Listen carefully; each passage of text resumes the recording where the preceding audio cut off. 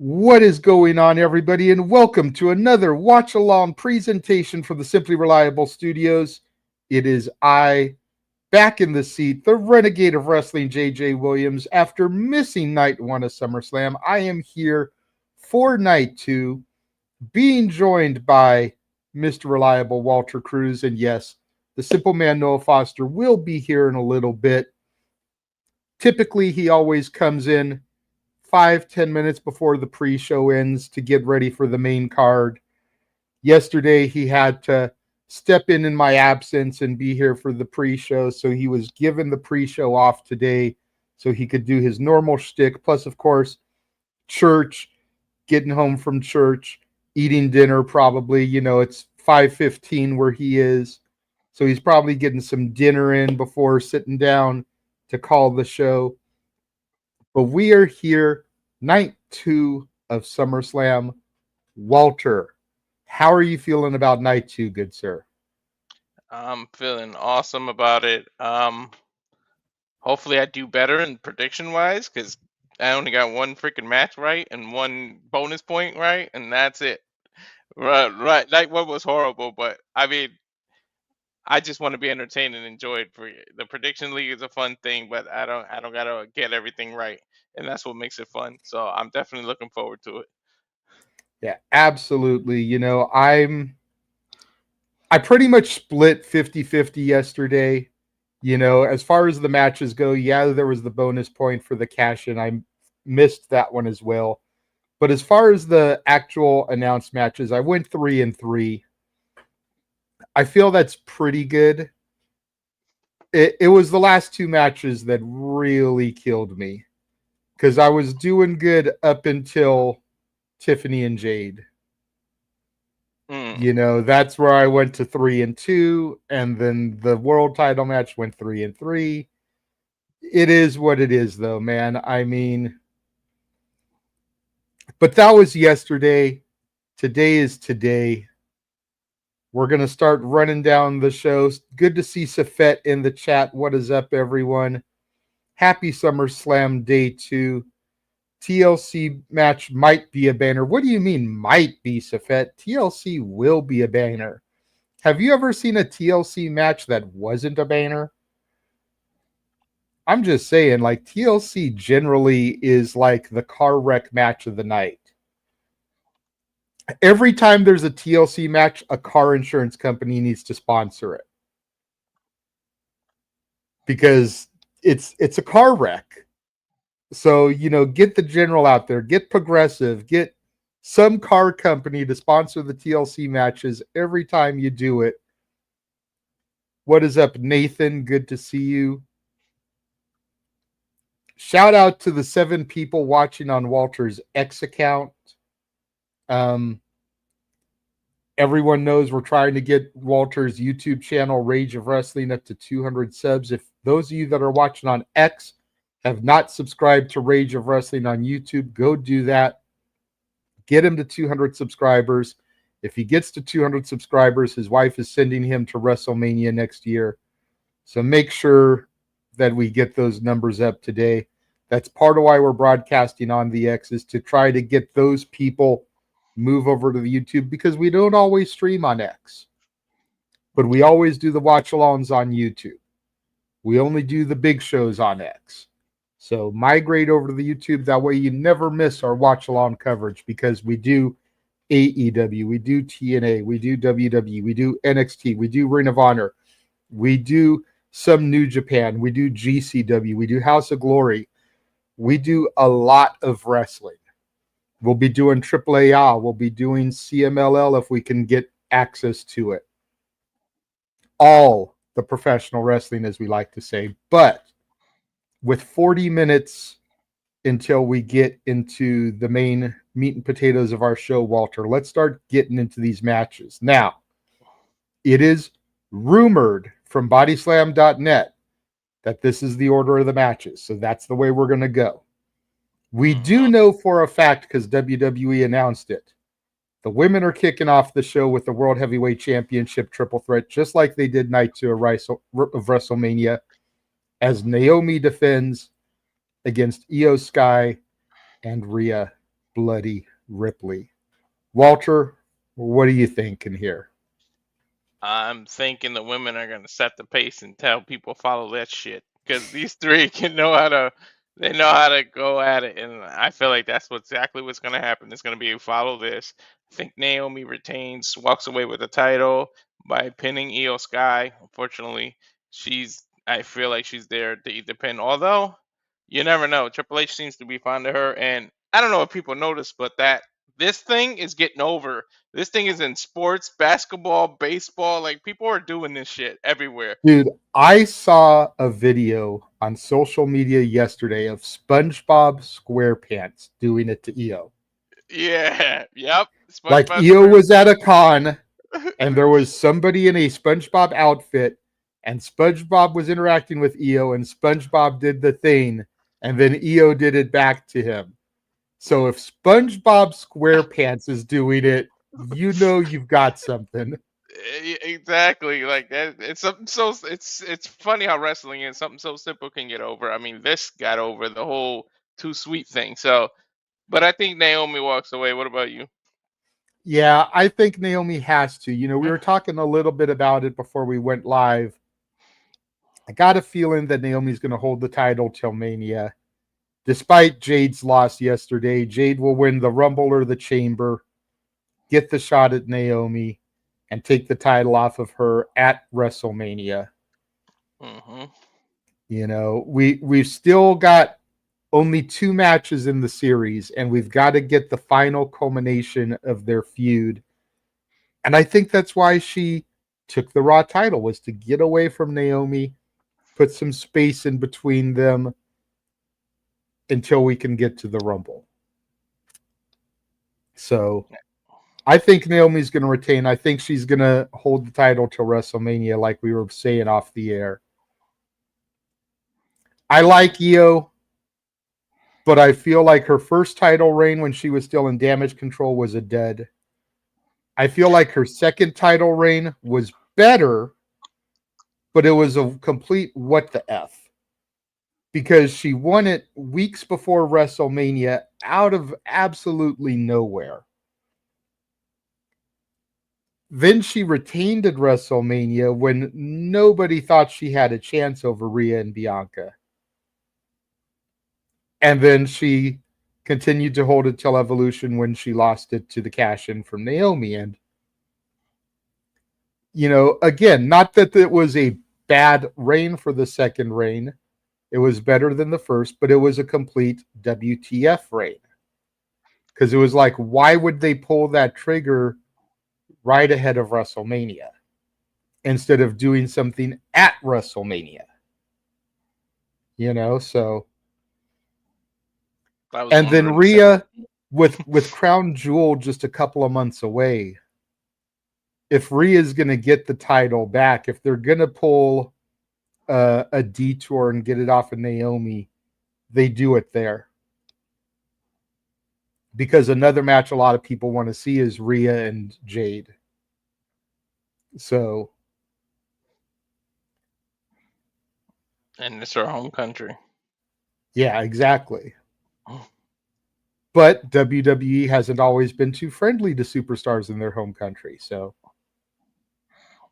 Nope. we'll just have to see how things go. Next match is supposed to be the TLC match.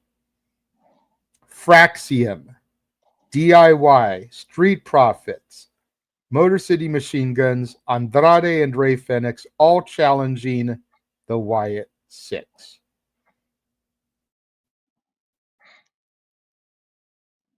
That's you said it right. This is I've the been watching the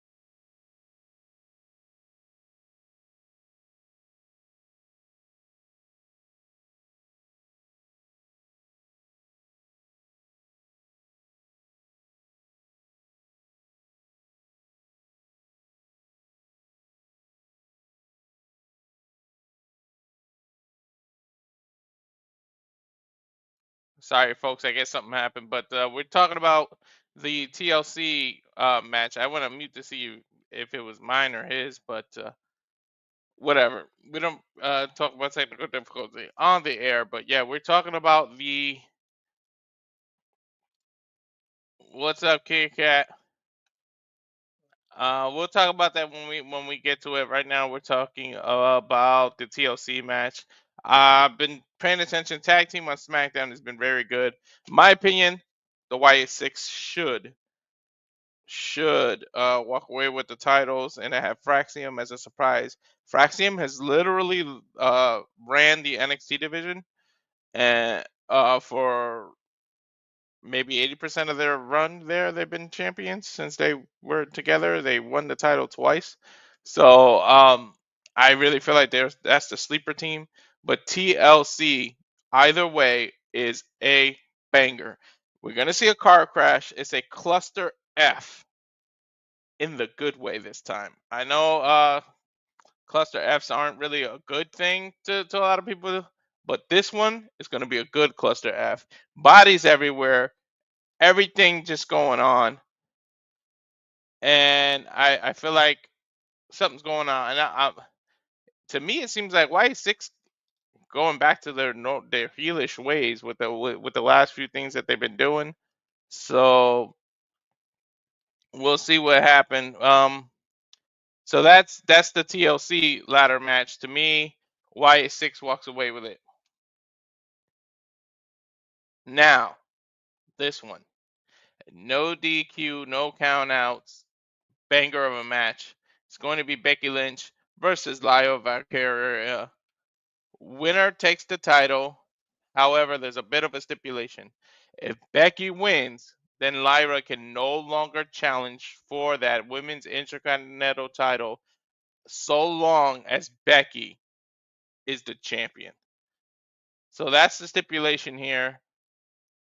I think it's going to be a banger of a match. What do you guys think? Let me know in the comments. To me, I feel like Becky is going to retain the Intercontinental title against Lyra. So that's just me.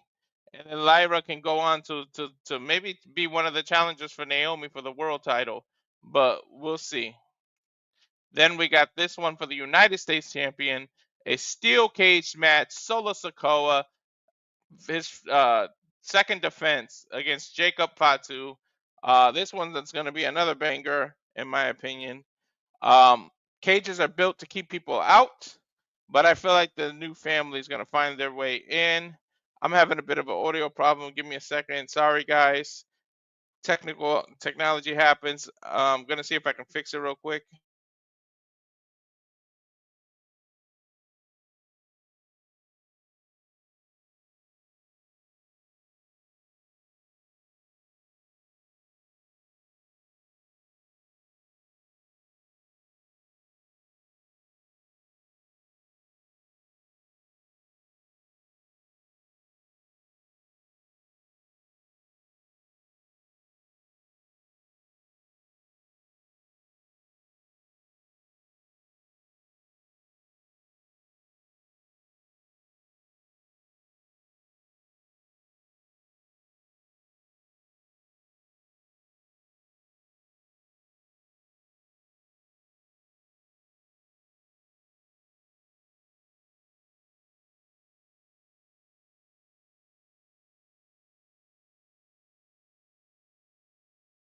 Anyways, so the steel cage match for the United States Championship, I believe Solo should walk away with that. I don't know what's going on with that Jacob.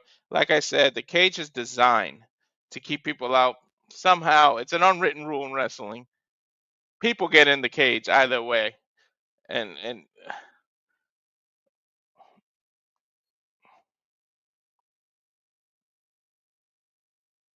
everything else set, JJ. I just wanted to give you a chance Yeah, to I think talk. so. Check Okay. 1, 2. Okay. Yep. I hear you fine. Okay. So really quickly, I know you've moved on, but what I was trying to say about TLC is I've been watching the pre-show ever since night one, my replay of night one ended.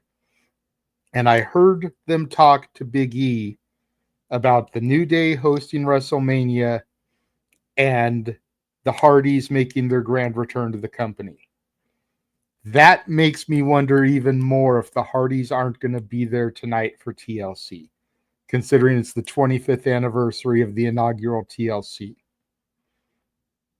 So the fact that they mentioned it on the pre-show, either they mentioned it because it's not going to happen, or they planted the seeds right there, figuring maybe not everybody and their mama is watching the pre-show.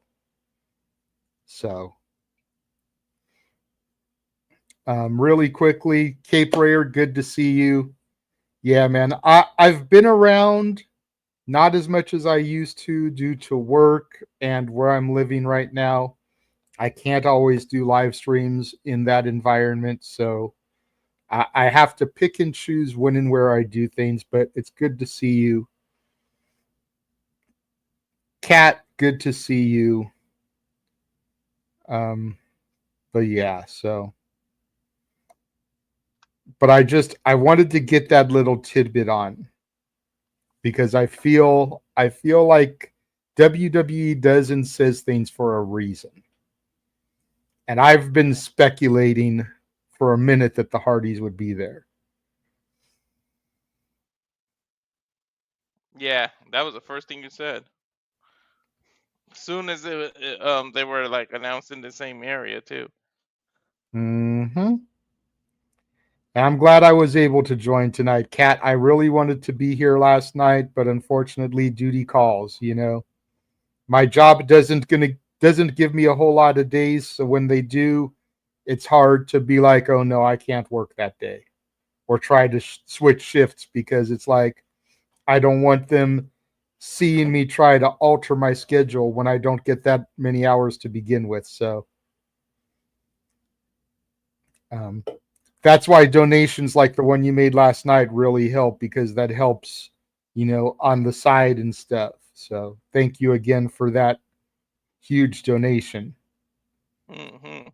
Now, go ahead and get back to what you were talking about, Walter. I apologize. Yeah, no problem. We're talking about Solo and the Jacob Fatu, but I'll Damn, go so back to you breezed right past that one then. that.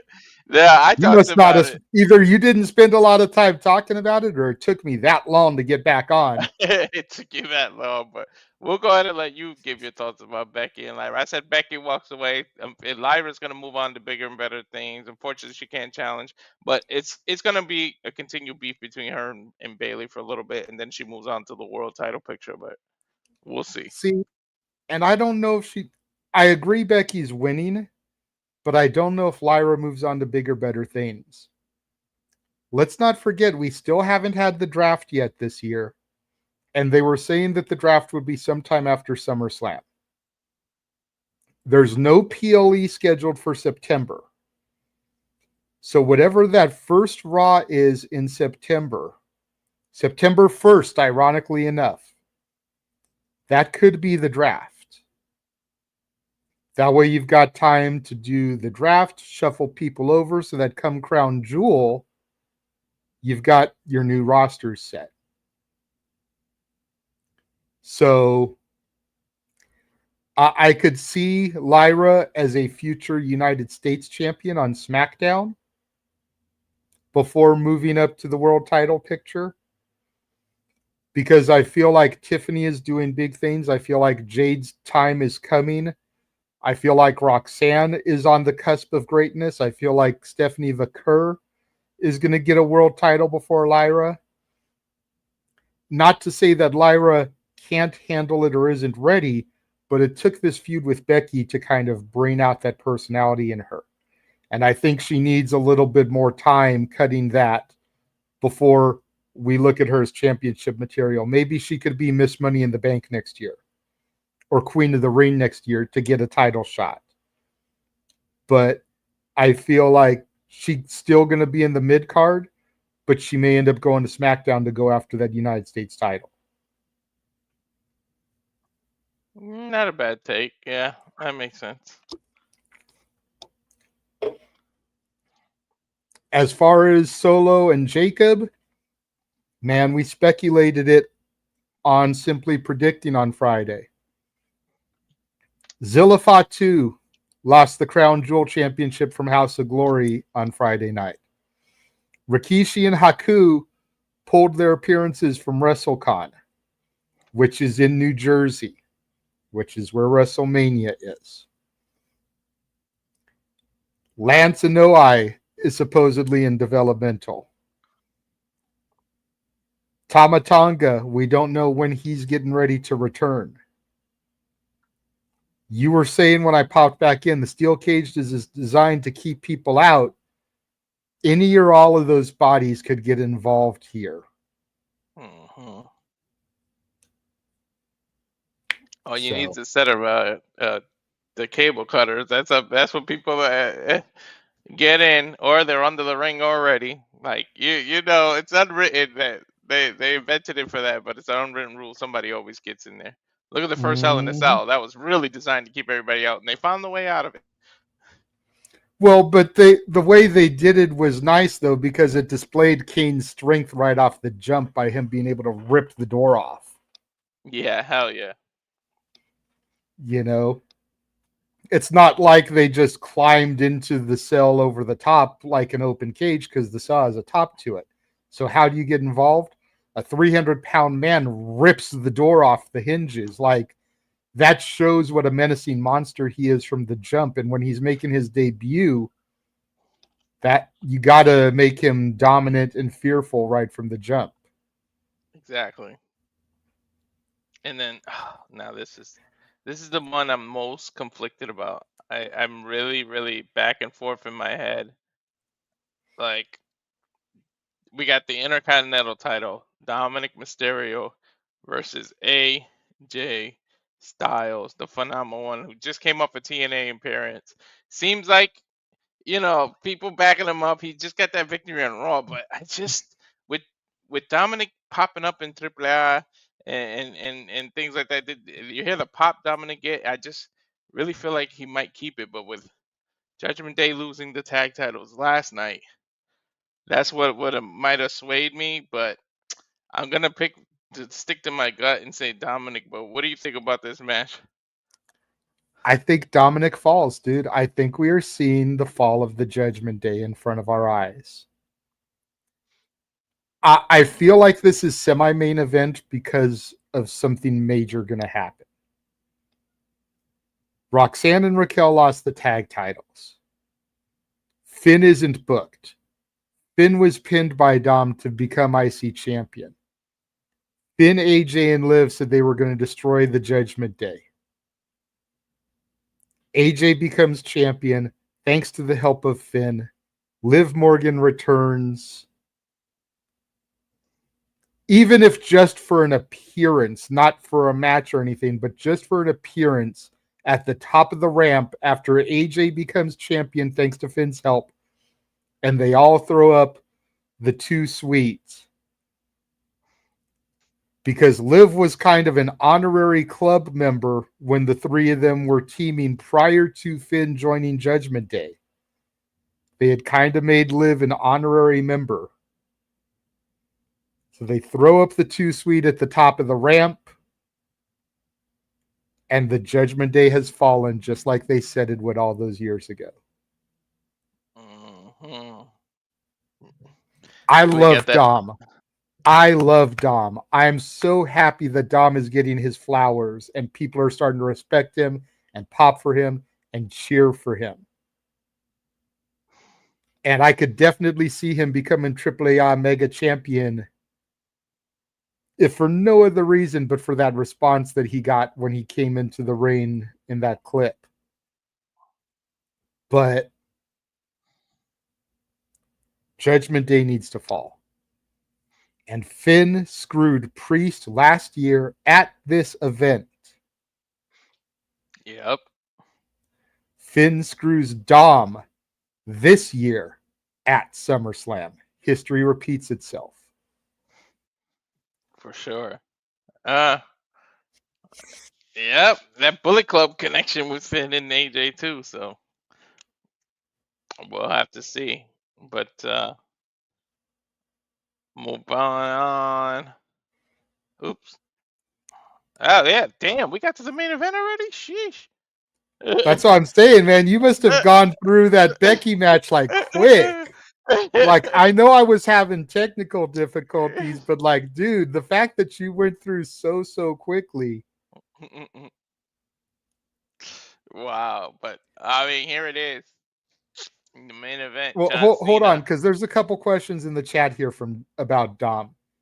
It Oh, would there be you go. weird All for right, here's Dom the to little. be babyface. He's such a great heel. Do you see Dom becoming a babyface? Let's not forget Dominik Mysterio's in-ring debut was 20 years ago at SummerSlam in that custody of Dominik ladder match.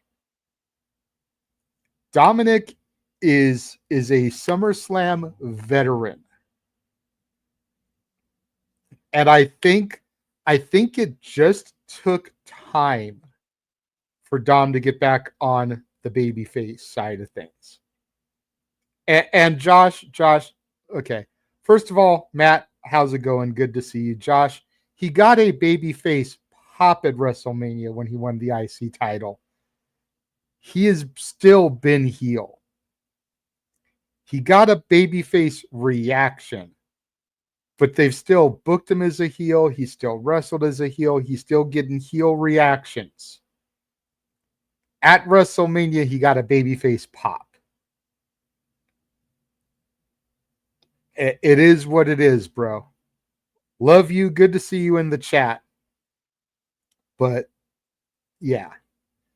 And Kat, just imagine how I feel. I turn 49 in a couple of weeks. I will be 50 next year. Dominik has been a WWE presence technically for 20 years this year. And that's crazy to think of.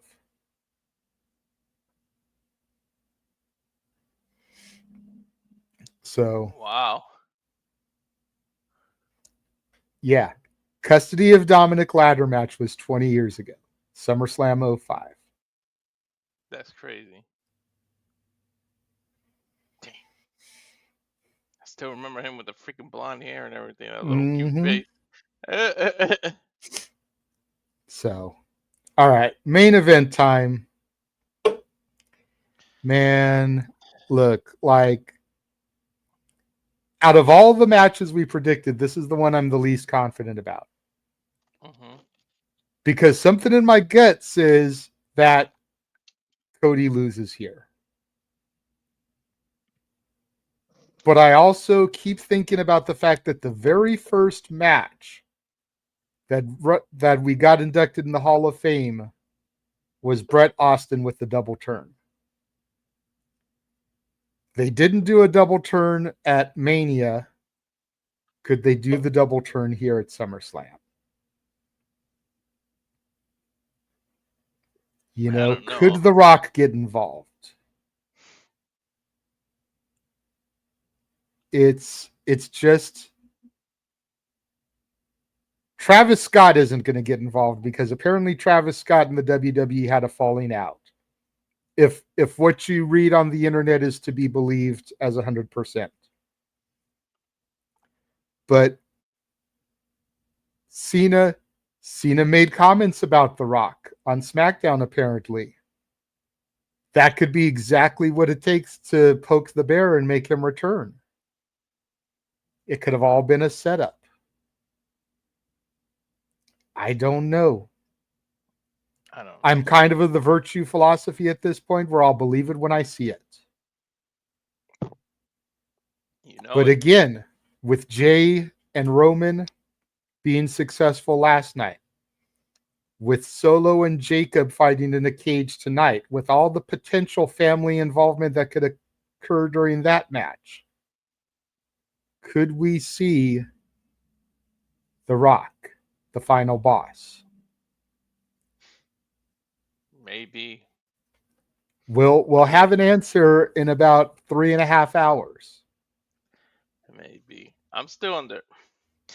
It's like I want deep down inside Cena to retain, but I really want what I said to happen. I want Cody to win and Cena come out on SmackDown with a lawyer and be like, "This is null and void. You made. I was unconscious when I signed that contract. You signed it in blood. It's null and void. And Cody is forced and embarrassed to get that title back. And that can be the first domino to fall if he's going to turn heel, because he's like, what the That would be so great.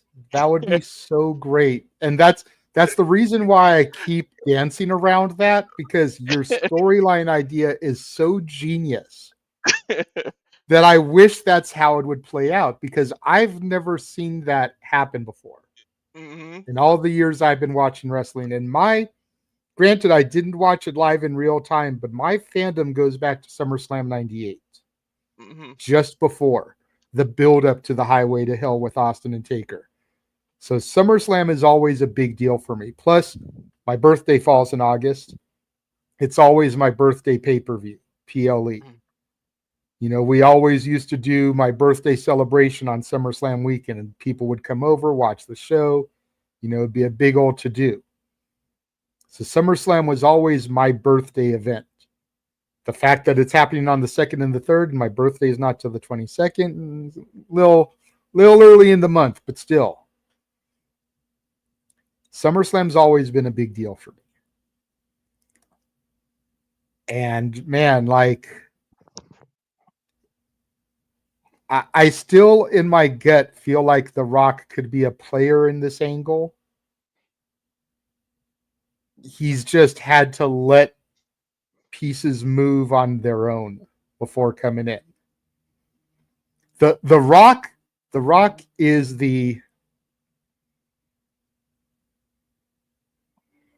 trying to think of a good analogy here. The Rock is the backup plan.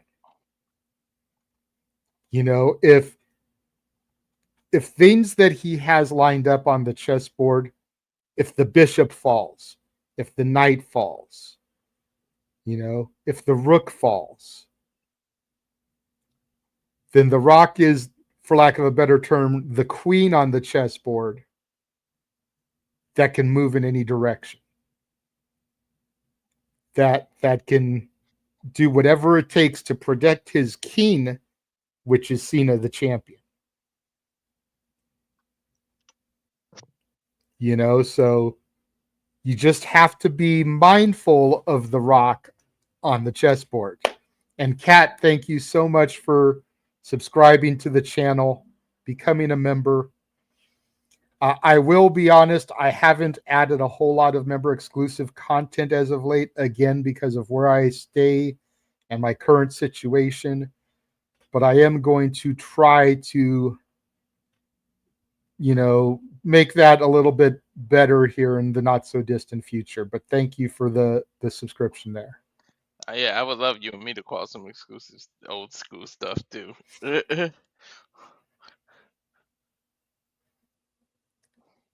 You know, what I might do is I might start uploading the WrestleMania retro calls that Noah and I did.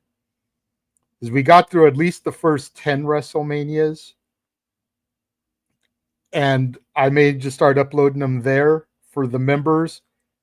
And then I'll start releasing them later on when it gets closer to like another Monumental Mania on the main side of things. But my members can see them early, so that way they get some content here soon. Makes sense. But, so that's the card.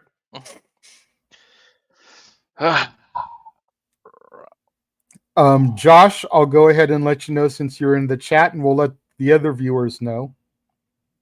We will be doing a special Sunday shenanigans following SummerSlam. It is scheduled to go off at 10 Eastern, 7 Pacific.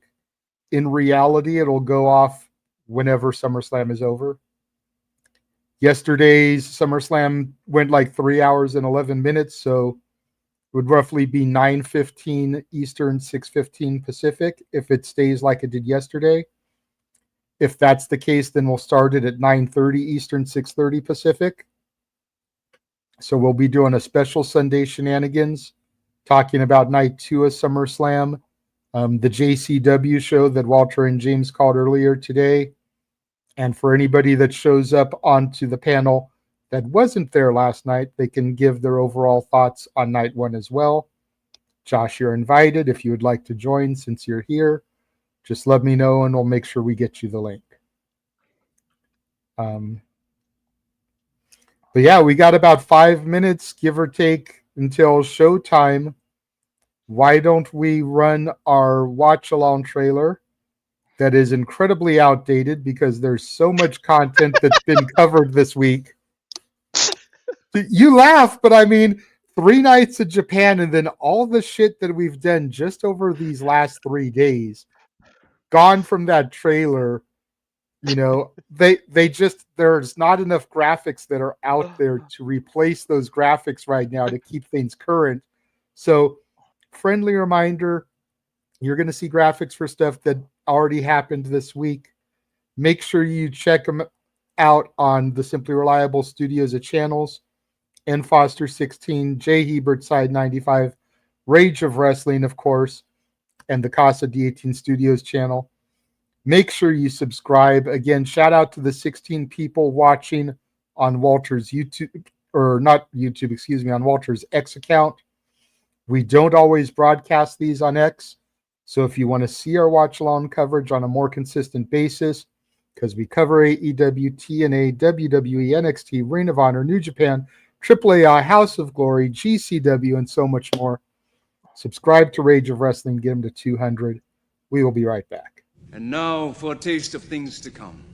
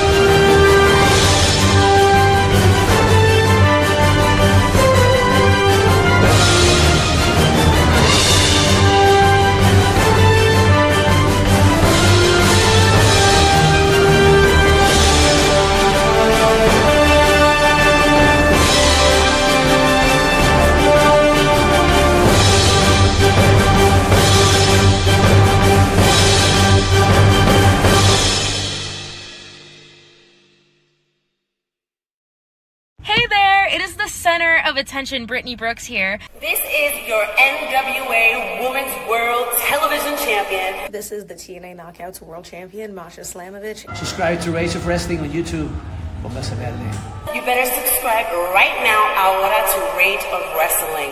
Subscribe to Rage of Wrestling on YouTube. Everybody, make sure you subscribe to Rage of Wrestling on YouTube and get them to 200 subscribers. Let's go! Again, thank you to all those ladies in the audience. We cover all the professional wrestling. I gotta figure out if anything else is going on September 13th. If we gotta talk to James, we might have to cover that Canelo Alvarez Terrence Crawford fight. I think it might be on Netflix. If not, I'll find a different way to view the pay-per-view. But either not Netflix is sponsoring it or it's on Netflix. Let me see here. September 13th, you said? Yeah. As of right now, the date is free for us. So, we got to figure out if Netflix is covering it, because hopefully this is the second shot at boxing and they do way better than the Mike Tyson fight. What's up, DJ? Good to see you in the chat. I hope you're having fun with your little watch along party over on the X Spaces. Just keep us in the background with the view, please. Right. Tell everybody that's in the space to subscribe to Rage of Wrestling on YouTube. Exactly. Man, Noah's playing last second, huh? Yep. I messaged him too. I was like, come on, bruv, it's time. What's up, Charles?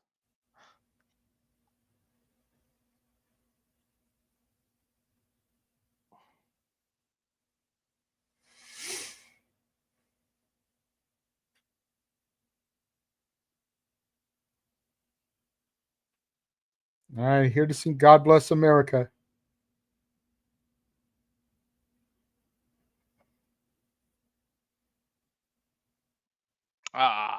This is an overlay. I was gonna do this. Tiger Lily in gold.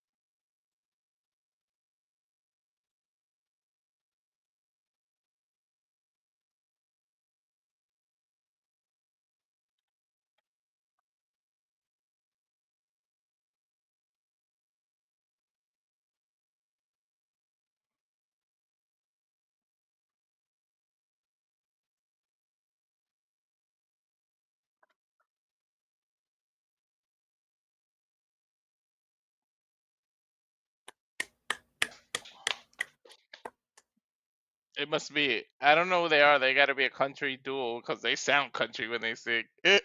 Yeah, they said the 2024 ACM Duo of the Year. So ACM is the Academy of Country Music. Oh yeah.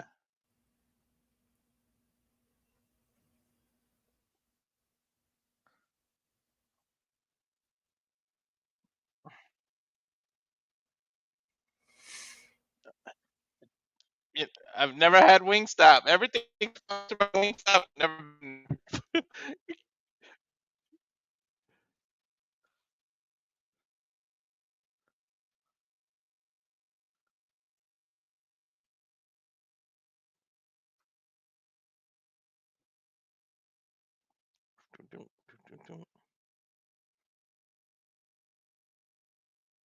Are you seeing Lyra? I just want to see if they got us on the same spot.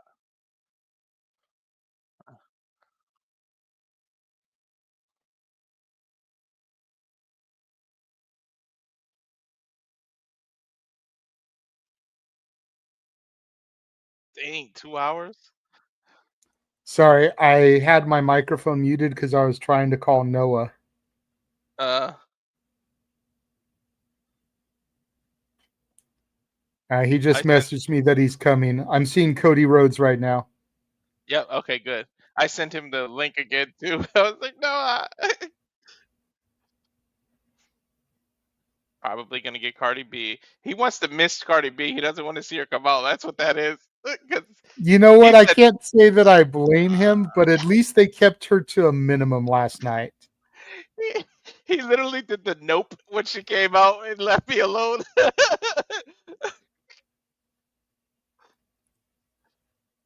Clobbering time. I'm surprised he wore the North Carolina blue. He's from Chicago, but that's that beautiful North Carolina blue.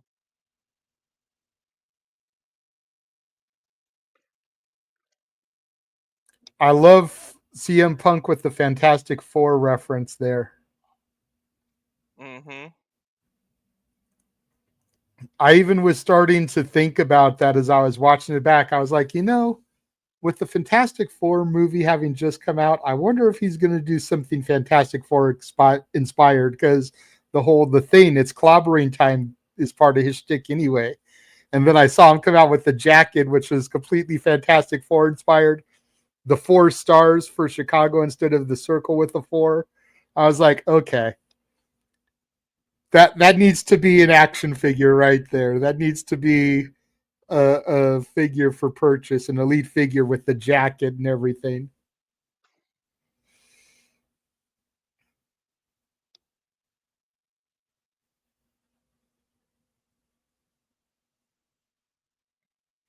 I'm pretty sure that Gunther bladed Cat. That's why he disappeared under the announce table, was so that he could blade off camera.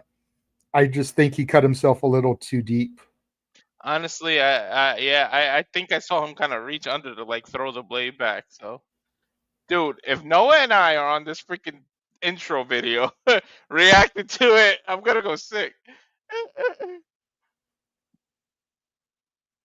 They're showing like reactions to the cash in and stuff. Oh well, now those are live. Never mind.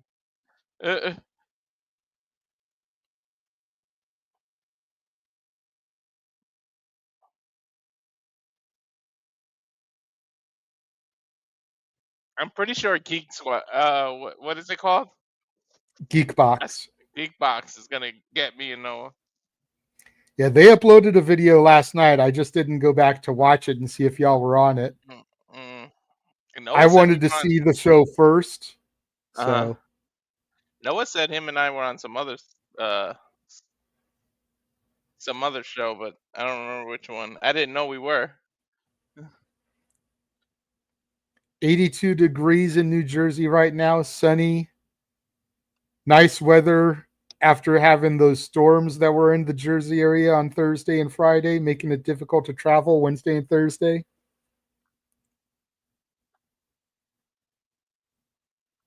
Oh, Triple H is coming out to kick things off. I wonder if he's just announcing the thing. The simple man. Noah, I was telling JJ, I think you're trying to be late on purpose to miss Cardi B coming out, so you don't do the dope. I said, I think that's what Noah's really doing. Between fatigue and between fatigue and how I feel about that person, you're definitely not wrong. All right, I will give you all that. But hello, yes, I'm back. Hello, good to see you all again. Looks like we're starting off with Paul Trace Vec, and welcome everybody to SummerSlam Sunday. Let's freaking do this. Oh my gosh, I am tired beyond all belief, mentally and physically. But all right, all good. Woo.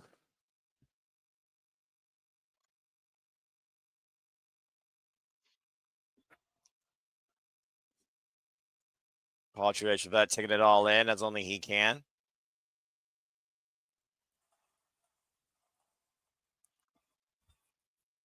Oh man.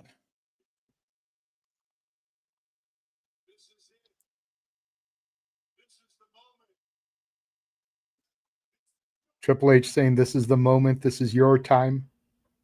Thank you, JJ. You're part of the biggest SummerSlam in history.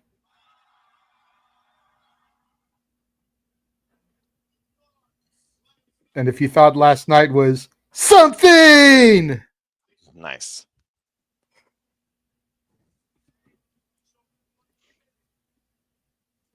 MetLife Stadium, I got one question for you. I figure we all know what that question is. Are you ready? I said, are you ready?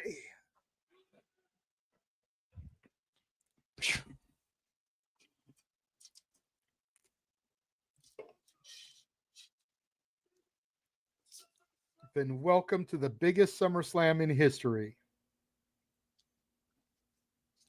And of course, it was reported both by WWE and by Bodyslam.net. The women are going to kick off night 2, just like they did for WrestleMania. Oh yeah, that's right. I might as well set it up now then. Well, let's give them the entrances first, then you can bring the image on screen. All right. Well, one of these been served Saturday left up with one-of-a-kind moments, and Sunday is sure to be more of the same as we are back here once again for SummerSlam Sunday. And it looks like Rhea Ripley's going to be the first one out the curtain this evening.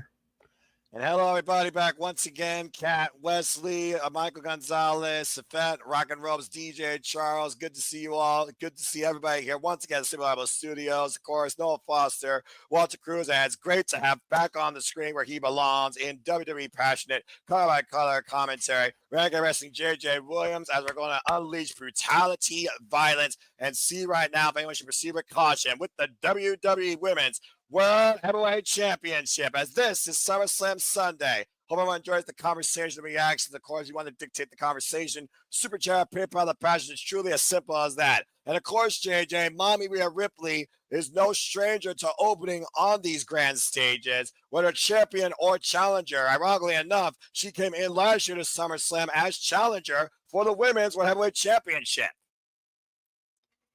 Yep, it's always good to see Rhea Ripley on these grand stages. I mean, arguably the face of the women's division, regardless of brand in the WWE right now. You'd be hard-pressed to find a bigger name on WWE's women's roster than Rhea Bloody Ripley. Dude, her theme song is a banger. I'm rocking out right now. And of course, Yep. Walter, we're always rocking here. And I'm sure MetLife Stan's going to be rocking here shortly as Mommy Rhea Ripley looks to regain her WWE Women's Heavyweight Championship. Came super close to Evolution before Naomi decided to cash in and surprise everybody with what she chose to do with that Money in the Bank briefcase. The demons in your dreams. I eat, sleep, bleed. I was at WrestleMania when they did it live. It was awesome. Yeah, one of the most unbelievable athletes, badasses in WWE is no doubt Mommy Rhea Ripley.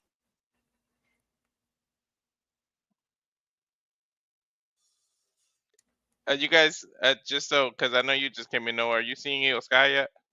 Oh, yeah, she just took off the hoodie and she is bending backwards to usher in her insanity. The genius of the sky, Io Sky. And, of course, the former WWE Women's World Heavyweight Champion. Yeah, I was telling Walter, I saw a clip on social media from a convention this weekend where Io encountered somebody in a SpongeBob outfit, and SpongeBob was doing the taunt to Io, and it was just so hilarious watching SpongeBob SquarePants do that. What's up, Pop? Good to see you. Good to see Pop, of course, in the chat. Yes, glad you're back from Bali. Hope you had a fun time over there and safe travels back. I've seen some of your pictures. You know, now that you're back here in the States, good to have you back home, sir. Of course, Io Sky is no stranger to winning at SummerSlam and also cashing in. It was 2 years ago that Io Sky decided to cash in on the EST of WWE Bianca Belair to become, of course, the WWE Women's Champion. Yep, but I think it's time now, gentlemen. I think we have to proceed with caution soon. Question is, who's going to proceed with the most caution? Is it really Naomi, where at the end of the day, does the champion still feel like an afterthought? Io Sky proves she was anything but that at WrestleMania. Very much the tail of the tape here for Naomi to prove the same thing, as this is also her first title defense. God damn you, WWE. You had to show the announcers. I was trying to time that for her song to start, and they screwed me. Well, of course, I have to talk about, of course, the Spanish announce team. Of course, always Marcelo Rodriguez and Jerry Soto. As, of course, WWE transcends the world, as we, of course, transcend the world of the internet here at the Simply Reliable Studios. Yes, shout out to the 40 of you guys watching right now. 21 of y'all on Walter's X account. Again, we don't always broadcast on the X account, so if you want to make sure that you stay up with us in our watch-alongs, migrate from Walter's X account to his YouTube account. Subscribe to Rage of Wrestling today. Let's get the numbers up over there. Of course, Io Sky really have so much tremendous respect for one another. Whether or not they respect Naomi will be a whole different story after this. Wait a minute. Naomi's getting a live performance here. Love the guitar, dude. Well, then. Well, the caution tape, you know.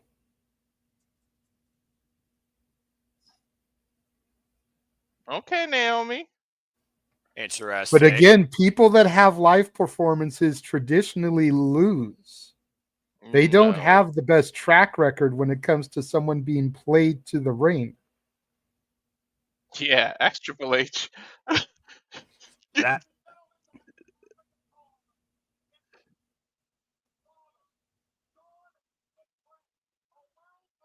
And apparently the man on the guitar is very much related to family. That is Naomi's father.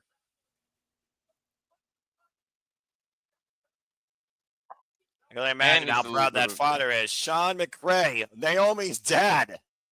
Nice. That's awesome.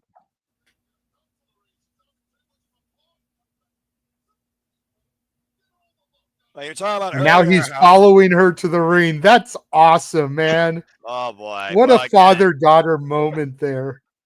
Hell Well, yeah. maybe the father is the one that should proceed by caution. Either way, warnings abound for Naomi tonight. Naomi, of course, has the most pressure around her waist to prove that she is anything but transitional and forgettable. I just feel like there's a bucket of radiation somewhere every time I see her outfit or something. Of course, JJ, you were talking about this character metamorphosis of Naomi that really came forward when she admitted she was the one that attacked Jade Cargill. Jade Cargill was unable to finally claim her first women's championship. Bianca Belair, no stranger to holding on and winning these championships. This is Naomi's first chance to prove that she is anything but a third wheel in what we really call that trinity of power. And in that trinity of power, Naomi was the most forgettable and I feel underappreciated. No question, but it's ironic that you call him the Trinity of Power when that is her legal name is Trinity Fatu. So, I mean, Trinity is the one with the gold. Let's go down Alicia Taylor for introductions.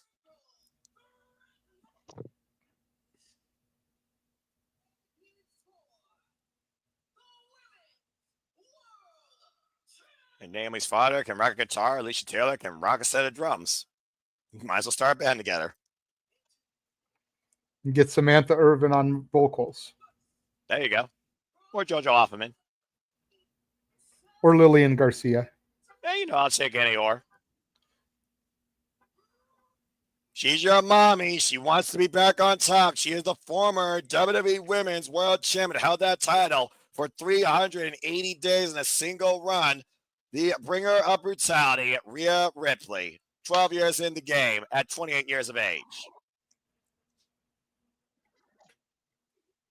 Dude, I love Io. She's so grew on me, girl. Seriously, I am right there with you, dude.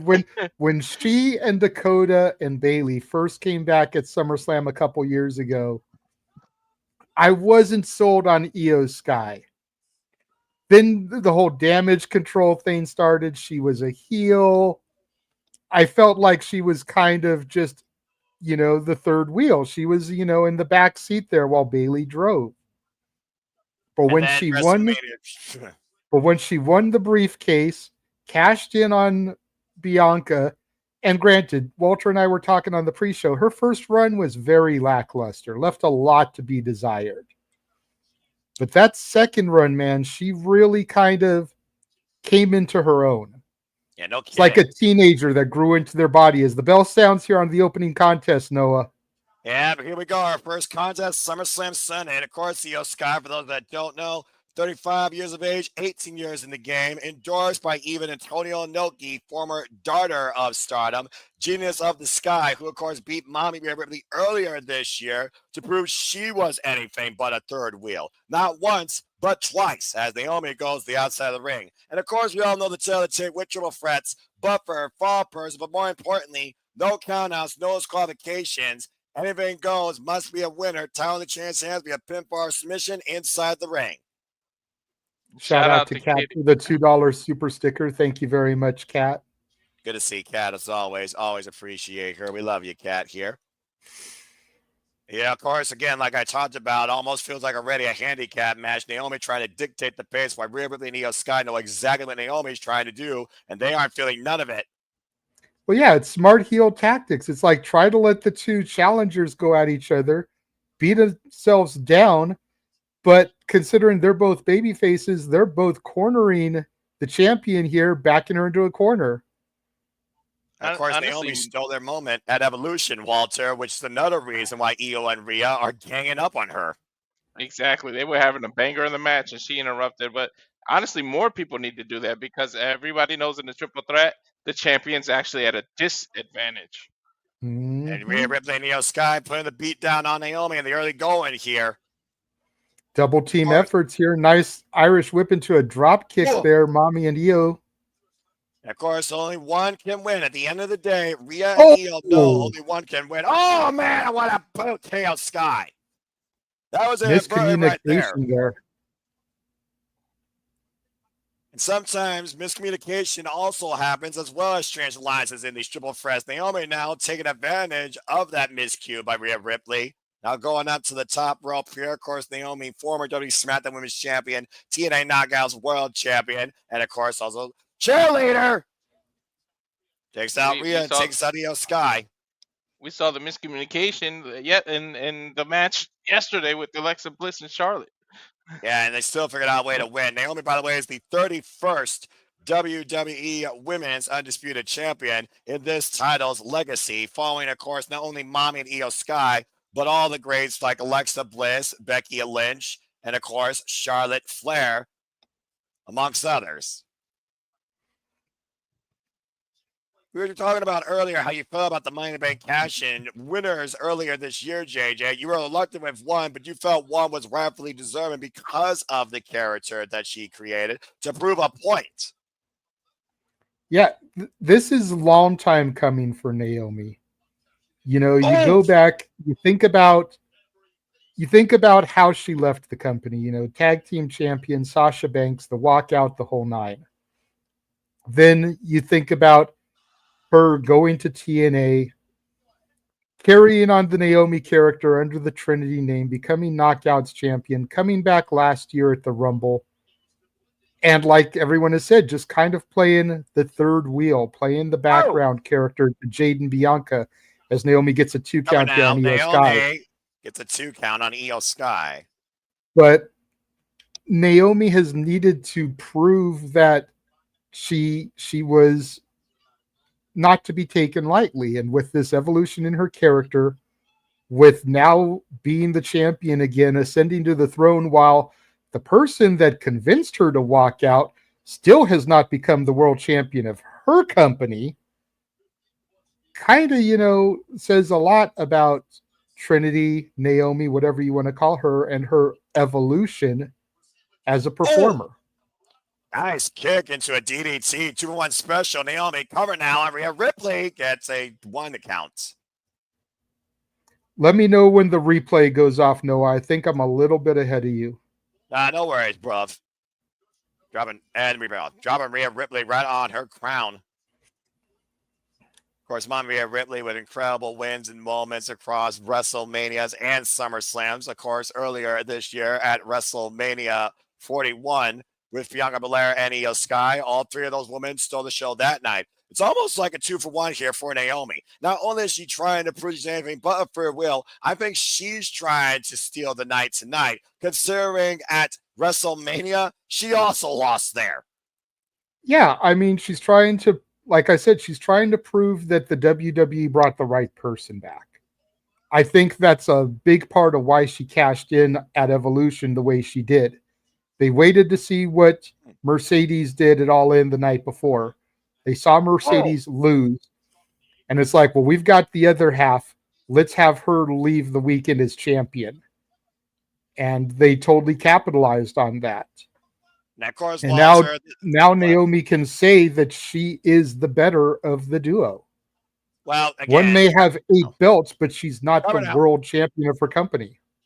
And kick out at 2. Well, as far as being better of the duo, you almost wonder if Naomi is more concerned about that or being the better of this trio of women here. Of course, Walter, we still don't know if Rhea Ripley can beat Io Sky, and that's got to be another underlying story in this match. That was the whole purpose behind their Evolution main event. So like drop kick by Naomi, wipes out Io Sky to the outside as Naomi has taken full control of this match.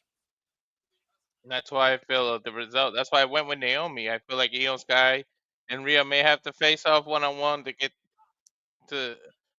Eventually, they're gonna have to fight again to see who's the better of the two. Oh boy!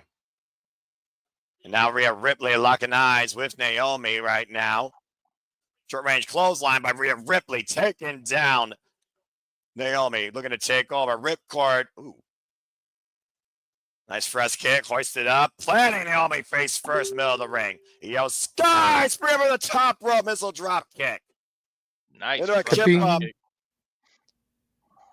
recoiling like a spring. Damn It's it. the happiness I of always Rhea keep Ripley. forgetting to mute that when I'm sharing the message. Yeah, you know how much Rhea Ripley and Io Sky want to make this a one-on-one match, though. Once again, Tiger fake kick by Io Sky to Naomi. Now Rhea Ripley looking to follow up here. German suplex release. Yeah, they're doing well right now, but eventually you're going to have to hit each other. Only one person can win. But right now, to your point, looks like Rhea and Io have made it the ideal condition for them to claim the night here at SummerSlam. Some unfinished business here, JJ, to say the least. Yeah, lots of unfinished business between these two, as it was their match that got interrupted last month by Naomi. As Adora attempt denied, Rhea Ripley hoisting up Io. And again, a banger of a match it was. Oh! Anyone's game that night. Cover now by Rhea. Gets a 2 count on Io. Damn, what a flapjack. That'll bust a nose you land wrong. We saw blood shed last night.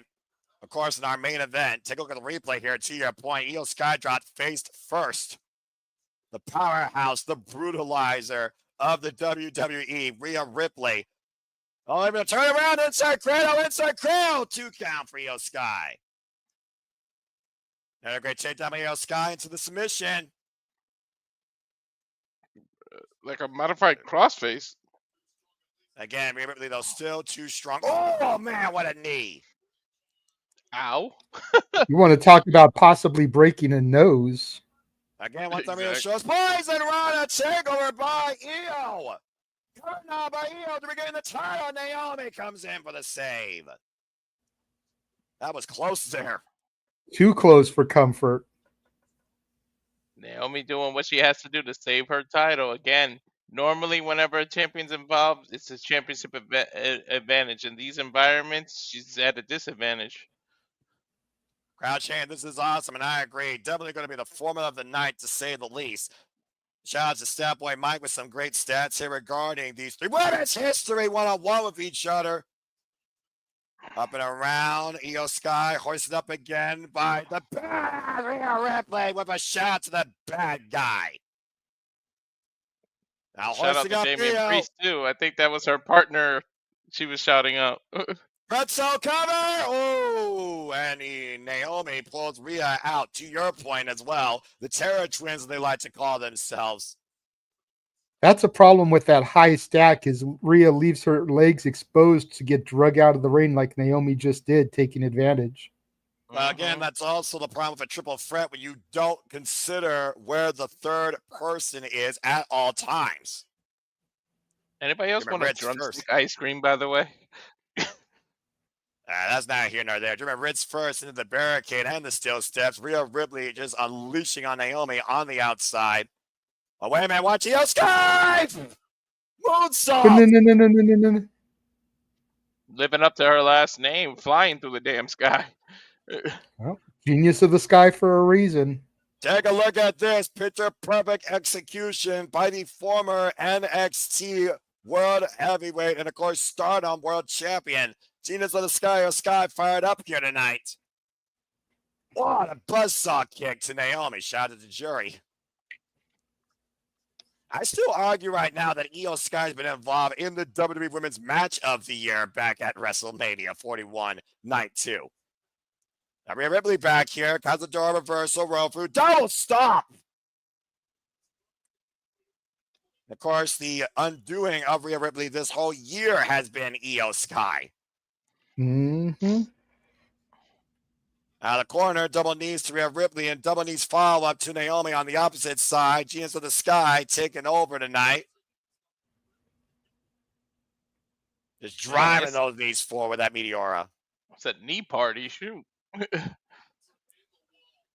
You can weaken your opponents all you want. At the end of the day, all that matters is getting a 3 count when you finally create enough of an opportunity. And it looks like Io Sky might be ready to finish it. Go where she's most comfortable. Going for that over the moonsault, but Rhea. And to your point, you notice how Rhea Ripley stepped on Naomi. Didn't even step over her when she was stopping Io Sky for that moonsault. Oh, man. Looking for that riptide out of the corner. Naomi able to literally kick out Rhea's leg from underneath her. Split leg moonsault. Shoot the half. Brings Rhea Ripley closer. Center of the ring. Here's the cover. And Io Sky with the moonsault. But Naomi went out of the way.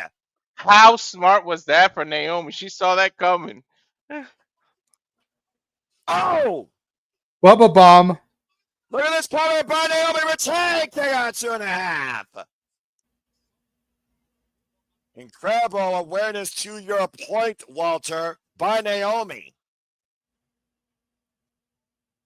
And great callback, of course, to when, of course, Naomi and Bianca Belair were the WWE Women's Tag Team Champions. After, of course, Naomi confessed she assaulted Jade Cargill. All three women down now. First woman to her feet will have a slight advantage here if she can just take the opportunity. Looks like it's going to be Naomi. Over 56,000 expected tonight at MetLife Stadium, including my friend Sienna Chanel. Hope she's having a great time there. Last time Rhea Ripley and Naomi went one-on-one. Rhea Ripley, of course, was Naomi's undoing back in 2022. Shote by Io Sky. Shout out to Jushin Thunder Liger, another all-time great hero and mentor. Oh, man, I want a knee. Jesus. Could have broke the nose there, quite literally. Oh, and a headbutt to the heart. And Rhea Ripley hugging up Naomi. Pop handle. Riptide. Pretzel cover. Matchbook. Einstein new chain. Io Sky with the save. Last possible second. Oh, my God. The SummerSlam crowd thought we had a new champion, Walter. I thought so. I was going to get pissed. I was ready to snap. I mean, I made a free bet on my podcast, but no one knows what that's about. But nonetheless, that was the closest pinfall so far this match. Dead to rights, it wasn't for Io Sky. Naomi actually needs to be thankful for Io Sky. Again, pinfall submission inside the ring wins the title. No, I'm surprised the dad isn't still around because I'm surprised Naomi didn't grab his guitar and slap these two over the head. There's no DQs in triple threats. That's a good point. So far, no woman's gone for a weapon. They've been their own weapon here, and no one's proceeded with caution. Rhea Ripley and Io Sky right now slowly getting back to their feet, and once again, Naomi is a non-factor for the time being. Big kick by Rhea Ripley. Shout out to the Women's Evolution weekend. We got 3 of the top women. We got a women's referee all opening one of the biggest pay-per-views of the year. 20 years ago alone, we wouldn't see stuff like this. It goes back to, again, what you talked about when it comes to the evolution of women's professional wrestling in WWE. Io Sky right now scouting Rhea, runs into a massive big boots. JJ, you know, this 20 years ago, it'd be 3 people in a bathing suit with a swimming pool somewhere around there full of mud or something. Don't get me started, man. As a cannonball from the apron, wiping out Naomi on the outside, but you see the wear and tear of this battle showing its effect right now on Rhea Ripley, particularly. Looking down at the champion, Io Sky, sunset flip. Oh boy. Looking for the sunset powerbomb. Got Rhea hooked and powerbomb on top of Naomi on the floor. Man, and Rhea, is it me or she got like fitter? Like she slimmed down and like she was a little bulkier before. Yeah, I think she mentioned that a little bit in her interview with Chris Van Vliet. It never hurts to tone down. It looks like, once again, Io Sky looking to climb up to the top rope where she's most comfortable. Might be looking for the over the moonsault, but Rhea Ripley again stopping Io on the ascent. Clubbing shot to the back. The problem is with the way that Io goes up there for the moonsault, she takes too long when she gets to the top. And it leaves her vulnerable for any of her opponents to capitalize like Rhea just did. Now Rhea Ripley perched on the top turnbuckle, and Io Sky looking up towards her greatest rival and possibly her most respected friend. Big headbutt right now on the top rope. Rhea Ripley. Oh, good Lord. And now Rhea with Io Sky hooked out of the corner off the second. Avalanche Riptide. Matchbook, pretzel, counterweight, Naomi, look at Thief of the Night, Schoolgirl, roll up, deep hook, Naomi retains! Yeah! Woo! Well, Io didn't eat the pinfall like we all thought. But Wow. pretty much as we predicted, Naomi snuck in like a thief in the night and capitalized off of a Rhea power move. We just thought that she was going to get Io. She ended up getting Rhea. And regardless who she got, JJ, she got still in her hands the WWE Women's Heavyweight Championship. And also, it was a grab of the tights, which again is legal. Yeah, I'll tell you what she got. She got a W. Now get out of there. Mm-hmm. Devastation and dejection on Mommy Rhea Ripley's face, who of course looked to become WWE Women's World Heavyweight Champion ahead of going back home down under in Australia for Crown Jewel. The Crown Jewel Monday Night Raw is still the most cautious individual you need to be around, Naomi. Let's go back to the highlights here in this great opening encounter, JJ. Good grief. All three of these women took absolutely every risk possible here. That power bomb to Rhea onto the core of Naomi. And then the avalanche riptide. To your point, Noah, you thought that Rhea had it here. There was two, but Naomi came in like a thief in the night and stole it. And Look you at know Michael what? Cole there on his feet. People can't complain. Pulling of the tights, like you said, Noah, is completely legal in a triple threat. I don't like that look Rhea has. She might snap on Io. I mean, it's not the first time we saw Rhea Ripley go unhinged. Let's not forget when she lost that title to Io Sky prior to WrestleMania. Regardless, Naomi still WWE Women's World Heavyweight Champion. Now we have a commercial break. Fuck streaming services. Well, overall, though, yeah, tremendous start. I don't know if I necessarily would still consider Naomi proven at full point, but she did retain. I also don't know whether or not the jury is out. She's still the third wheel compared to Bianca Belair and Jade Cargill's, I would say, pop circumstances and investment and engagement. But either way, JJ, Naomi is still the champion. Yep. I'm happy, man. I'm happy that she still has it. She deserves it. And to Walter's point, Rhea looks like she's ready to snap, but she can't snap yet, Walter, because we're heading to Australia in October. Having her turn heel and then going home, she's going to get the babyface reaction anyway. So you may as well wait on her snapping until after Crown Jewel Perth. Mm-hmm. Yeah, my point, JJ. I'm already doing better in my predictions in this one match. Right. Well, we got 1-0. 1-0. I'm undefeated today. All right, let's keep score of yourselves, by the way, too.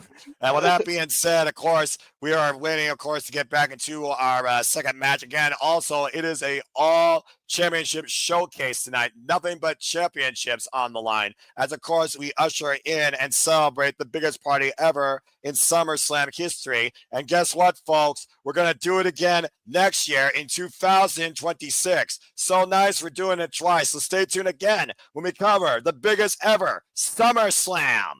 2 nights, 1 party, 2026. Already you saw in the Watch Along trailer, the last show in our Watch Along trailer, I think, prior to Money in the Bank, from the U.S. Bank Stadium in Minneapolis. SummerSlam takes over the weekend once again. So stay tuned for more on that. And hey, if you all want to try and advance your party already, try and put out your tickets. Good luck to you. Yeah, I hope you got $6,000-$7,000 to play around give or with. take. Give or take August 2nd and August 1st. First week of August next year again, Minneapolis, Minnesota, the home of Brock Lesnar and Shelton Benjamin. Saturday, August 1st and Sunday, August 2nd, U.S. Bank Stadium, SummerSlam. And just looking at some of the comments here real quick. Kitty Cat saying, what a match. Matthew saying Naomi can now say she's pinned Io and Rhea. Tyler speaking, you're right, but she pinned Rhea here. She pinned Io back at Evolution, so she definitely took care of both. Of course, the stars are out here tonight. Tyrese Halliburton, 2-time NBA All-Star for the Indiana Pacers, taking in the activities at MetLife Stadium. I don't think he's being really welcome there, but that's a whole different sports conversation. And Nick Hogan, of course, Hulk Hogan's son, taking in the festivities for the entire weekend tonight. And the Hall of Famer Michelle McCool, also current coach on Future Legends, Futures, and Greats. You can, of course, catch that on A&E on Sundays usually. And, of course, the wife of Mark Calloway, The Undertaker. Oh, man. Got a lot of energy here. I don't know if you've had a drumstick already, Walter, but it sounds like you're in a much more cooler headspace with your Scorpion 1-0. Yep. I kind of wish I had a drumstick, man. I'm kind of fiending one looking at this shit now. Nah, I'm just going to get some Tillamook ice cream probably after this show's over, but that's a whole different conversation. Oh, good Lord. But now we got a moment to breathe as we, of course, wait to see what our next match is. Still to come, of course, TLC six-way turmoil. 12 men, 6 teams, 1 set of tag team championships. Of course, the WWE Women's Intercontinental Championship is also on the line. The Men's Intercontinental Championships also on the line, as well as the undisputed WWE Championship as well in our main event, where allegedly we got the real John Cena taking on the American Nightmare, Cody Rhodes. A little bit of history for y'all. Of course, the 38th annual SummerSlam. The first SummerSlam, of course, emanated all the way back in 1988 from the proverbial home of sports entertainment WWE, Madison Square Garden.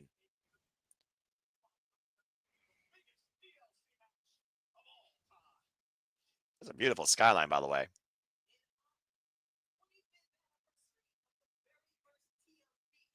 In honor of the very first TLC match, we're thrilled to have 2 of the teams with us here tonight. Welcome, WWE Hall of Famers. Bubba Ray and Devon, the Dudley Boys, are in the house. That's what's up. And of course, the Dudleys will take on the Hardys one last time at Bound for Glory.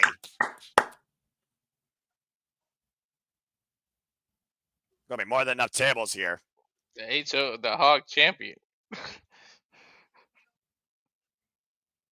And WWE legends, Matt and Jeff, the Hardy Boys. Oh, they'll be Hall of Famers. I called it. I told you they were going to be there, be involved some way, shape, or form. And of course, still the current TNA Tag Team Champions after regaining them at Slammiversary in a freaking ladder match. One team set Wait the a table, second, Noah. Is that more ladders. TNA superstars doing stuff with the main roster? For the moment, yeah. Hey, what happens when you double 3? Depends. Are you squaring it or are you multiplying it? Anyway, let's get ready for this match. As Alicia Taylor explains the rules.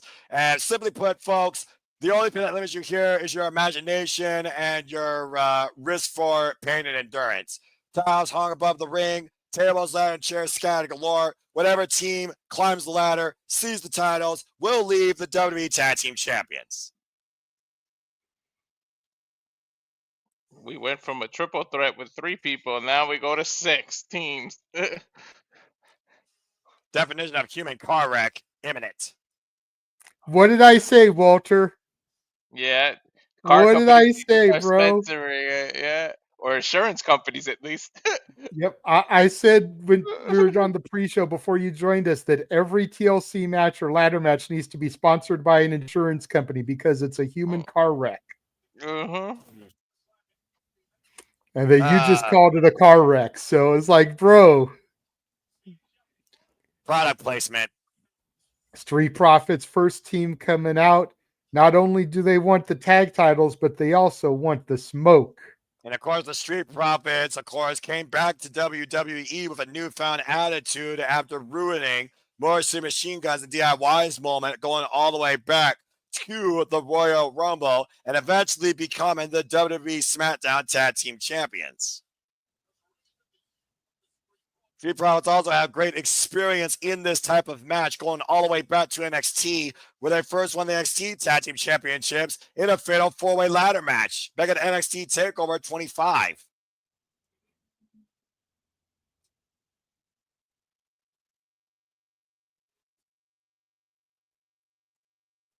And speaking of NXT, of course, Walter can attest to this. Johnny Gargano, Tommaso Ciampa, who, of course, were involved in a wild ladder match against the Offers of Pain in Chicago. That was this team's undoing. But, of course, these two always doing it yourself, DIY, former WWE SmackDown Tag Team Champions who took those titles from the Motor City Machine Guns. Thankfully, Candace LeRae not on the show accompanying them to ringside. But I was waiting for that little tidbit. And you realize, JJ, multiple members of these teams as companies can absolutely get involved here.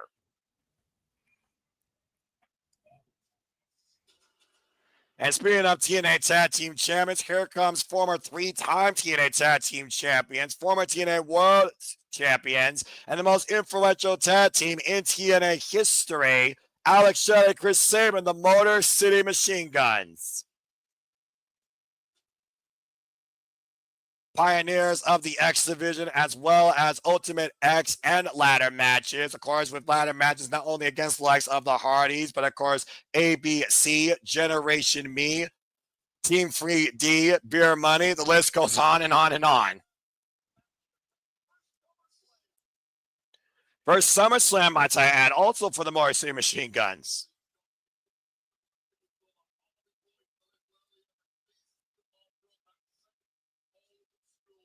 About 2 grizzled veterans as well of that old school era.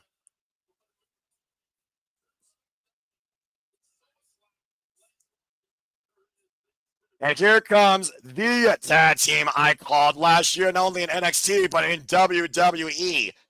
Fraxion, your team, JJ.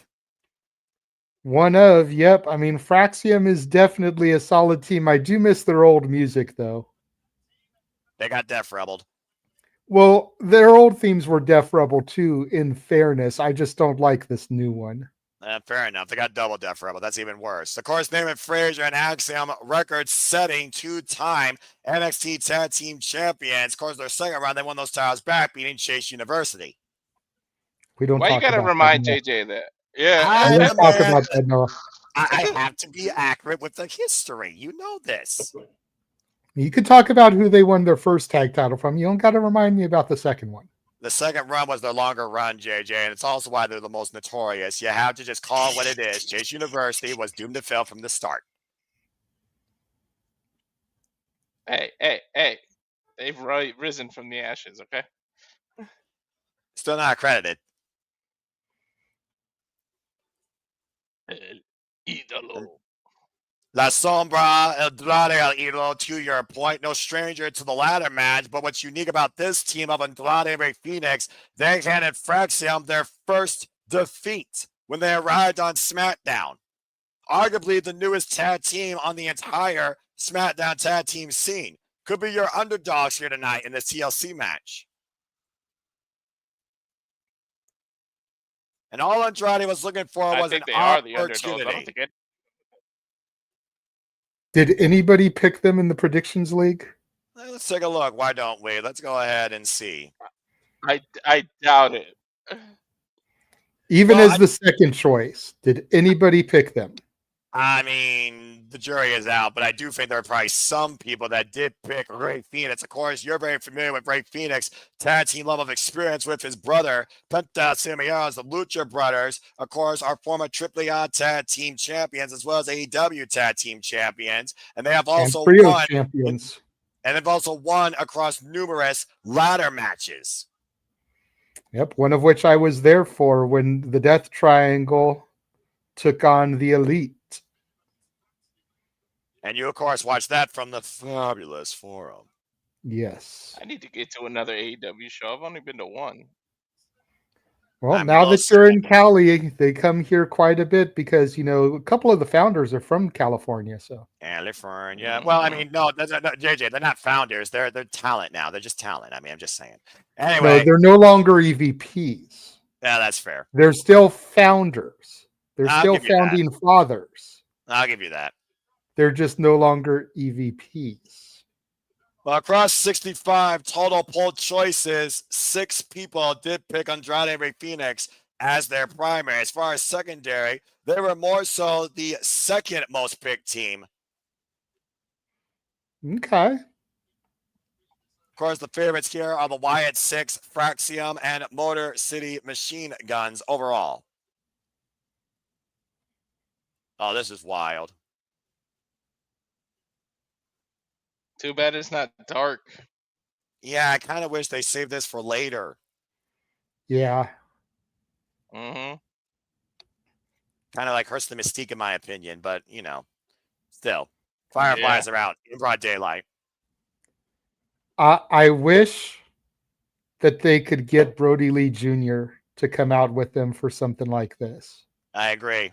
Oh yeah, He was there at House of Glory on Friday night, introducing the Rhodeses, Wayne and Wyatt, to take on main event.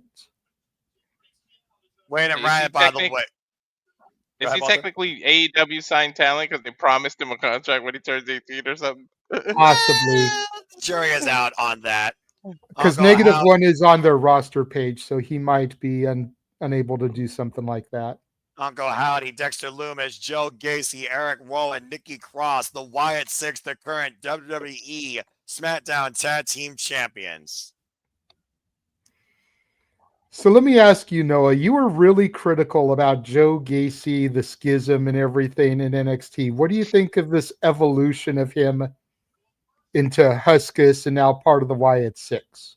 Well, Joe Gacy definitely come into that cerebral mentalist form that Bray Wyatt was so fond of being, manipulating his opponents. And I do think right now, this family, this identity has made Joe Gacy really find himself. And it's paid dividends as, of course, he and Dexter Lumis are the SmackDown Tag Team Champions. It almost feels like for quite a long time, Joe Gacy was trying to figure out himself, taking pain on, whether it was by himself or with others. But now he has a family to join into what was maybe his own self-suffering or loss of identity. And that was kind of the story of the Wyatt Six from just the vignettes we saw delivered by Nikki Cross to Michael Cole on those videotapes. And speaking of family, you got to wonder if there's going to be a conflict of interest with Dexter Lumis, a longtime member of The Way with Johnny Gargano. Is he going to be able to go the distance to do whatever he's got to retain those titles against somebody else he's got a long history with? You see all 12 men looking up to the SmackDown Tag Team Championships. Just a matter of who blinks first and grab a weapon. At the end of the day, though, you still might want to call this a 5-on-1 as the entire roster has gained up against the Wyatt Six since they arrived on SmackDown and seized the championships. Kind of smart, though. And to your point, well, yes and no. If everybody gangs up on the Wyatts at this point, they're going to get thrown or roll out of the ring, case in point. Now these other teams have to go at it, which will give the Wyatts an opportunity to recuperate and possibly sneak in and steal the victory. But JJ, you got to consider again, the Wyatt Six have attacked every one of these teams. They've been looking for that revenge every damn week. And we got DIY grabbing the first ladder, it looks like, being inside the ring. The Morrison Machine Gun with a stereo baseball slide. How can SmackDown do their tag division so much better than Raw? Like, what? Oh, boy. The jury is out, but SmackDown was always the wrestling show in WWE before NXT existed. As Chris Sabin takes out DIY on the outside. Now Axiom wiping out the Street Profits. There's a huge likelihood of somebody getting injured here, folks. You got to figure with the Dudleys and the Hardys in the audience, every team is going to want to make some kind of moment that like the Hardys and Dudleys seem to always do. Now, Fraxion seizing the ladder, and to your point, of course, Fraxion, the only team standing in the ring. Well, now the Morrison Machine Guns are standing in the ring with them, JJ. Oh, and a stomp, crushing their fingers inside the ladder. Of course, the innovative nature of Alex Shelley and Chris Sabin goes back to their longevity in this business. Fraxion were the first to get ladders involved. They were the first to think about going up to get the titles. Fraxion they know the objectives. Fraxion also previously faced the Hardys for the TNA Tag Team Championships earlier this year at Roadblock. Joe Gacy right now back in play. Oh, hello! Good grief, just threw a chair at Axiom. Frazier, though, flying up the ladder. Joe Gacy, though, pulling him down. Right. Up in the fireman's carry. Death by driver. Joe Gacy right now sees on the ladder. Street Profits, though, of course, who have already gotten a ladder match win underneath their previous run as tag team champions earlier this year during WrestleMania weekend. Up and over, good Lord! Completely missed the ladder, thankfully, though, with that back body drop. And Gargano and Ciampa renewing hostilities, mostly machine guns. Montez 4, seasoned Joe Gacy. It looks like they don't want to leave that ladder untouched. Oh, man, high angle back body drop to Joe Gacy across that ladder.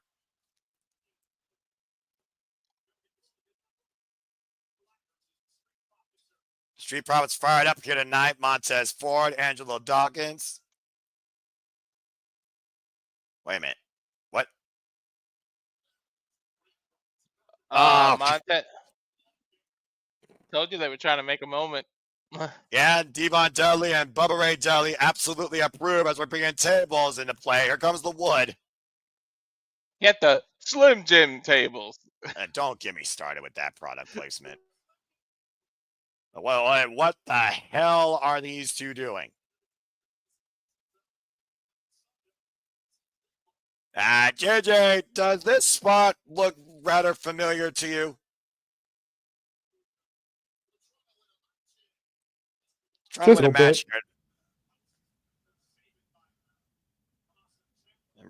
Right now, Tommaso Ciampa, of course, no stranger, like I said, to this environment. Of course, the former Blackheart of NXT, former NXT champion. At this point, folks, you're just waiting to see the first body hit the floor. Oh, my gosh, good grief. Andrade and Rey Fenix coming in out of nowhere against the Street Profits. And right now, we haven't seen much of these two. Oh, look at that! That would have been incredible. Rey Fenix grabbed the towels like that up off Andrade's shoulders. Meanwhile, Street Profits looking up Andrade and Rey Fenix. German suplex in stereo. Shout out to Eddie Guerrero here as Andrade and Rey are looking for the Tres Amigos. Shout out to the Guerreros. Eddie Guerrero's, of course, former tag team champions in their own right. And the chance rating out for the late great Eddie Guerrero. It was at SummerSlam where he had the custody battle ladder match for Dominik. And Dominik Mysterio is coming in tonight defending the Intercontinental Championship. As Ciampa and Gargano wipe out Andrade and Rey Fenix, both men with chairs in hand. And this is officially become a tables, ladders, and chairs match, folks. We've seen all three weapons come into play. And the only thing not broken yet is a table. The only thing we haven't seen the ladders come into play for what they're actually intended to do, to get the titles. Yeah, well, Andrade, though, hell of a springboard onto the shoulders for Rey Fenix, nearly grabbing the titles. Oh, my word! Montez Ford, sword over the top, wiping out Dexter, Lumis, and Fraxion. Meanwhile, DIY finally setting up a ladder, to your point, underneath those tag team titles. Both climb the ladder, trying to grab the championships, and meanwhile, mostly machine guns, Chris Sabin and Alex Shelley with chairs, equalizers to their spines. Now Joe Gacy gets caught with a chair in the midsection. Oh, here we go. Those chairs might as well be bats the way they swinging them. Oh! That drop kick flatliner combination by the Moisey Machine Guns. Gacy sent face first into the steel chair. Mm-hmm. And now Ciampa is building a bridge over troubled water. We see more than enough of those broken through the years. Been many men's undoing. Things are getting very dangerous here. Oh, hello! Chair thrown at Alex Shelley's face off cam by Gargano. And Gargano, one final big face first through the table! That slingshot DDT. And now Dexter Lumis soars! Good God! Montez Ford might be down and out. Look at Fenix is staring at something. I think Fenix is about to do something. Well, from a cannonball to Rey Fenix. And he will split leg frog splash! Through Fraxion through the table! Well, I think all the tables are broken except one. And here comes Angelo Dawkins, coming in security, though, by Axiom. Oh, he's going to Spanish fly him off of there, isn't he? Oh, you got to be kidding me. You got to be kidding me. Axiom hooking up Angelo. And Spanish fly off the top for 2 tables. I saw that coming. Oh, my God. Look at the destruction, the trichophony of human bodies wrecked through these tables, Walter, in 4 different corners. Yeah. Absolutely insane. This isn't a bull rope match, but we got all 4 corners. Bodies are screwed everywhere about. As Candace LeRae is out at ringside, checking on Johnny Gargano. What is this? She can't represent them and get the title. Well, I mean, I don't see why she can't. No disqualification. B-Fab. B-Fab. Well, who does she represent? The Street She Profits? represents Street Profits. Oh, man. Uranagi. Yeah, dropped down a steel chair. Now, B-Fab might be looking to seize the titles for the Street Profits. Uh-oh. Here comes Nikki Cross. Representing the Wyatts. That insane little Scott. Oh! As we got a ding, ding, ding super chat. Thanks, Kitty. It looks like a damn car wreck. Definitely, indeed. Yeah, avalanche backdrop suplex by Nikki Cross, wiping out B-Fab. Candace LeRae back up to her feet. Candace LeRae now making the ascent, looking to seize the tag team championships. Gargano willing her on. She's there. Fingertips away. Fingertips away. Ciampa playing defense. The Dinos, though, are out of Candace LeRae's reach. They need to drag the ladder over closer towards center. Essentially, the passengers are involved in the car wreck because they got 3 females representing them, too. Oh, no! Oh, my God! Candace LeRae through the ladder bridge to the floor. Good Lord! As far as Just in JJ's time. God damn it. Yes. Yes. As- Destroy the bitch. As far as JJ is concerned, couldn't have happened to a better person, huh? It's a replay, JJ. Candace LeRae free falling into oblivion. Dude, she But went did you hip see the and knee look on first. Tez's face just before they showed the replay? Even he couldn't believe that bitch took that bump. And Mm-hmm. he was the one that caused it. Why did Hell Gargano- yeah. Gargano, he can't check on his wife right now. He needs to seize the titles. He's doing the smart thing and climbing fast instead of all slow and methodical. Oh, jumping knee. And Montez forward hops like LeBron James, looking to ascend the summit once again to see the tag team championships. Eric Rowan, though, in play. And tips the ladder over, but Ford stops himself from hitting the ropes. Meanwhile, eats a big boot. Eric Rowan, former Bludgeon Brother, former SmackDown tag team champion in his own right with the late, great Luke Harper. God rest his soul. Uh-oh. Oh, no. Oh, no. Rowan He's now. got bad intentions. Yeah, no kidding. Just throwing forward into Dawkins here. The Wyatt Six have taken complete control of this human wasteland. And now Eric Rowan goozling both Street Profits, Dawkins and Ford. Rowan, if Rowan represents, he barely needs to freaking climb the ladder. He's so tall. Definitely. I mean, he's the tallest competitor, I would say, right now across the entire field, as Dawkins and Ford are unleashing chair shots, keeping the big redwood down. When did we start playing ping pong? Good grief. What a freaking match. What a freaking human warfare war zone. Who And was what that on the- the outside over where Candace ate shit? Oh! I don't know, but right now he was just sent through the table by a spear. The other female, B-Fab, was over there. No. In the purple there. The purple. Is Phoenix. that Andrade? No, that's Ray Phoenix. Eric Rowan Is- literally asking the Street Profits, though, to run him for that table. Continue. I was going to say, because it looked like they were checking on her while they were waiting for officials and everything to get over there.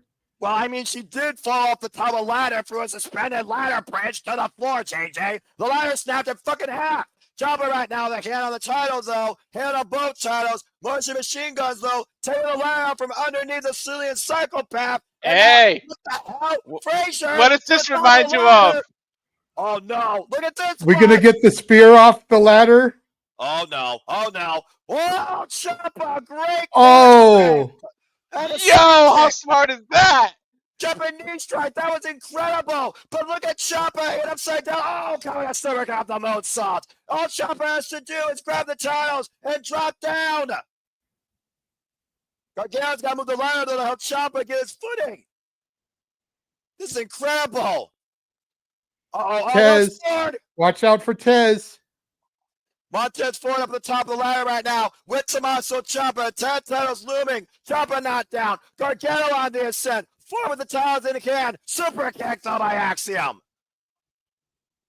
And now Axiom up at the ladder with Montez Ford. Dude, Oh Ciampa, I don't think I've ever seen somebody do that. Just to avoid. I don't think I've ever seen anybody with that great core strength do something like that. That was fucking incredible.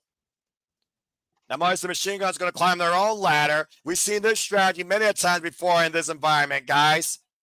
What happens if one team pulls one title, another team pulls the other? I don't know. We never had that situation. I was talking about that during Cinema Ditting. Very well could happen because we have 4 teams in play on the top of 2 ladders. 3 teams, excuse me. Monster Machine Gun's knocked down by DIY. Oh, wait a minute. Uncle Howdy takes the ladder. One side Axiom and Montez Ford. Oh my! DIY through 3 tables!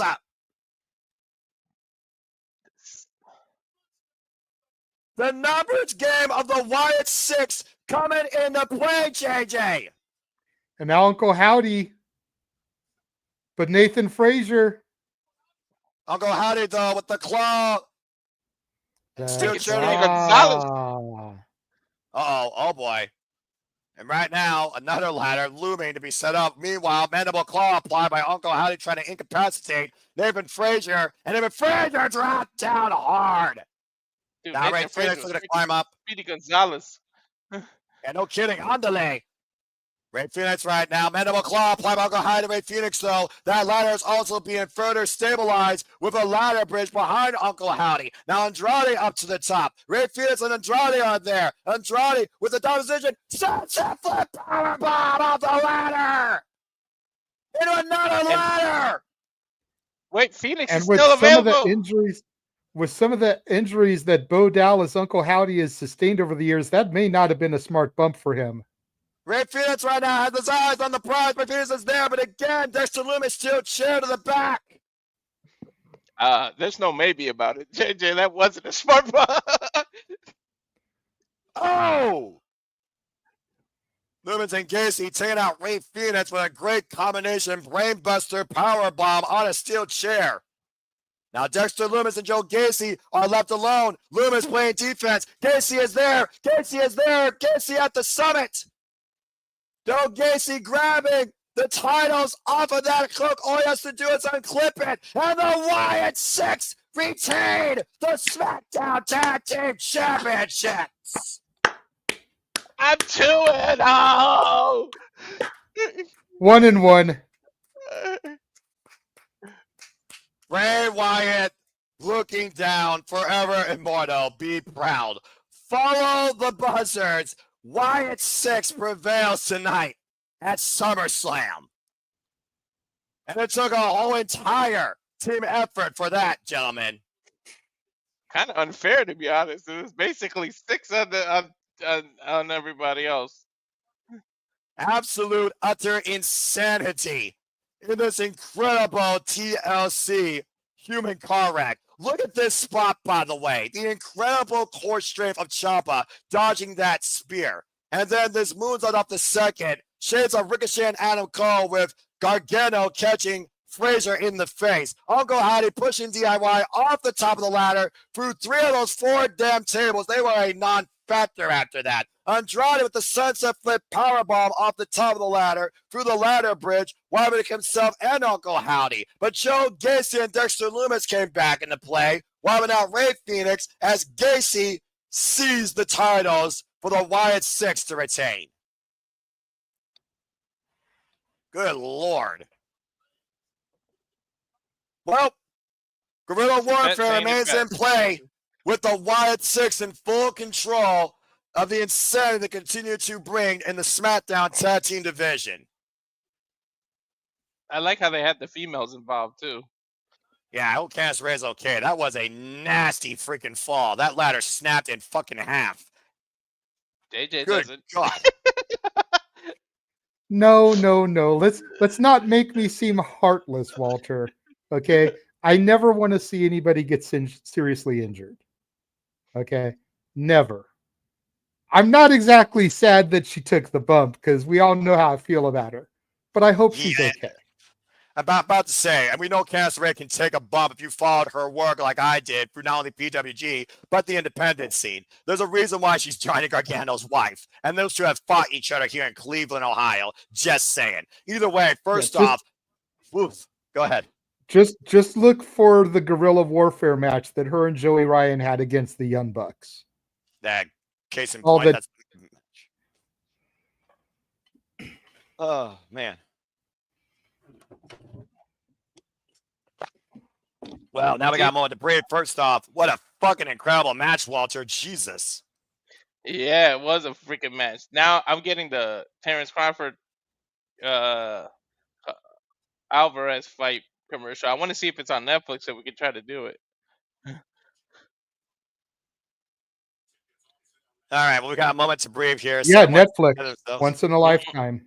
You got I'm about to say that's straight up Walter's alley. Of course, the UFC Bloodsport expert. Of course, you can stay tuned for more of Walter Cruz covering his passions in UFC and GCW, Bloodsport, particularly here at the Super Reliable Studios.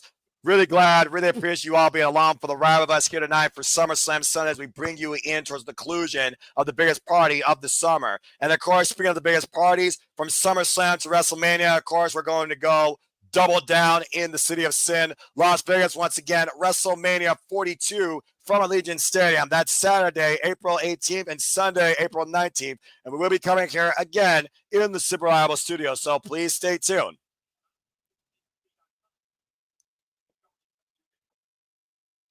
Oh. Gum, that was fucking insanity. That was one of the best TLC matches I've seen in a long damn time, too. That was ridiculous. Dude, the women said, follow this shit. Then the TLC said, now you follow this shit. I don't know. Well, there's still 4 championship matches left.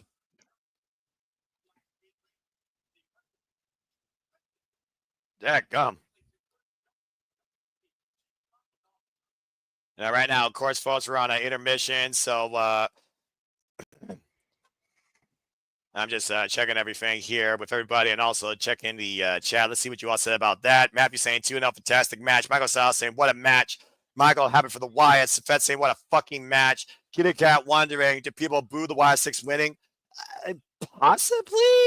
I mean, again, there's a lot of respect for many of those tag teams, so the jury is out. And please stay tuned after the show's over, folks. We will have a brief recap of tonight's event. Speaking of recaps, last night, if you weren't worked, I would have been shocked as CM Punk has 5 minutes of glory taken away by the visionary, the revolutionary, Seth freaking Rollins in what was his second ever heist of the century, JJ. Yeah, definitely. Like, I'm still torn about this, man. As we're hearing right now, the coverage, the reactions across the entire world in every language possible, from German, Mandarin, Turkish. Hate to say I told you so, but I told you so. Italian. I literally lost my voice, in case you're all wondering why my voice is bad. During this segment, I still couldn't fucking believe it. I freaking knew that they were going to do that. Well, apparently some people did, but CM Punk sure as hell didn't. Seth Rollins, like a thief in the night, with his greatest heist to date in his career.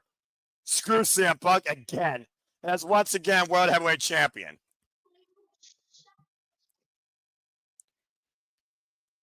The Oracle's vision has become a reality, courtesy of Paul Heyman. At the same moment, Oh, Lord. And I can only imagine, based on what Paul Levesque says, we haven't seen nothing yet. How the hell do you, the form of the night so far, top that shit? I don't know if you can. I'm almost kind of fearsome to find out what he means by that. Well, anyway, Becky Lynch, Lyra Valkyria have been locked in combat since your NXT. This time it's no countouts, no disqualification, and if Lyra loses, she cannot challenge Becky Lynch for this title ever again. WWE Women's Intercontinental Championship on the line, where Lyra looks to shut up the man.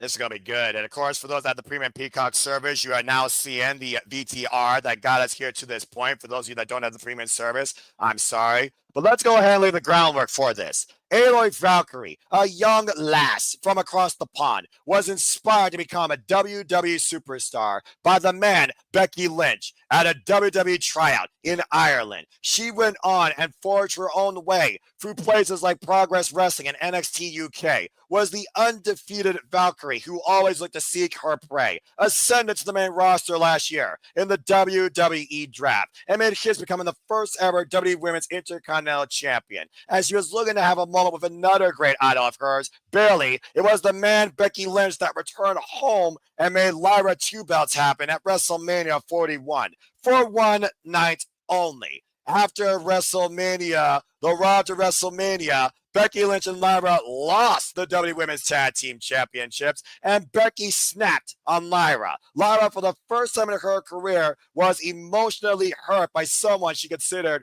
her friend and her idol. But you know the proverbial saying when it comes to what happens when you meet your heroes.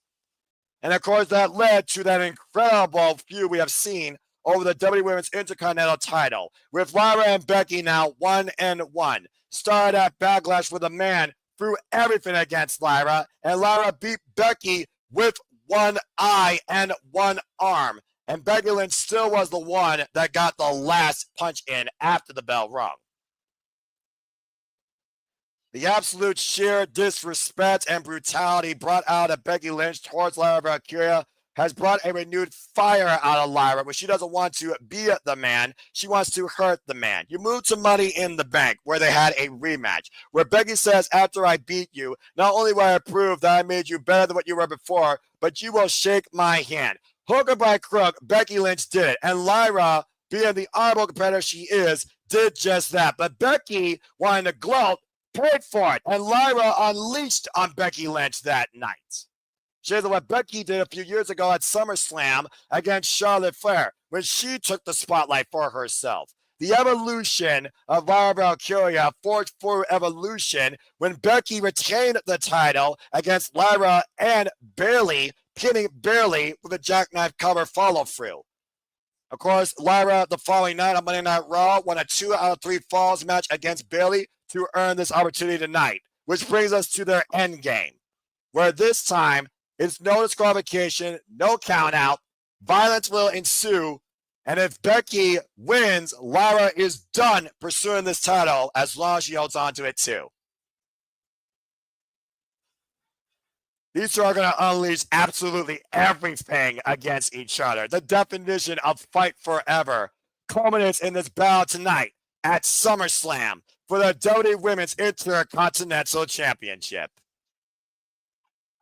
You might as well have left the weapons and the carnage from the TLC match out there, because these two are going to use it too. And it's 100% legal. The best to ever do it versus one of the best to come forward right now doing it. Becky Lynch, Lyra Valkyria. Here we go. Bell. And we got Alicia Taylor here with the introductions. Remember, if she uses, Lyra can never challenge as long as Becky holds this title. Oh, it's going to be good. Here comes a Valkyrie forging her way once again to battle. Fly, Valkyrie, fly. Arguably outside Braun Breaker and Timothy Stratton, JJ, I would say Lyra Valkyria has had one of the most tremendous first years in WWE history from NXT call-up. That's a fair shout. I would also like to add to the list Roxanne Perez, as she hasn't even been in the company a full year yet. Rumble, Chamber, Mania, and Tag Team Champion. And the year's not over. Go ahead, Noah. Give her stats. Yeah, there you go. 2-1 career, of course, record 1-1 in matches versus the man Becky Lynch, going all the way back to NXT, hauling havoc though for their first real encounter in WWE. Because I'll say NXT does matter.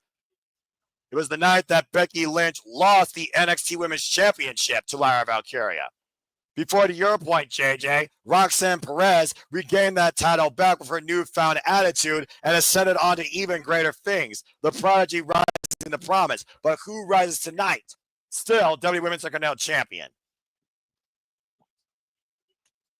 This is going to be good. This is one of those matches I've been waiting for. We shall find out soon enough. Look at the crowd, dude.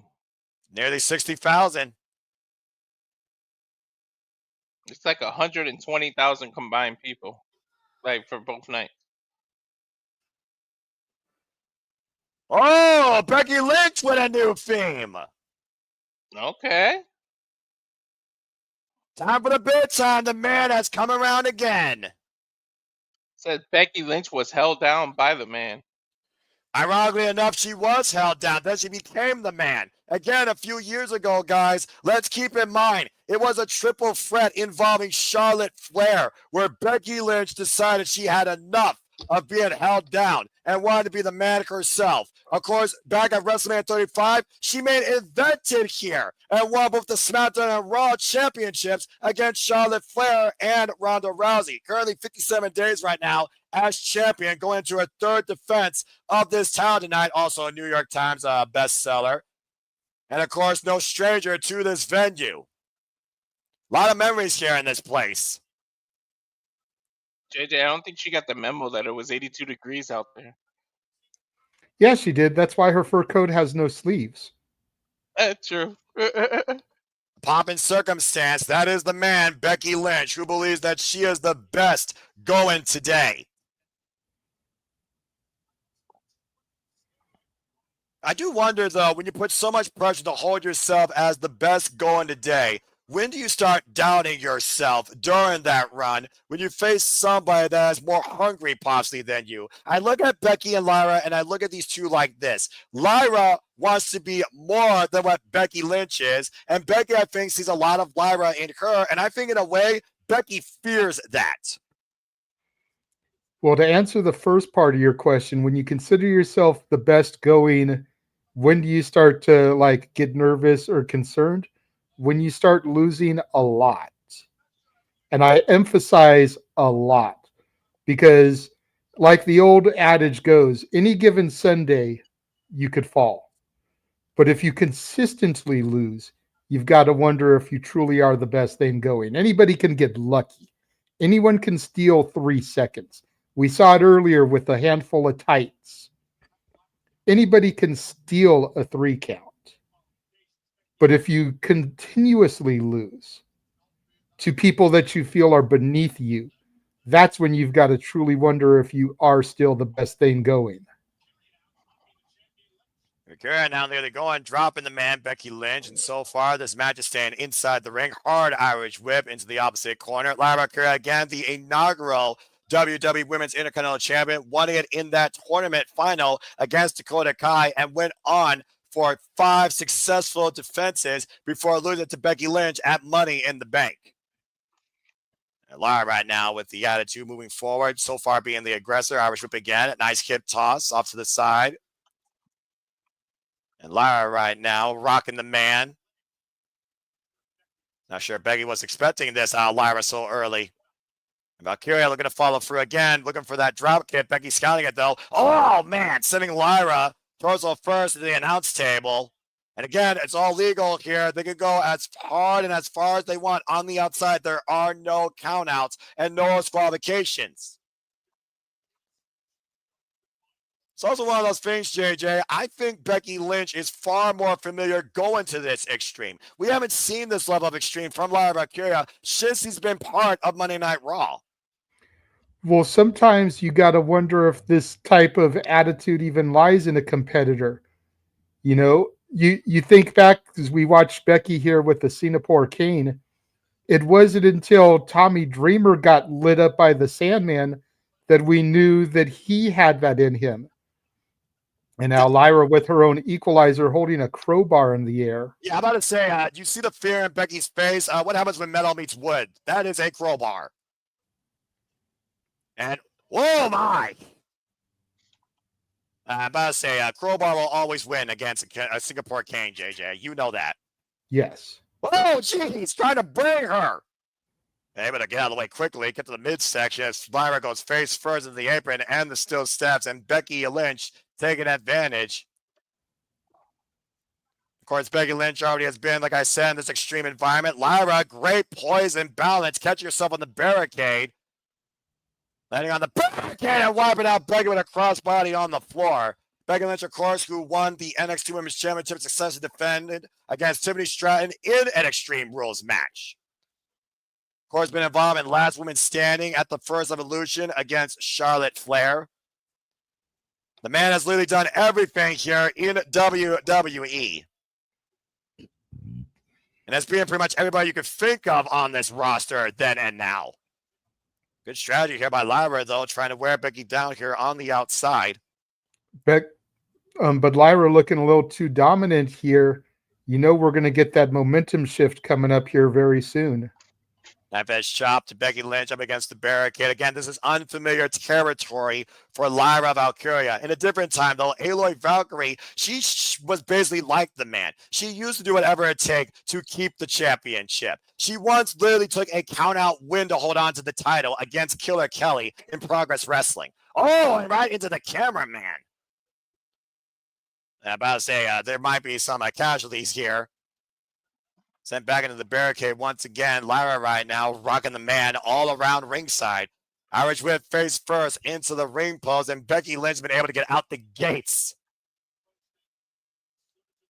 Resurgence here by Lyra in this newfound aggression. Whoa, and Becky sent over the announce table. Almost feel like Lyra just wants to continue to punish the man versus beat her here tonight. Becky taking a seat as Wade Barrett's getting out of the way. Don't blame him. Drop kick by Valkyria, wiping Becky out. Chair to the floor.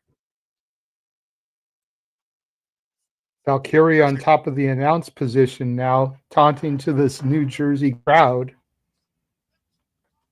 Again, Lyra, we talked about this newfound aggressive nature brought out by Becky Lynch. Becky saying, I made you better than you ever was before. The jury is out, though, whether or not Lyra was better than before. But I do think there's a newfound confidence in Lyra, in who she is and what she's capable of, since the man's been trying to basically take advantage of her. Back at the table Lyra now. getting the tables now. Very effective, of course, in our TLC match earlier. The table count was up to, I think, 6. And whatever Lyra Valkyria's got on her mind here is nothing but destruction. They're saying the table up here outside. Uh-oh, but watch the man, Becky Lynch, with a steel chain again! And now using it to brace the jaw, Lyra Valkyria. And now we're getting that momentum shift as Becky's going to start dominating here. Literally wrenching Valkyria across the ring post with the steel chain braced across her jaw. Just look at that face on Becky Lynch. The absolute anger. Hard Irish moving the steel ring steps. You think about people that have been despondent lately in WWE. Let's not forget what Lyra did to reach this opportunity here. She beat Bayley 2 out of 3 falls, and Bayley was absolutely distraught knowing she was not going to be involved at SummerSlam. But Bayley and Becky have a history with themselves as well. In a way, I almost feel like Bayley and Becky want to make sure that Lyra doesn't surpass them. That's fair, but let's not count Bayley out. Just because she's not booked in a match on the show doesn't mean her presence won't be made here during this matchup. Candace taking the spine of Lyra Valkyria. And again, that mean streak right now coming out of the man, Becky Lynch, swinging for the fences. Women with the second I'm most feeling wins. that pain in the back that Lyra's feeling. I'm about to say, just taking all that frustration out of Lyra Valkyria. Again, like we said, the man's done it all. Inside Russian leg sweep. And now the first cover of the match. Inside leg, hog, back press for a 2 count.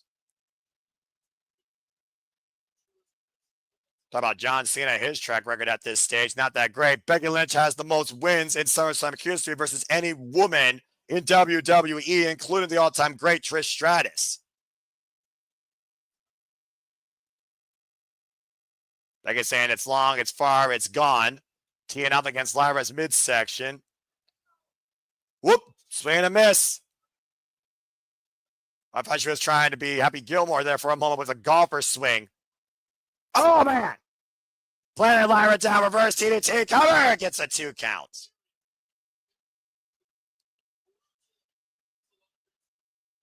And like you said, JJ, Becky Lynch is taking full control. Shout out to Michael Cole, Wade Barrett, Kathy Kelly, Jackie Raymond, Alicia Taylor, of course, the correspondents of SummerSlam tonight and for SummerSlam weekend. And again, Becky just teeing off, splintering that kendo stick. Becky going back to the outside. Wonder what she's looking for here now, Walter. I'm about to say, yeah, Walter is taking care of business as the man's looking to take care of business here tonight. The toolkit, of course, we talked about before, the only for that limit you is your imagination. And now steel chair coming into play. Becky Lynch, of course, former 2-time WWE Women's Tag Team Champion, NXT Women's Champion, 5-time WWE Women's World Champion, and 4-time WWE SmackDown Women's Champion. And Lyra Valkyria right now looks to be in a very vulnerable state as Becky swings the chair across the spine of Lyra. And again, Valkyria being taken pretty much to the woodshed here by Becky Lynch and then some. Great friendship turned to nothing but envy and jealousy with these two since WrestleMania weekend this year. Right after WrestleMania. Got Toho face first goes Lyra. And let's not forget Becky possibly broke almost Lyra Valkyria's nose back at Backlash. Now, Lyra, though, checking on her nose by Becky right now has a toolbox in play. You see how heavy that toolbox is. Oh, man! And that right now might be it. Back press, look at the near leg. Lyra out, 2.5. Lyra barely kicking out.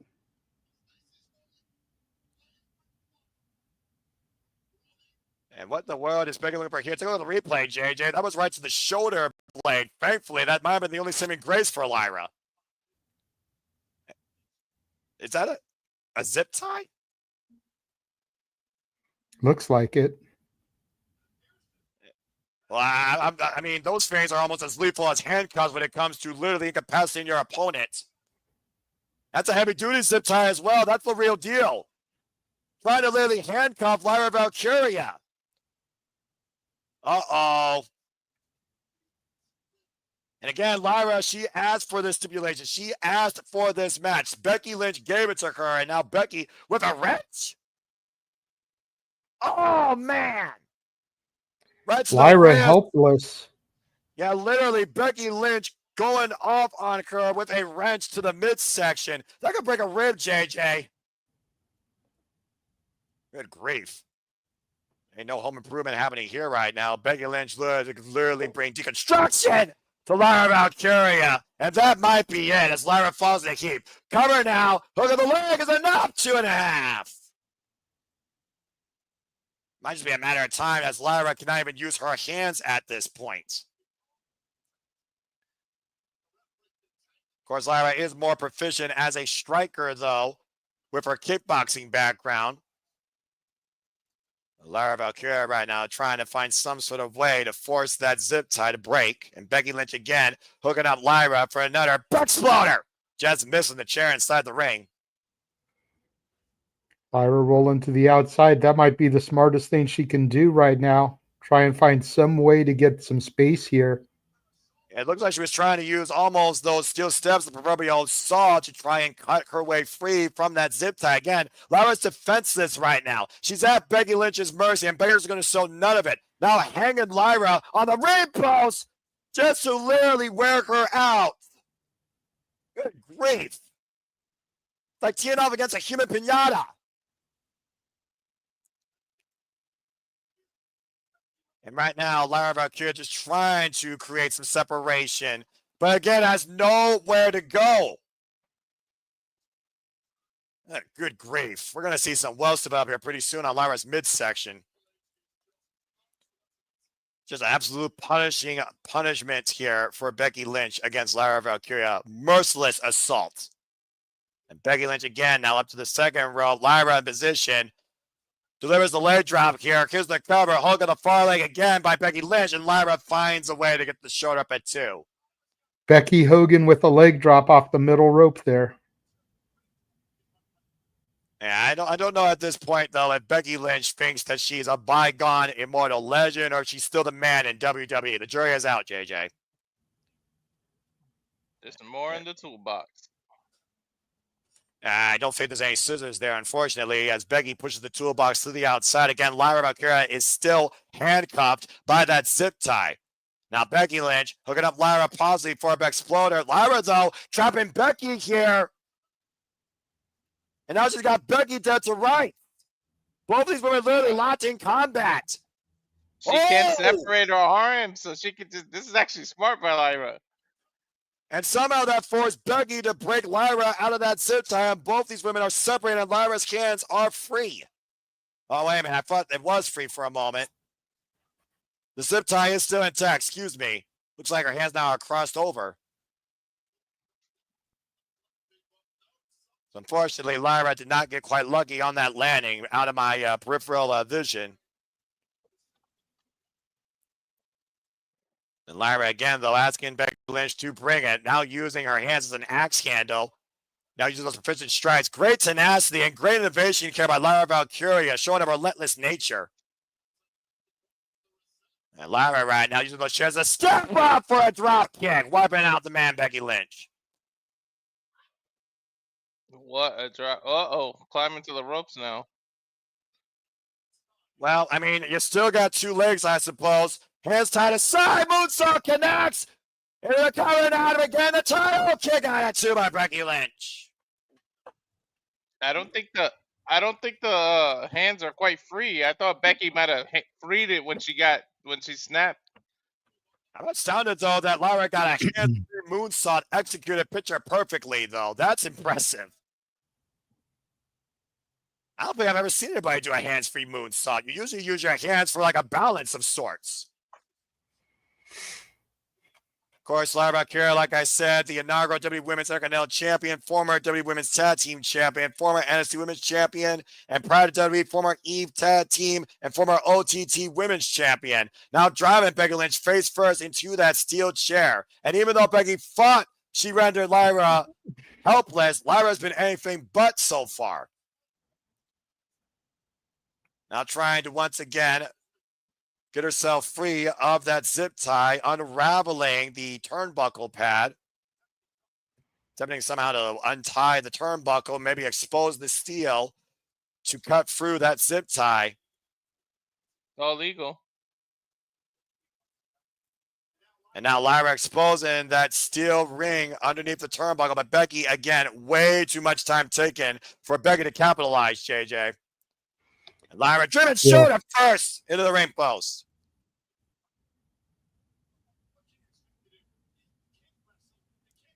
How effective is a wrestler, JJ? You once wrestled. How effective is a wrestler without their hands? Like, seriously. They're not effective at all. I mean, not everybody can pull an Orange Cassidy and wrestle with their hands in their pockets and pull off a flurry of offense. Most people are completely defenseless. And right now, Becky Lynch looking to follow up on Lyra Valkyria on the outside. Where's Lyra go? And Becky Lynch. Oh! Lyra with a fire extinguisher. Blinding the man. Looking to extinguish the flame. Becky Lynch blinded. Use the bar to cut yourself free. And Lyra trying to figure out any piece of steel she could use to cut herself free, to your point. The grip, though, is not there for that zip tie to be unraveled. And right now, Lyra again just trying to wrench that zip tie across that squeeze pump of that fire extinguisher, trying to find any way she can to break free. Meanwhile, Becky Lynch on the other side of the ring, grabbing another kendo stick. Trying to do anything she can to get that zip tie off her wrist. And Becky swinging blindly right now. And Lyra Valkyria is free!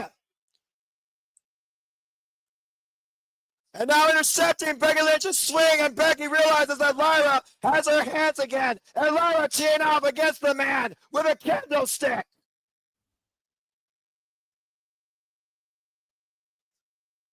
And Lyra Valkyria once again has full range of her body to unleash hell against the man. And right now, Lyra again looking to swing for the fences here. Saw how well she did that on Monday Night Raw. Becky Lynch right now unable to defend herself. Now Lyra hooking up Becky. Fisherman. Suplex. Covered now by Lyra Valkyria. Is it enough for her to gain the title? Kick out at 2. She literally broke the kendo stick across her back there, JJ. Yeah. It's crazy. It's crazy how far this punishment has gone without a winner. Now Lyra Valkyria looking to follow up again. There's the drop kick face first to a chair through Becky Lynch's face. Baseball slide. And right now Becky hoisted up on the shoulders, possibly looking for Nightwing. Becky's all with a rake of the eyes, able to find escape and use the stairs to her advantage. Now grabbing Lyra by the hair. Uh-oh. Becky hooking up Lyra. Nightwing or the manhandle slam on the outside would actually hinder you, because then you got to pick the dead weight up to put him back in the ring, because the match can only finish in the ring. Oh my! To your point, Nightwing on the floor from the steel steps. Becky Lynch wiped out. And to your point, Walter, the pinfall submission has to happen inside the ring. It is not false count anywhere.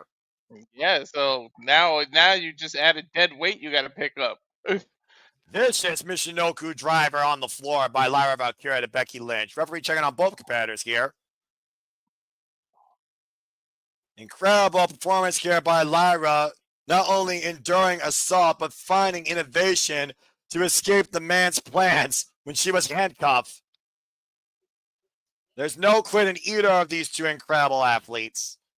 And Becky, though, great wing awareness, rolling to the outside, even if it wasn't on her own accord, knowing that Lyra has to pin her inside. Definitely. Talked about, again, the upside to Lyra. Becky Lynch literally saying Lyra at one point, she's the one to lead the next generation here in WWE. She's the one to become the man. But it's that classic saying, to be the man, you got to beat the man. Oh, no, face first, exposed turnbuckle, and manhandle slam for the championship. Covered now by Becky Lynch. No, kick out 2.5. How the hell did she kick out of that? I don't know, man. I thought that was it. Everybody thought that was it. Look at this. Face first exposed turnbuckle and the manhandle slam through 2 steel chairs, and Lyra still kicked out. Now is doubt creeping in on Becky Lynch. It's almost the same extent that we saw Becky Lynch at Backlash when she literally unraveled. A great thing Lyra did here was roll the outside to prevent Becky from following up. Smart. Give herself some time. The problem is Becky followed her out there. And Becky Lynch with a weapon in hand once again, assaulting the back of Lyra Valkyria. And again, I gotta wonder if Lyra is trying to protect that nose. Is that nose 100% since Backlash? And Becky driving Lyra relentlessly face first into that steel chair. Up and down, this whiplash effect. And right now, just driving her boot into the back of the head of Lyra while she's wrenched inside that steel chair. Literally jamming that chair into Lyra's throat. Oh, no. Oh, man. Good grief. And again, Lyra is trapped in that steel chair, and Becky Lynch is thrusting her into the announce table while Lyra is trying to fight back, thrusting Becky Lynch into the ring post. Becky able to get out of the way, though. And now going to swing Lyra like a little pendulum. She's literally ping-ponging her off of everything. Now Becky trying to hook Lyra into the Spanish announce table, braced with that steel chair. Oh, is she going to stomp on it? Oh, no. Becky, come on now. This is too much, all right? This is unnecessary. And Becky Lynch thrusting that chair into the midsection of Lyra. Lyra might literally be out. It's a no DQ match. There is no far enough here, guys. And now Becky with that crowbar in hand. The first weapon brought into play in this match. I don't think Becky's looking to beat Lyra. She's looking to hurt Lyra. Lyra hasn't moved, though. The ref may need to save the Lyra from this. Oh, no. Come on, Becky. Just beat the woman in the ring. Enough's enough. Don't do this, Becky. Becky!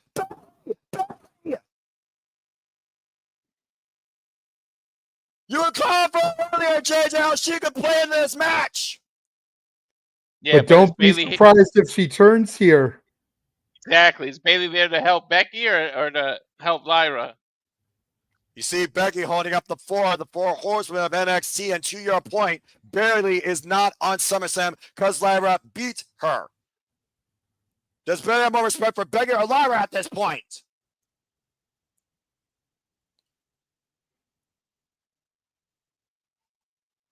And Bayley refusing to assault Lyra here. Came out here to save Lyra. Meanwhile, Becky with a steel chair around her fist. And now Bayley and Becky are fighting on the outside. Again, folks, it is Lyra versus Becky for the Intercontinental Championship. But Lyra is completely defenseless and incapacitated. And it was Bayley that was assaulted by Becky when she was unable to compete at WrestleMania. JJ, I thought for a moment that Bayley was going to swing at freaking Lyra, man. Hey, just because she didn't there doesn't mean that she won't. Well, again, at this point, is Bayley more mad at Lyra or is Bayley more mad at Becky? Remember, Becky took Bayley's potential WrestleMania moment. Oh, and Bayley set up and over into the audience. As Becky gets out of harm's way, I still don't know if Lyra has even moved at this point. I completely forgot. Oh, my God! What the fuck? Lyra out of nowhere with the leg drop to Becky. Through the table! Where the hell did she come from? That's what I was going to say. Where the hell did Lyra come from? Good. She rose from the ashes and came out of nowhere, just like an RKO. Or a Phoenix. Maybe she's channeling a different evolution of her bird form. Didn't know Phoenixes came out of nowhere. Anyway. Right now, Lyra Valkyria looking to capitalize here against Becky. Lyra sends Becky back inside the ring. This will be an unbelievable comeback for Lyra. She wins the title here tonight after all of that assault. Where I thought she was dead to rights. Now up on the shoulders, Priceless for Nightwing. Breaking the eyes, though, by Becky Lynch. Becky hooking up Lyra again. Man on a slam. Counter. Arm drag. And now, oh, no! Bayley took a swing at Lyra. And Becky, man on a slam. Becky Lynch in the cover. Becky Lynch retains. 3-0, baby. Now, JJ, Bayley the question really. Lyra inadvertently.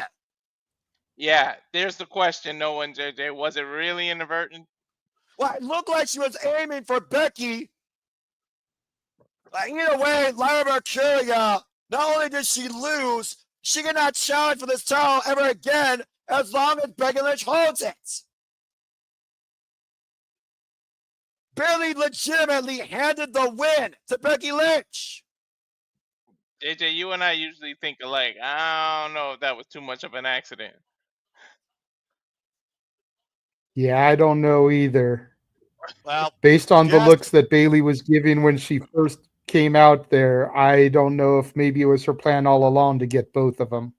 Well, either way, I think Becky Lynch was lucky to actually leave here still WWE Intercontinental Champion after Lyra relentlessly came after her. Either way, the man retains at SummerSlam as we have another commercial break. That was a hell of a taxing match, a taxing battle for Lyra Valkyria. Talk about literally a punishmenting affair. But again, barely targeted Becky, went over the barricade, barely came back to the apron. Becky was there, steel chain wrapped around her fist. Becky, last possible second, turned out of the way, and Lyra got caught in the crossfire, and Becky capitalized. So again, I don't know whether or not you could call that necessarily an accident or on purpose. I don't think Bayley wanted to hit Lyra. I do think there's some reluctance and respect there. Either way, Becky Lynch is still Women's Intercontinental Champion. Good grief. That was a long-ass battle, by the way, too. Y'all know what I mean? That gum. Mm-hmm. Let's go ahead and take a look at some comments here real quick.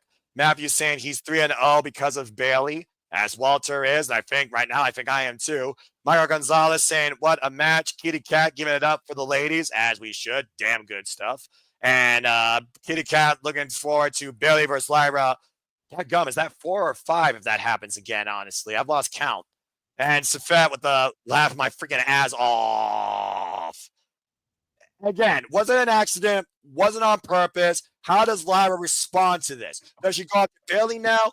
Or does she regroup and maybe figure out bigger things? Maybe she realizes she doesn't need to continue to pursue Becky Lynch or continue to collide with Bayley. What happens next for Lyra Valkyria, I think, is the most important question out of this entire situation. Well, again, this is SummerSlam Sunday. I hope that you are enjoying our coverage, reactions, analysis, as always. And again, we do this for all the biggest shows across WWE, NXT, AEW, TNA, ROH, and other promotions, including Limit 2, HOG, GCW, JCW, and so many others that have joined us here in the Sikoa Studios and the Sikoa Studios commentary family. Shout out, of course, to Nick, James, DJ, Ash, and Ryan, who continue to step up to the plate here, along with us for this fun ride of passion professional wrestling analysis, damn it. And of course, I'm here with JJ Williams and Walter Cruz. I couldn't think of a better two to be with tonight for WWE SummerSlam, the biggest party ever in WWE history, as we're taking at all the sites and, of course, looking at the Cosm Los Angeles live SummerSlam experience, which I've heard is quite a unique outlook towards literally being immersed in the action of a WWE PLE. And of course, stay tuned, folks. After SummerSlam Sunday concludes, not only will Aaron Riff of No DQ provide his review, we will bring you our kind of like what we did last night with Shenanigans.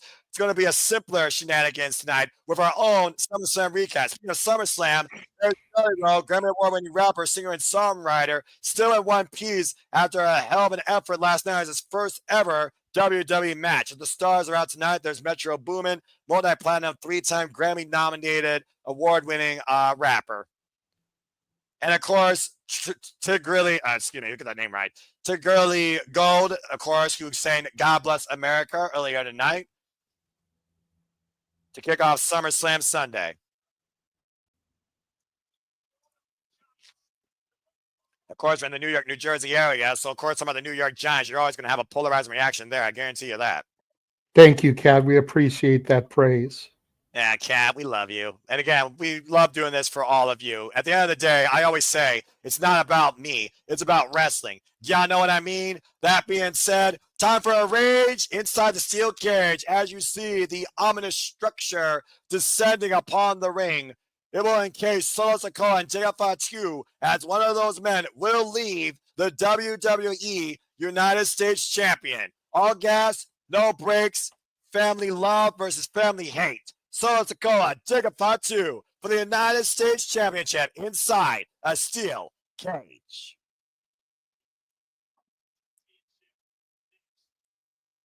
As of course, you all on Peacock are about to get the VTR that led to this. And for those that don't have it, I'm sorry again.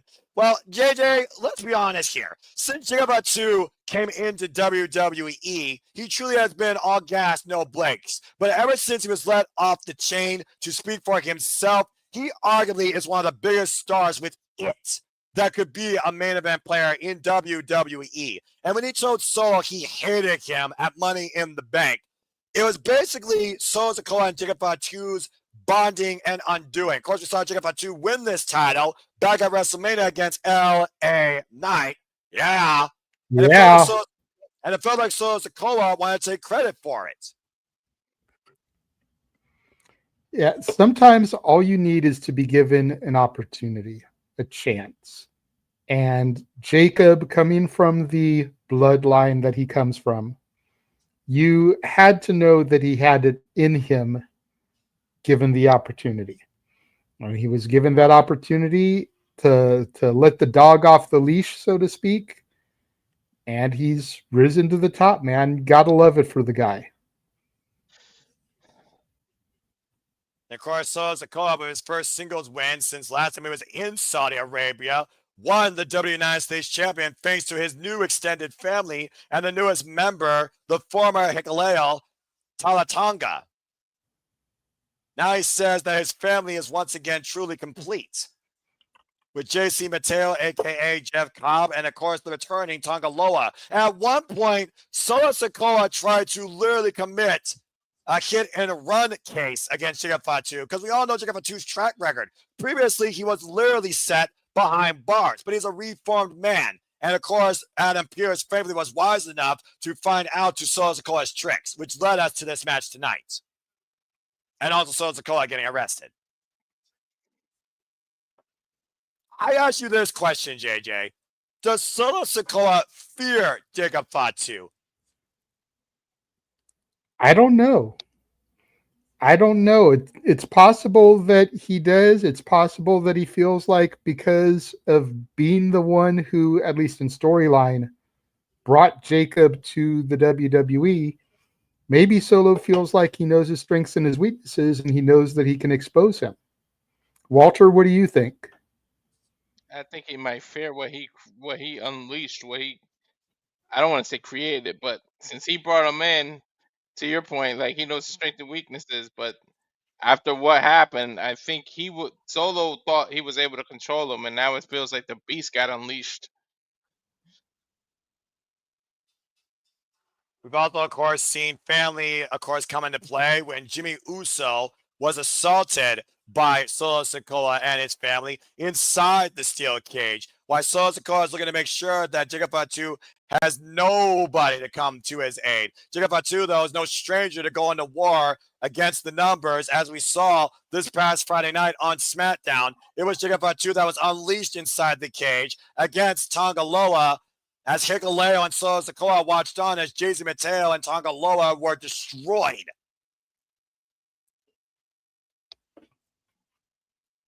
Well, either way, Solo Sikoa's got to face Giga Fatu one-on-one inside that steel cage. And we all know how the steel cage is supposed to work, right? It's supposed to keep the two men in and everyone out. The way you win this match, be a pinfall submission or escaping the cage over the top or through the door with both feet hitting the floor. And of course, there are no disqualifications. But how often does the cage actually do that?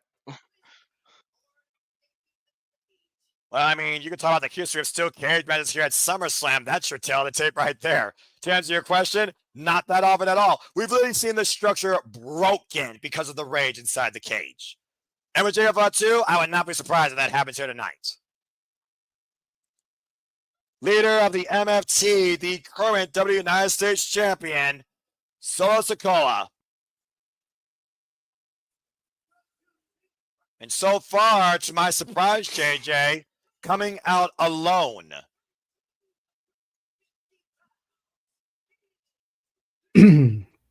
I think you almost have to come out alone with the concept of the steel cage, because then when you go to the proverbial run-ins, it's more shocking to see people come out and try to get involved. If they're out there ringside from the jump, people expect it.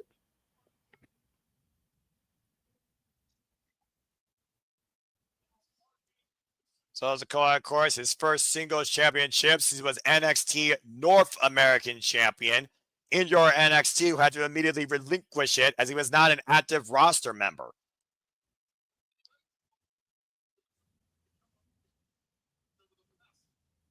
Ironically enough, Walter, it was last year Solo Sikoa was in the main event challenging for the undisputed WWE Championship against the American Nightmare, Cody Rhodes, before Roman Reigns returned and cost him that match. Exactly. The irony here. Yeah, I It's mean, kind of funny. go ahead. No, I was just saying it's kind of funny how a man named Solo relies so much on the numbers. That's ironic.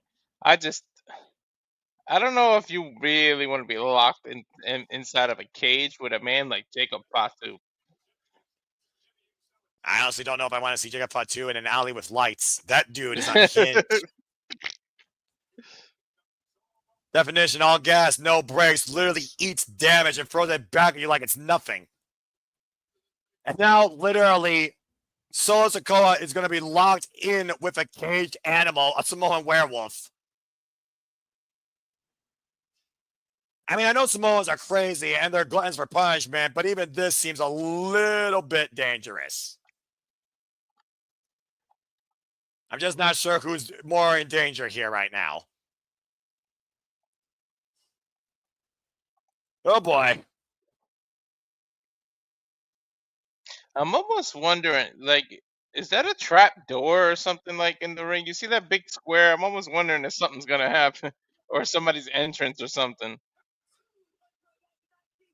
I mean, we have seen people before literally enter cage structures from underneath, to your point.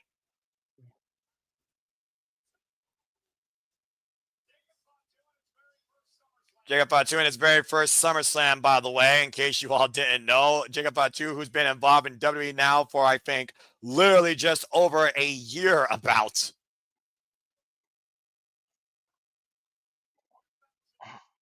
First since 2001 here, steel cage match.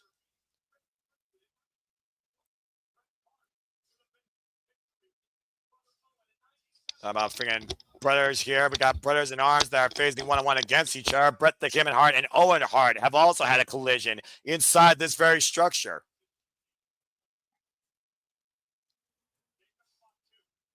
Jacob Fatu, former WWE United States champion who beat LA Knight back at WrestleMania 41 to earn his first title in the WWE Singles Championship, Former Major League Wrestling National Overweight and House of Glory Heavyweight Champion and Major League Wrestling World Heavyweight Champion. Held that title for over 800 days.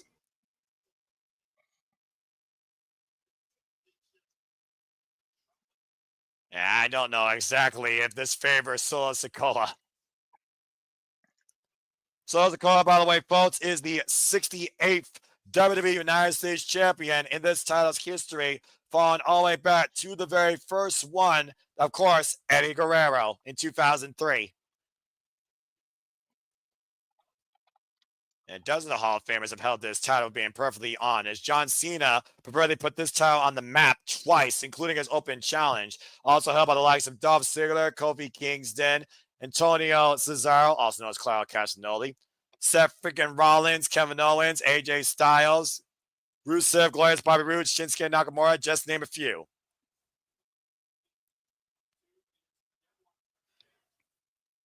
I do wonder here, who's trying to tell the other, you're locked in with me? I feel like Solo's trying to hype himself up here.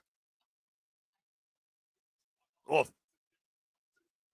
Big boot out of the corner, and Jacob Fatu just running through Solo.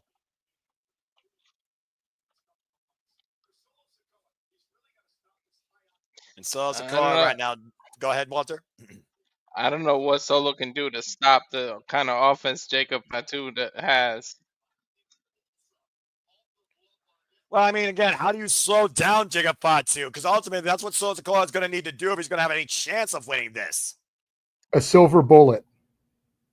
Yeah, the werewolf. Okay, what's plan B?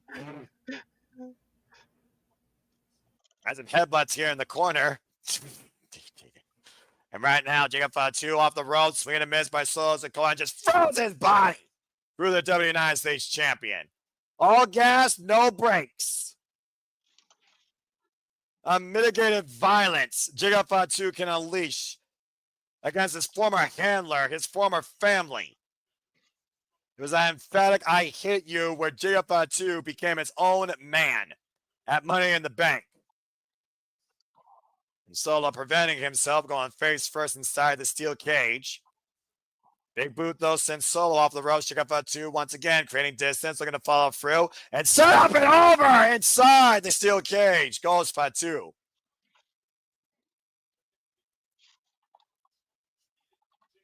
It's also one of those things that I think Jacob Fatu just got sick and tired of Solo Sikoa's crap. I mean, the treatment that Solo Sikoa had against Jacob Fatu, he wasn't the right-hand man. He wasn't the second in command. He was Solo Sikoa's pet.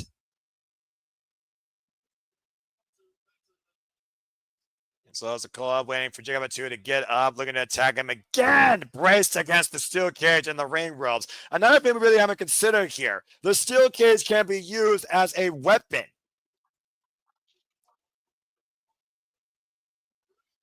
Oh, we've considered it. And we know right, Solo's going to take any advantage he can. Well, again, Champion's an advantage, of course. Jacob Fatu has to beat him here. And again, Solo Sikoa looking to prove a point of Jacob Fatu making the worst mistake he did, leaving him, saying that he hated him. Sadly, Solo Sikoa saying that he loved him after being gone indefinitely after losing the Ula Fala and what he stole as the role of tribal chief. And Jacob Fatu said again inside the steel cage, being tossed around like a rag doll. That's saying something for that size, man. I hate you. Almost feels like, in a way, we're looking at a proverbial form of tribal combat here. All about dominance at the end of the day with these two men, guys. Pretty much, just with a cage around it. I can see your point. So Sikoa, one of the worst win-loss records in WWE history, though, has not been pinned or submitted, though, in the last 8 months since January. Big hip attack against Jacob Fatu up against the steel cage. And so Sikoa in full control right now. Here's the first cover of the match, but the champion gets a 2 count.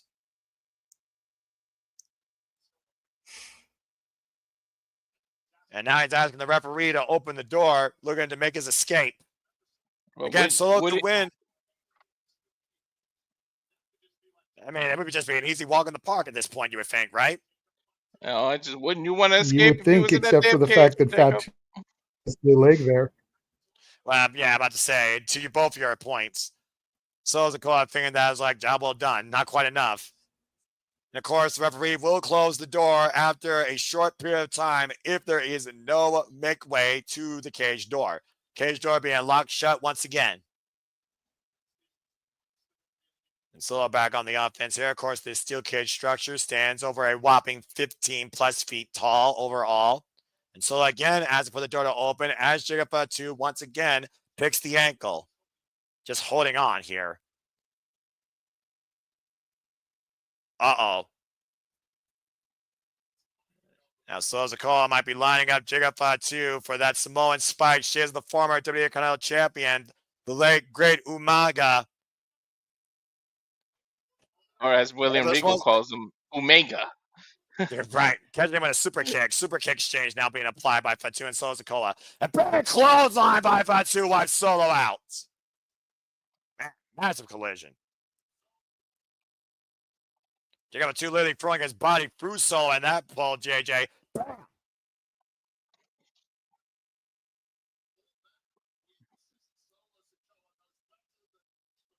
Even the most destructive man in this business have some sort of vulnerability. Whether or not Solo Sikoa thinks he knows one of Jacob Fatu remains to be seen here. And Jacob Fatu, Solo Sikoa slowly getting back up to a single knee. Overhead shots being traded here. United States Championship on the line inside the steel cage. And Fatu right now getting the better of this exchange, Walter. Definitely. Jacob's feeling it now. Electricity.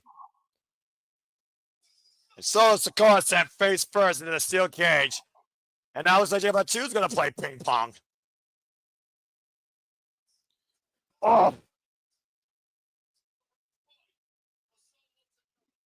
I'm not sure what gear Jacob Fatu is trying to engage here right now, but Jacob Fatu has regained control inside the steel cage. And sidestep though, and Jacob Fatu sent face first, and looks like it was absolutely unaffected. Solo can't believe it. You remember that fear I was talking about earlier?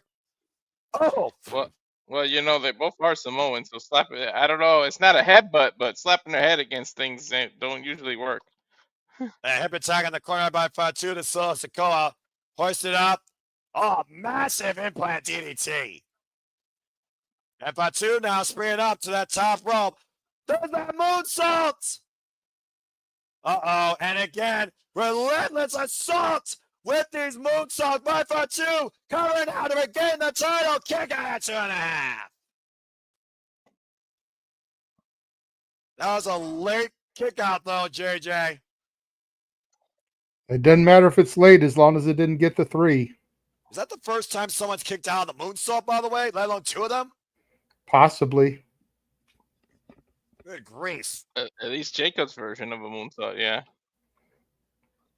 Now, Jacob Fatu's got to wonder what he needs to do here right now. And uh-oh. Oh, look who's here. MFT's coming to the ring. In full force. Tongaloa on one side, Talatonga at the end, and JC Mateo on the other side. Well, this definitely changes game plans, because how does Jacob Fatu escape? Wait a minute! Oh! Jimmy. Got a little backup here. I was going to say, I know what Solo needs to do. 3 words, yeah. 3 letters, 1 word, run. That's what it needs to do. Remember, the MFTs assaulted Jimmy Uso Friday night on SmackDown inside the steel cage. They finally took him out. Mm-hmm. Apparently they were wrong. Right now, the biggest man, though, the tallest man, Talatonga, though, in control of Jimmy Uso, sending him up and over the Spanish announce table. And Jacob can do nothing about it. Jacob needs to focus inside on Sosa going. He needs to focus on the title. Dude is literally a tower. Look at him. That's why he's called Talatonga.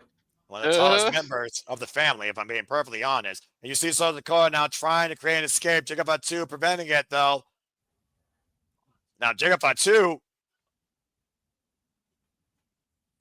Oh, he doesn't want to escape. He told the ref, close the gate. It's all gas, no goddamn brakes. Oh, that's right. Samoan Spike. It's coming from out of nowhere. Solo. Solo can't believe that he kicked out of the Samoan Spike. That's put away just about every one of his adversaries. Yeah, so far, both these men have put out their best shot, and both men have survived. Again, Jimmy Uso wiping out JC Mateo and Tongaloa. But Talatonga, to your point, wiped Jimmy out. As Jacob Fatu said, we're all gas, no breaks inside the cage only. Solo thought he had the win there. Now Solo looking for the escape for the first time over the top, knowing that he can't seem to escape through the door as long as Jacob Fatu's in play. And again, if he gets over the top and both hit the floor, Solo Sikoa will retain. Meanwhile, Jacob Fatu in hot pursuit. Oh, Lord, that's a dangerous thing to have after you. Uh-oh.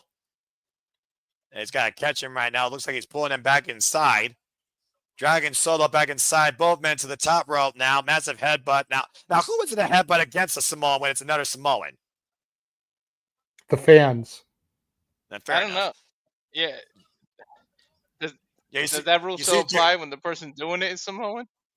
I mean, you know, the jury is out. But now you see the MFTs trying to get inside here. And what the hell does Talatonga have in his mouth? Handcuffs. Oh, no. He's going to try to handcuff Jacob to the top of the cage there. Right now, Jacob Fatu and Talatonga right now trying to fight off these handcuffs. He's got him, Noah. Oh, He's cuffed to the bar on the top of the cage. Jacob Fatu is literally being held hostage by the steel cage. We thought the zip ties to Lyra was bad. This is infinitely worse. Yeah, that's legit. And so is Sikoa right now. All he's got to do is crawl his way outside as Jason Mateo waits for him at the door. All he's got to do is above hit the floor and he wins. But Fatu can do nothing. He's absolutely stuck. What the fuck? Did he just rip the... Yes, he broke the cuffs. Yeah, he busted out those handcuffs. I get the feeling he's done that before, JJ. Yeah, I think so too. Again, scariest man in a lit alley right now. Oh! Damn, 2 back in the fight, kicking away Jason Mateo. Sikoa with the lunge, though. Crawling, desperately, panicking, trying to escape. Jacob Fatu, Sikoa, fingertips away. All he's got to do is let his feet hit the floor. Fatu holding back as hard as he can. Jacob Fatu dragging Sikoa back in. Oh, and a boot to the head with the steel cage door. Face to Talatonga. And Sikoa retains. Face to Talatonga. Well, at least he didn't walk out the cage. He fell out. Yeah, talk about a desperate man. How many times do I tell you, Noah? It doesn't. The record books doesn't say how you won, just that you won. Yeah, well, Sikoa was fortunate tonight. There's no doubt about that. Jacob Fatu had him dead to rights.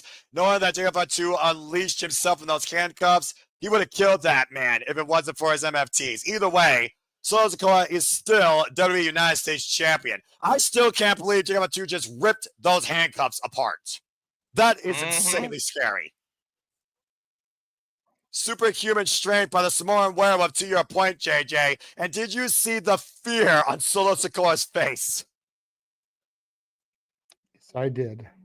And of course, that boot, though, by Talatonga into the steel cage door into Jacob Fatu's head knocks him out long enough for Solo to literally fall out. Still WWE United States champion. Are we down to the last 2 titles now? That is correct. Now, Sikoa asking the MFTs to get him. They also wiping out JC Mateo again.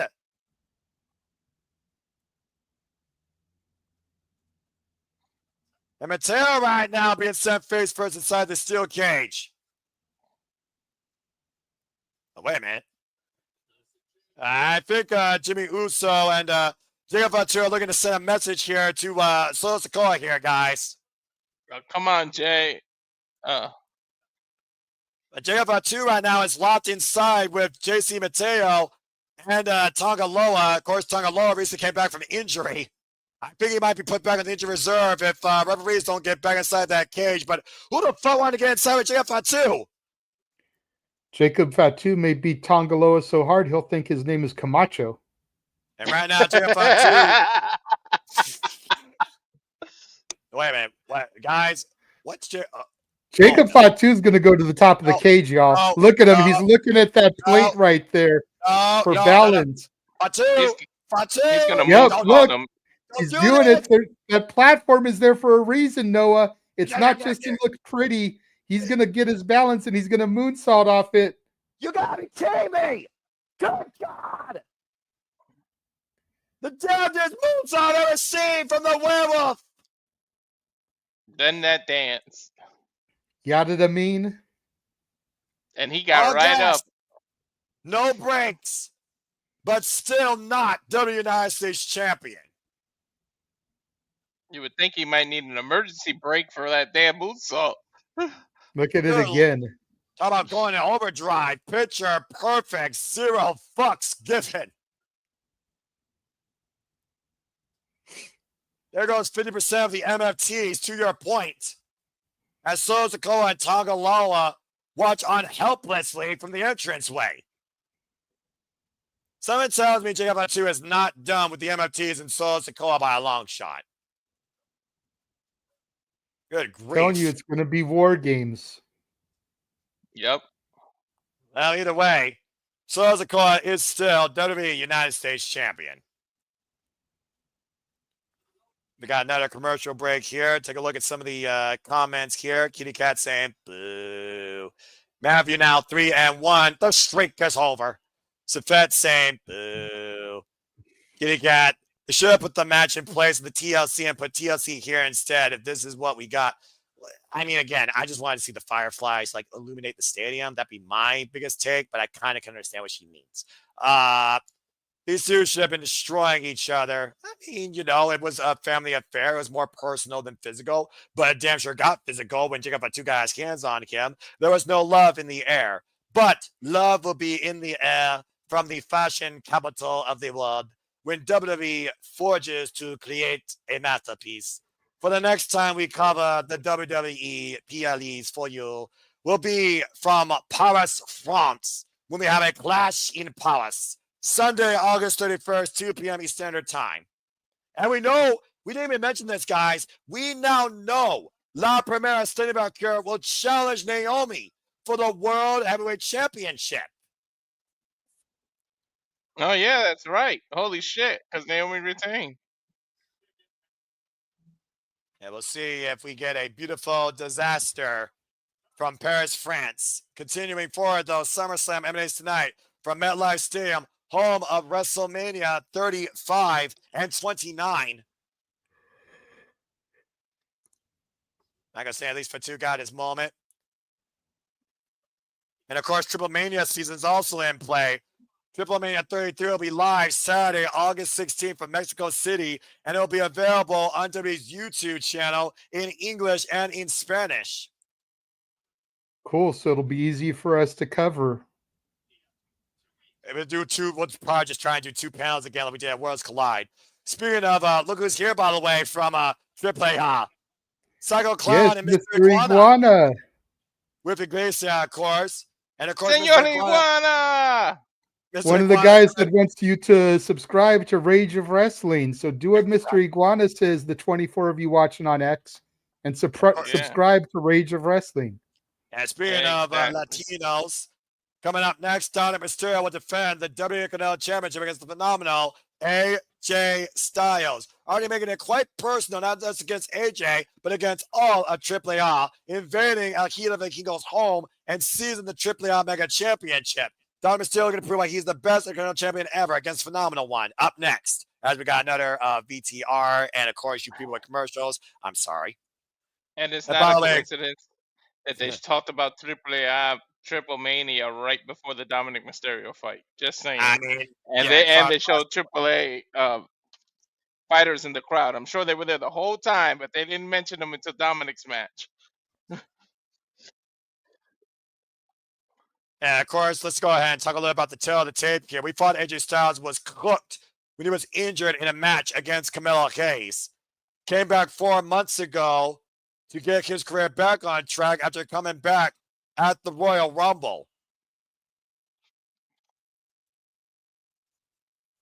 And of course, Dominik Mysterio had to be the welcoming committee. Oh, who changed the background? All right, that's fine. I did because the other background wasn't showing. It was just showing a black screen on our end. Really? That's weird. Yeah. There was no image, so I changed it.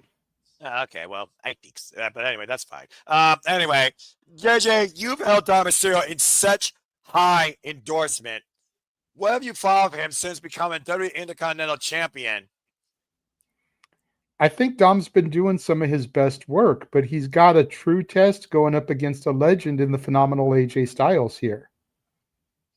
I'm going to be curious to see what he does with AJ chasing him. And, you know, we already saw the Judgment Day lose the women's tag titles. And it was a year ago at this event that Finn Balor cost Damian Priest the World Heavyweight title. It was Finn Balor that Dominik Mysterio pinned to become Intercontinental Champion. Could we see history repeat himself and have, like we were discussing on Simply Predicting, Finn Balor help AJ Styles become Intercontinental Champion? Finn, AJ, and Liv wanted to bring the Judgment Day down a couple of years ago.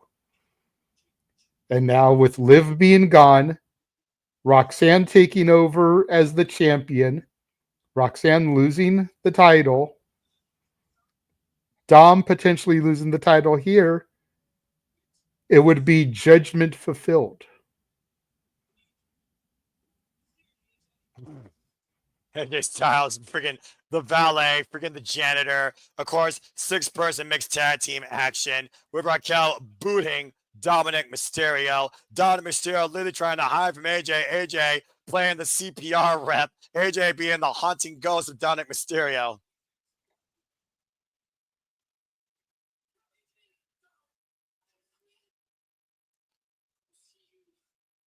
And finally, Dominik Mysterio decided to say that he's clear and he will see him at SummerSlam. Dominik Mysterio claimed that he's the greatest Intercontinental Championship ever. That's a bit up for question and debate. But being a phenomenal AJ Styles tonight will definitely add to that self-proclaim. At the end of the day, though, AJ Styles said once you beat him, you will always simply be Rey Mysterio's son. All right, well, here we go, guys. And to your point, JJ, will Finn Balor pull another SummerSlam screw job because Finn Balor was the man who ate the pin at WrestleMania? His judgment, is everything fine in the Judgment Day? I feel like we ask this question each year at SummerSlam, honestly. The hell is that mask that Dominik was wearing? I'm not even going to try and put thoughts out there because I feel like I'm going to say something that's going to be something him and Liv stereotypical. use on occasions. Walter? It looks like an old school Mysterio mask, but it looked more like S&M. So I was like, I don't know about that choice, Dom. It doesn't really go with the outfit. Of course, Dominik Mysterio also wears that mask to disrespect Rey Mysterio and luchadors. Of course, Dominik Mysterio won this title, to JJ's point, fatal 4-way at WrestleMania 41 against Braun Breaker, the former WWE champion, Penta Miedo, and Finn Balor. Pitting Finn Balor, who, of course, Finn Balor and AJ Styles are no strangers to this title. But I gotta wonder if Finn Balor, only being a WWE Tag Team Champion, is that enough for him? Dominik Mysterio has been champion now for 105 days, going into his 4th title defense. And the Intercontinental Championship, by the way, guys, has changed 16 times in SummerSlam history.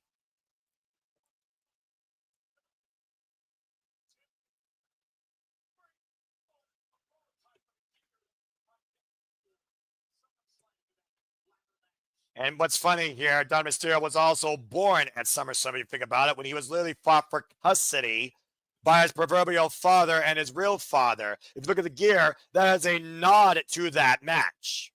Yeah, 20 years ago this year.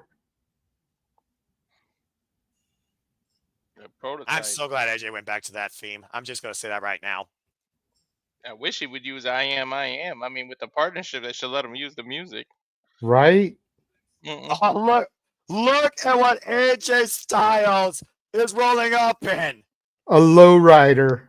Orale!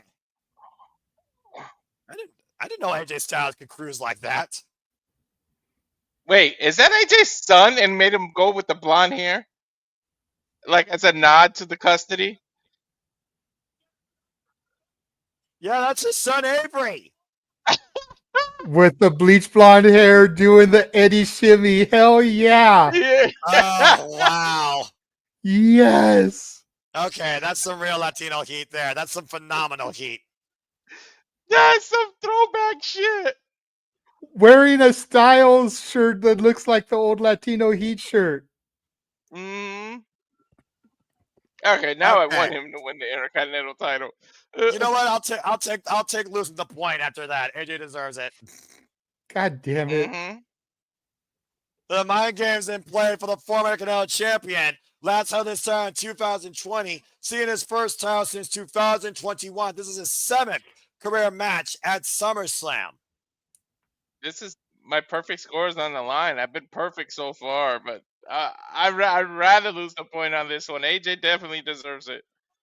Yeah, walking through the audience, by the way. AJ Styles also was previously. Look at his tights. His tights are a nod to Eddie too, with the flames and everything. And the boots, the yellow boots, JJ. Oh, man. But seriously, guys, let's figure out this. AJ Styles says this could be his last SummerSlam. Remember, he signed one last time to finish his wrestling career in WWE. Could he get one last title run out of it, though? And could it be the Intercontinental Championship? This is so awesome. I want an action figure of this. Yeah, of course you do. Right? Me too. Short Matt Cardona does too. I mean, again, you can go look at that on the Major Players podcast. He's still collecting action figures to this day. AJ Styles last held this title for 87 days, by the way, back in 2020. He has not held a WWE Championship since 2021 when he was Raw Tag Team Champion with Omos. Bell reigns are underway. Fast start here right now as AJ has taken the full mental game already into play.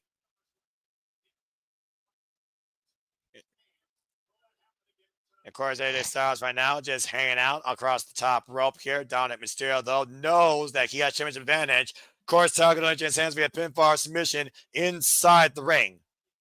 And Dominik Mysterio has been ducking and dodging AJ Styles since he returned back to WWE. AJ able to scout Dominik there. How about the British Bulldog and Bret the Hitman Hart, of course, for the Intercontinental Championship in one of the greatest, if not the greatest, SummerSlam matches of all time, dating all the way back to 1992, the match that made me a fan of this business in the first place. Now, now, to put the chef's kiss, I need AJ to do like the whole give him the chair, lay down, do something that Eddie does. Like, don't get out of my head. Get out of my head is all I gotta say. Little Three Amigos action. Manhattan drop and a big clothesline sends Dominik Mysterio up and over the top to the floor. Dominik Mysterio right now currently out here by himself. No Judgment Day in sight. AJ Styles, by the way, won this title against Daniel Bryan and lost it to Jeff Hardy. Oh, man. As Dominik Mysterio is now taking control of this match, we're going to follow through with a baseball slide, sending AJ to the outside. Eddie Guerrero right now smiling on from the heavens. Not sure who he's smiling more towards, whether it's AJ Styles or Dominik Mysterio. The jury is out. Now Well, I'm sure he's smiling towards his son there. Big cross body out of the corner. Dominik Mysterio, by the way, is the 100th 89th Intercontinental Champion in this title's history, going all the way back to the first Intercontinental Champion, Pat Patterson. Dominik Mysterio, of course, former NXT North American Champion and Tag Team Champion with his father, Rey Mysterio. Cover gets a 1 count.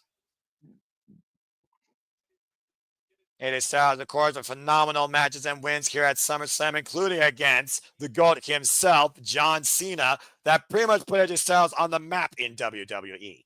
Hell yeah. That was a great rivalry. That match was ranked the number 2 SummerSlam match by WWE. And you know what was number 1, right, JJ? I believe the Bret Bulldog match that you referenced earlier. Ding, ding. And, of course, that was over the Intercontinental Championship. Oh, excuse me, Intercontinental Championship. In Wembley Stadium, right? Yes. Dominik Mysterio right now and AJ Styles mounted in the corner looking for possibly a avalanche Rana. AJ Styles, though, with the strength in play, looking to hook him up for an avalanche Styles clash. Dominik Mysterio, sense of urgency, able to escape. AJ able to get the boot up, though, create separation. AJ Styles, record-setting Mr. TNA, former TNA World Champion, former WWE Champion, former United States, former Intercontinental Champion, WrestleMania winner. Nice former here out of the corner. Former insert championship here. And, of course, the inaugural X Division champion in TNA history. Going back home to some anniversary this year, endorsing Leon Slater, who will defend that title now against Amazing Red at Bound for Glory. Oh, phenomenal blitz. I can't wait to call that shit. The sliding forearm here by AJ Styles. Of course, will be coming Bound for Glory, Triple Mania, Clashing Perry, Forbidden Door, Heatwave, and so much more here at the Simulaba Studio. Stay tuned, folks. As look at the Fireflies have come out tonight, finally. And subscribe. Uchi Garoshi over the knee. Styles with the cover and kick out at 2 for Dominik Mysterio.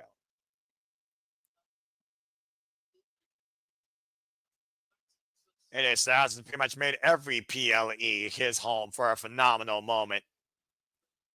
Now possibly looking for the Styles clash to put this away. Dominik able to escape, swing and a miss. Parry kick connects. And Dominik rocked.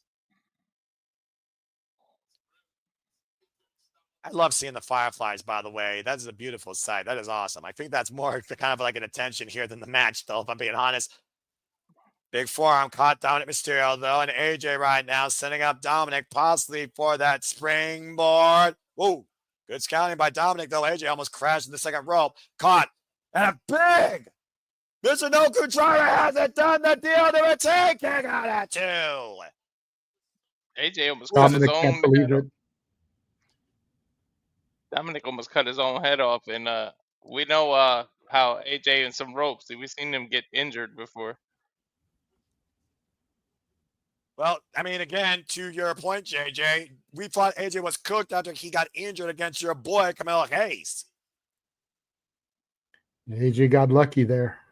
Yeah, I would say extremely lucky because I thought he was literally done after that. And for those that don't know what cooked means, it means like you are out indefinitely due to injury, possibly not returning. And now Dominik Mysterio looking to pay a nod here to Eddie Guerrero. A subtle mockery here with the 3-man. Oh, man! Drops Dominik Mysterio with a brain buster as a counter. That was vicious. Take a look at the replay here, guys. Look at this count and the way Dominik lands high on the back of his head and neck. Right in that big noggin of his. Trying to pull Dominik in position, possibly for a big 450, or if we're talking about Eddie Guerrero, maybe something else, some Latino heat. Out of the corner. Oh, the frog splash caught Dominik Mysterio's knees. Now Dominik Mysterio back in the driver's seat again. Drop kick and oh no. Oh, come on. Seriously? Dial it up, JJ. 619 connects. Could have sworn we were in the 212 area code. And now look at I the think drop. that's New York. Look at the drop, AJ. Oh, yeah. And the sound of the scout throw the frog splash. Now capturing Dominik Mysterio into the calf crusher. And Dominik Mysterio, though, great leverage here. High off the mat. Try to roll through to force a break. Dominik trying to use his long limbs to get to the rope. Does so. Now AJ has to break. Well, again, AJ can still cause a lot of damage here. I mean, the jury is out if Dominik Mysterio was legitimately injured for as long as he tried to held up against AJ Styles. AJ to go still right now, still very calm, cool, composed, and back in control of this match. Dominik trying to fend the Phenomenal One off, and does so. Sidestep, oh man! And AJ crashed face first into the second turnbuckle. It looks like Dominik Mysterio might be going to those desperate means. We already saw an exposed turnbuckle in play in the Women's Intercontinental Championship match, ironically enough, JJ. Mm-hmm. And right now, Dominik Mysterio, what the hell is he doing? Oh, wait a minute. And the official distracted right now. Steel chair coming into play. And right now, trying to distract the referee. And Dominik Mysterio looking to swing for the fences. Oh! Tossing the chair to AJ! And starts to win. There's the Eddie Guerrero moment! Referee, turn around! But we don't know what the hell happened. What happened? My monitor went out. Eddie's got a chair wrapped around his neck. Well, the issue is the referee doesn't know. Eddie Durango doesn't know who hit each other with the chair. And AJ catching Dominik Mysterio with a kick. That was right on the girl's play. Freaking amazing. You were calling for it earlier. Oh, wow. Oy. And again, Dominik Mysterio capitalizing on AJ, handing him dry across the top rope. I mean, he's already got kids, but still. Yeah, he got one of the fifth one. Oh! A little payback there for Dominik Mysterio. A little tip for tap, move for move. Yam bag for yam bag. I absolutely love the throwbacks, man. I'm so glad they're letting these guys do this. And Dominik Mysterio trying to pull out all the tricks out of Eddie Guerrero's playbook and then some. Throat thrust by Dominik Mysterio to AJ Styles, though. You see Dominik Mysterio, though, hobbling on one leg. Now rolling through again, out of the corner, back into the calf crusher, and this time Jade is towards the center of the ring. Mm-hmm. Dirty Dom has nowhere to go. Dominik Mysterio in serious trouble here. Will he tap out? Will he pass out? Will he find a way to counter this? Is there an escape from the calf crusher once again for the WWE Intercontinental Champion? Calf crusher in deep right now, and it looks like literally that boot might literally fall off Dominik Mysterio's. Oh! Stop, just pull the boot off. We remember Eddie Guerrero Eddie did and that at Angle. WrestleMania. Yep. Whoa, remember he dodging a bullet. So many And throwbacks. the official did see Dom use the boot across AJ's face. Now Dom is still hobbling up to the top rope on one leg with a frog splash. Mysterio with the cover back to retain. Dominik retains at SummerSlam. Yeah! 4-0, baby. 5-0. What a difference 24 hours makes. I know of with the predictions.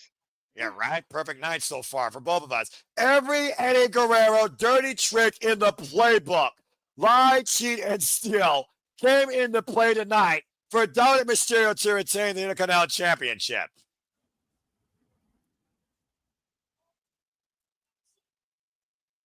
And that boot coming loose, to your point, JJ, was the difference. Dirty Dom does it again. Somehow, some way, finds a way to win. And I'll give Dominik Mysterio credit. He did it all by himself. Yeah, he did. Let's take a look at the replays here. Again, JJ, you can call the Eddie Guerrero playbook if you want. Good grief. That was freaking hilarious. Like, referee, turn around. What the hell? Bum man down.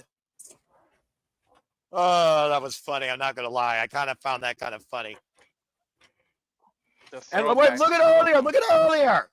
Dominik Mysterio was literally unlacing that boot earlier in the match throughout. No wonder he was hobbling. He planned that in advance. All right, Dirty Dom, I gotta admit, that was smart. That was smart. I didn't even notice that. Did he do that after the first calf crusher? He might have. Well, either way, frog splash, back press, Dominik Mysterio retains. The difference is Eddie did that when he was a face against Kurt Angle. He did this as a heel and then hit him with the boot. Hey, we're talking about Kurt Angle 2 decades ago, who was apoplectic trying to break the ankle of Eddie Guerrero, who slipped out and escaped. Same thing happened with Dominik Mysterio. Dominik Mysterio still WWE Intercontinental Champion. Well, as the action rolls on, we got another commercial break. Fuck streaming. Of course, we know we're going to go to War in California. Of course, in November at Survivor Series, when Survivor Series hits Petco Park, a baseball field, for once again that annual tradition. Lock them inside 2 rings and steel and see what mayhem unfolds. War Games returns at Survivor Series in San Diego, Saturday, November 29th. Let's go ahead. Not even gonna try. I saw some tickets for $4,500. Nice try. I ain't going there. Get the fuck out of here. That's ridiculous. Get the fuck out of here. Are you kidding me? Yeah, come.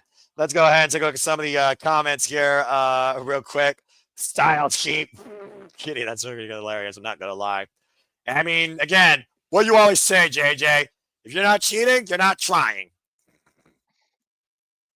And Tatilla talking about the old feeling of custody of Dominik. I mean, again, literally, AJ's son that came out with the bleach blonde hair, whipping a lowrider. Tatilla, shout out to my friend Tatilla. Go follow her, folks, at Ranges of Wrestling. Michael with the LOL. Matthew also right now. His streak is over. He's 4-1. And Charles saying, damn it. Michael Gonzalez also 4-1. Me and Walter so far are 5-0. Technically, Walter, you're 6-0. You had the Wyatt 6 as your primary. Oh, yeah. Oh, that's funny. I'm seeing an LFG commercial.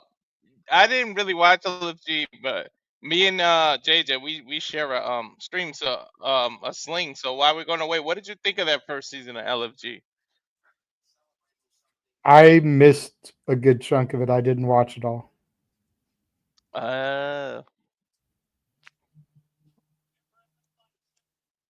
As we thank look goodness back, for DVR. yeah, right, exactly. How you think the Superman keeps up with all things wrestling? Currently 75 degrees, nice and clear night sky in East Rutherford, New Jersey. Capacity crowd on hand at MetLife Stadium near 60,000.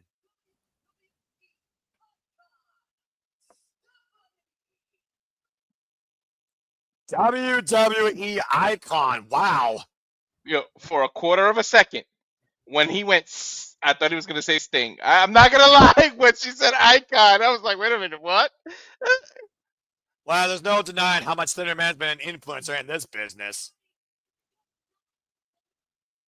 JJ, I would argue that Thunder Man has not been happier since the Paul Levesque era started in her life. Probably. If you watch the interview with what she said with Cena, she said she always had a feeling she was going to lose her husband early. And then when that heart issue happened and he survived it, that feeling of went over her and it went away. As we get the attendance record overall for SummerSlam, 113,722 combined, making this officially the biggest SummerSlam attendance in WWE history. Once again, the WWE Universe breaks records. You guys have each attended one. I never attended a SummerSlam. I attended two, one in Michigan and one right here in Ohio. The one in Ohio was far better. I was at last year's SummerSlam. I've attended 3, 2010, 2011, 2012. I need SummerSlam and I need Royal Rumble. Well, as we get ready for our main event, how insane was that tables, ladders, and chairs match from earlier last night? It was crazy. And that was tonight, Noah, not last night. Yeah, I'm sorry. Again, I'm tired, JJ. I got to get ready for work tomorrow. Again, looking at the French commentary here, the spots called around the world by WWE contingencies. Bodies were screwed everywhere in Arabia, in Germany, in France, in Italy, in Korea, in Mandarin. The entire world witnessed a human car wreck, a demolition derby. Good Lord, I hope Candace is okay after that, by the way. A cacophony of destruction, a Pyrrhic match in its purest form, JJ. Everybody left nothing to the wayside, but the Wyatt 6 still rode high. And I'm sure we'll talk more about that during our post-SummerSlam recap. As Aaron Rip does his review, we'll be back here with a brief shenanigans with you, discussing the entire outcome of SummerSlam Night 2. Yeah, it's officially scheduled for 10 Eastern, 7 Pacific, but in reality, it'll go at the next, like half hour or hour after it ends. So if we're off the air by 9:15, it'll start at 9:30 Eastern, 6:30 Pacific. All right, of course. Because I want to make sure we can get it in and get it out as quick as possible. I know people have work tomorrow and whatnot. I just didn't know what time it would be over, and I had to put a time down. So that's fair. I respect that. Well, JJ Walter, on a night where the man retained the Intercontinental Championship, Dominik lied, cheated, and stood to retain his Intercontinental Championship. TLC Warfare, the Wyatt 6 prevailed. We saw Naomi prove to be more than a third wheel. It all comes down to this. John Cena, the real John Cena, the American Nightmare, Cody Rhodes. It's Cena, Cody 2 for the undisputed WWE Championship. But this time, it's a street fight. Have to get another commercial break one last time. Walter, I can only imagine what is going through your head right now since we've seen number 17 happen at WrestleMania 41 4 months ago. And of course, John Cena set out to stop the wrestling timeline as we know it, to ruin it. The last time is now. saying he wanted to take this title home. And once I do that, each and every one of you will be froze. With wins over Ron Killings, Randy Orton, CM Punk, the deadline on this timeline continues to reach closer to 0. As John Cena said, no one was ever worthy enough to put him out. So he decided to just do it himself. That was, until on SmackDown, Walter, what we heard from John Cena. I never saw SmackDown, but from what you told me, it sounds like he might have did a babyface turn. Well, considering the prior week before when Cody Rhodes and John Cena were supposed to sign on the dotted line, John Cena says, I'm tired. I do not need to wrestle at SummerSlam. He is emotionally exhausted, and he wants to do what's best for business right now in preserving him and the WWE Championship. He didn't want to sign on the dotted line, and Cody Rhodes wasn't going to take that shit, JJ, especially after what happened with these two men back at WrestleMania when Cody Rhodes refused to pull the trigger, showed sympathy, humility. He showed none of that Friday night when he forced John Cena to sign on the dotted line.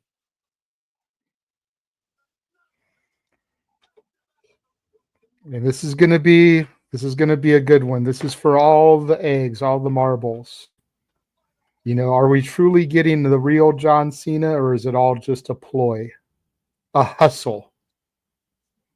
I like what you did there. Is there respect still with these two?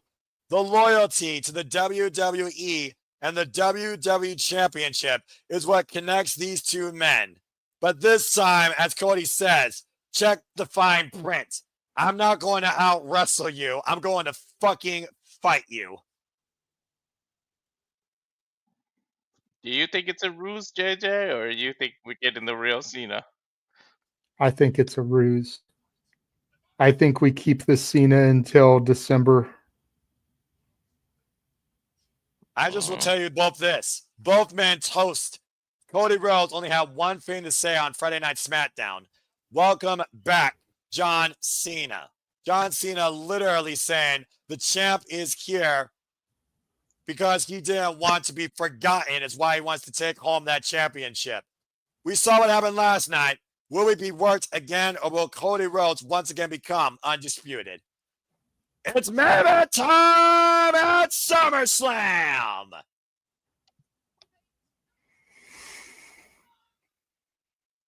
Oh, shit.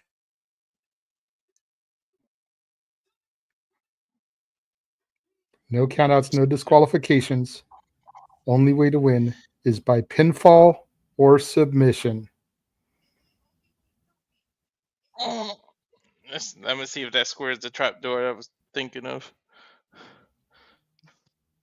Oh, boy. Last year, Cody Rhodes entered SummerSlam in the main event as the undisputed WWE Champion. This year, he walks in as challenger. Yep, it was a trapdoor. Give him the voice of the American dream, Dusty Rhodes, baby. When you walk behind and you're not a leader, then the view never changes. The view never changes. The view never changes. Don't let me down now, because I came back for you. Words of bullying. I don't want him to lose. I mean, I'm sure there's a lot of conflictions right now with the entire WWE universe when it comes to should Cody Rhodes win, and in what capacity should Cody Rhodes win. On the opposite side of that, should John Cena retain if we do get the real John Cena tonight? Royal family.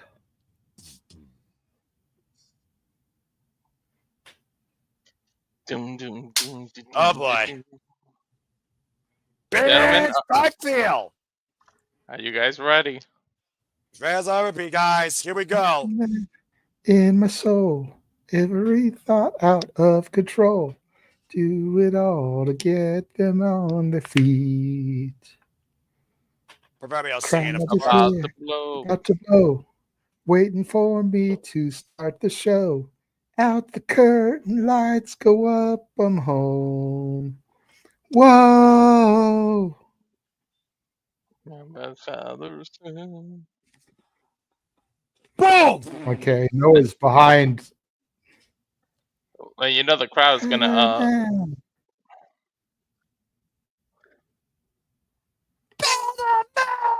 I got barely the no funny voice. thing is the Damn crowd's boots. gonna do the same thing to Cena.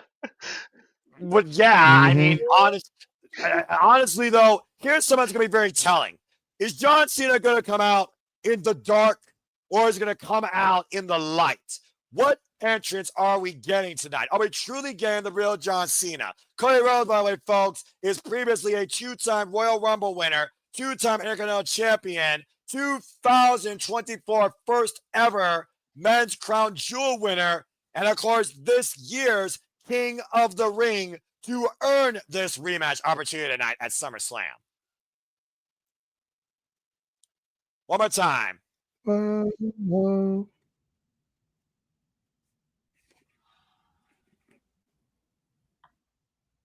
You want to talk about Roman Reigns and Jey Uso's entrances being long? These entrances are going to set the mood a whole lot longer. Well, to your point, Noah, and the question you asked, I think Cena has to come out in the light to continue the ruse.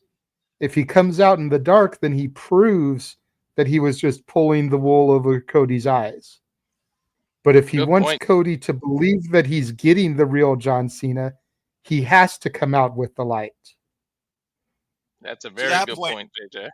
But to that point, Walter, does Cody Rhodes need to remain true to what he is in his soul, to live like the American dream once did, or truly become the American nightmare to seize the title tonight? Does Cody Rhodes need to be something that he hasn't been yet in WWE? A heel.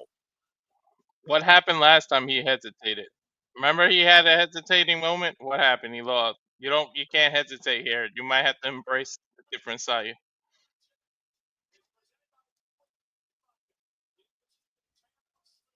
Of course, it's a rematch from WrestleMania 41, Night 2, where John Cena took the undisputed WWE Championship from the American Nightmare, Cody Rhodes. Of course, this story goes back proverbially to the first time Cody and John Cena shared the ring together in WWE, prior to Cody Rhodes returning home after finding himself and becoming from undesirable to undeniable in his pursuit to finish his story to become unfucking disputed. Now Let's it's become undisputed once again. find out what kind of entrance he has here, JJ. This right here is Yep. going to be the story of the night and possibly the story of the weekend. I don't know. That cash in might be hard to beat, man. Well, you heard what Paul Beck says. You ain't seen nothing yet. How do we top that shit? Well, at least I got the fireflies. Well, it's the darkness, Whoa! at least for now. Oh, there we go. The real We're getting the real John Cena.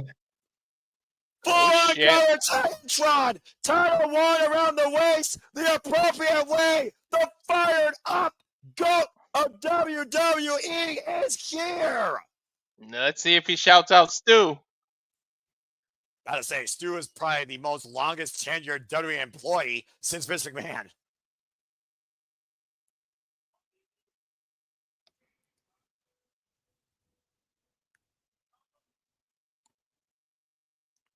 Asking Stu if you got a run in him. Y'all know what time it is. The first run this year for John Cena since the Elimination Chamber, charging down to the ring in full color. Well, if this was the real John Cena, you should have changed the theme because that's what the fans want. And isn't that what you want to do now? Give the fans what they want? If you went back, you should have changed your theme. 16th You know who career. doesn't want that though, Walter? Emmanuel. I'm not He's gonna- still booing. I can only imagine what Emmanuel's thinking right now. By the way, guys, this is John Cena's 16th career match at SummerSlam. JJ, this stage has been John Cena's uprising and undoing multiple times. Yeah. And did you notice the smirk there from Cody? He's not really sure whether to buy it or not, because even though this is what he wanted, he knows what lives inside the head of Cena. He knows Cena is a veteran. He knows the mind games. Let's go down. Cody's still not 100% sure if he can trust it. Well, let's go down to the judges for Alicia Taylor. It's the main event. He knows what to do. Get the solo off. No. What the hell are you doing? Because I'm behind y'all. Oh, the American Nightmare, the son of a plumber, the 2025 King of the Ring winner, former undisputed WWE champion, at 40 years of age and 19 years in the game, the American Nightmare, Cody Rhodes. I was going to give you the main event thing. No, I know. That's James's shtick, though. I gave it to Walter last night. Walter could do it again if you want. Meanwhile, from Boston, Massachusetts, the same city of our own James Hebert, the GOAT. West Newbury. About to say. West Newbury, Massachusetts. Excuse me. Look at the way he's got his arm around Alicia Taylor. Mm-hmm. So salute. He's totally still heel. He's fucking with everybody. Yep. He's trying to pull the wool over our eyes, man. I know John well enough. You legitimately do. Fucking with people. You and Jeff legitimately do. John Cena, by the way, folks, 48 years of age, 25 years in the game, the 17-time WWE undisputed world champion, John Cena.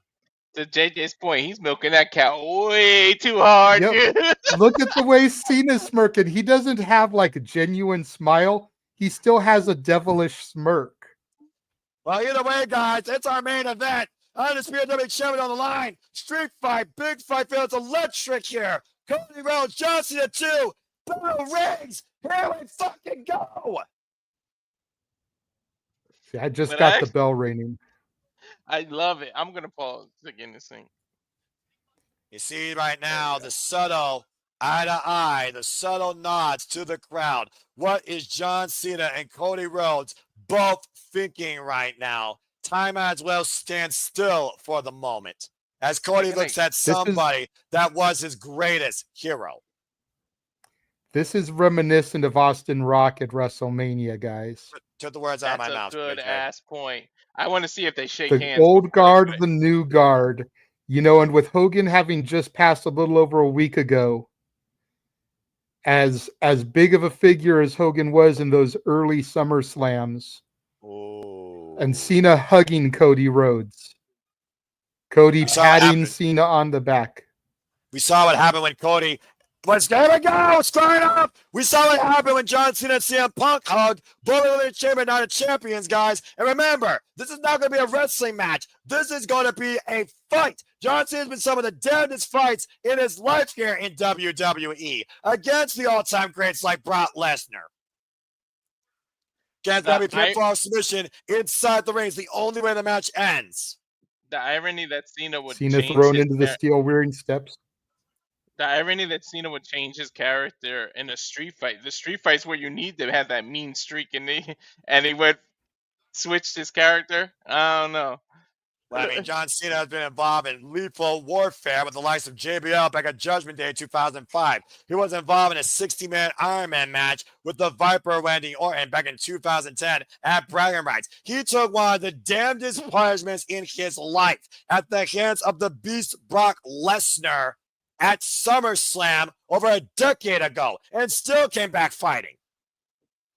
We don't mention that SummerSlam. That SummerSlam gave Jeff PTSD. It's history, JJ, history.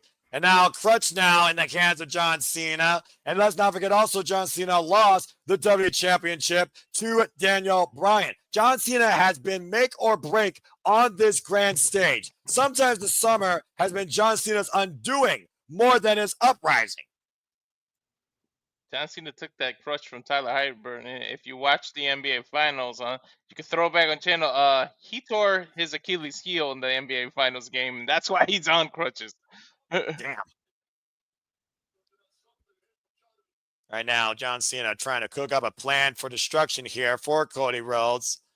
Last time John Cena, of course, was involved at SummerSlam was 2021 when he lost against Roman Reigns for the WWE Universal Championship. Cody Rhodes hoisted John Cena up, though, and plants him back first on the steel ring steps. Cody collapsing right afterwards. It took a lot out of Cody, even this early in the matchup. That can't be good. Well, we also got to consider this, JJ. Cody Rhodes is probably coming in here with more wear and tear. John Cena has been on a limited schedule. Cody Rhodes has been fighting nonstop each and every week, including through the King of the Ring tournament. Let's not forget we had to beat, by the way, to earn this match. Randy Orton. He did have a little bit of a break after he lost the title. Now John Cody Cena just came crashing down, and I'm sure it hurts him inside. But now John Cena hoisting up the steel ring. You son of a bitch. Now John Cena hoisting up the steel ring steps. What the hell is Cena looking to do here with those? Good Lord. That's the lower base of those things, too. Those are 400 pounds.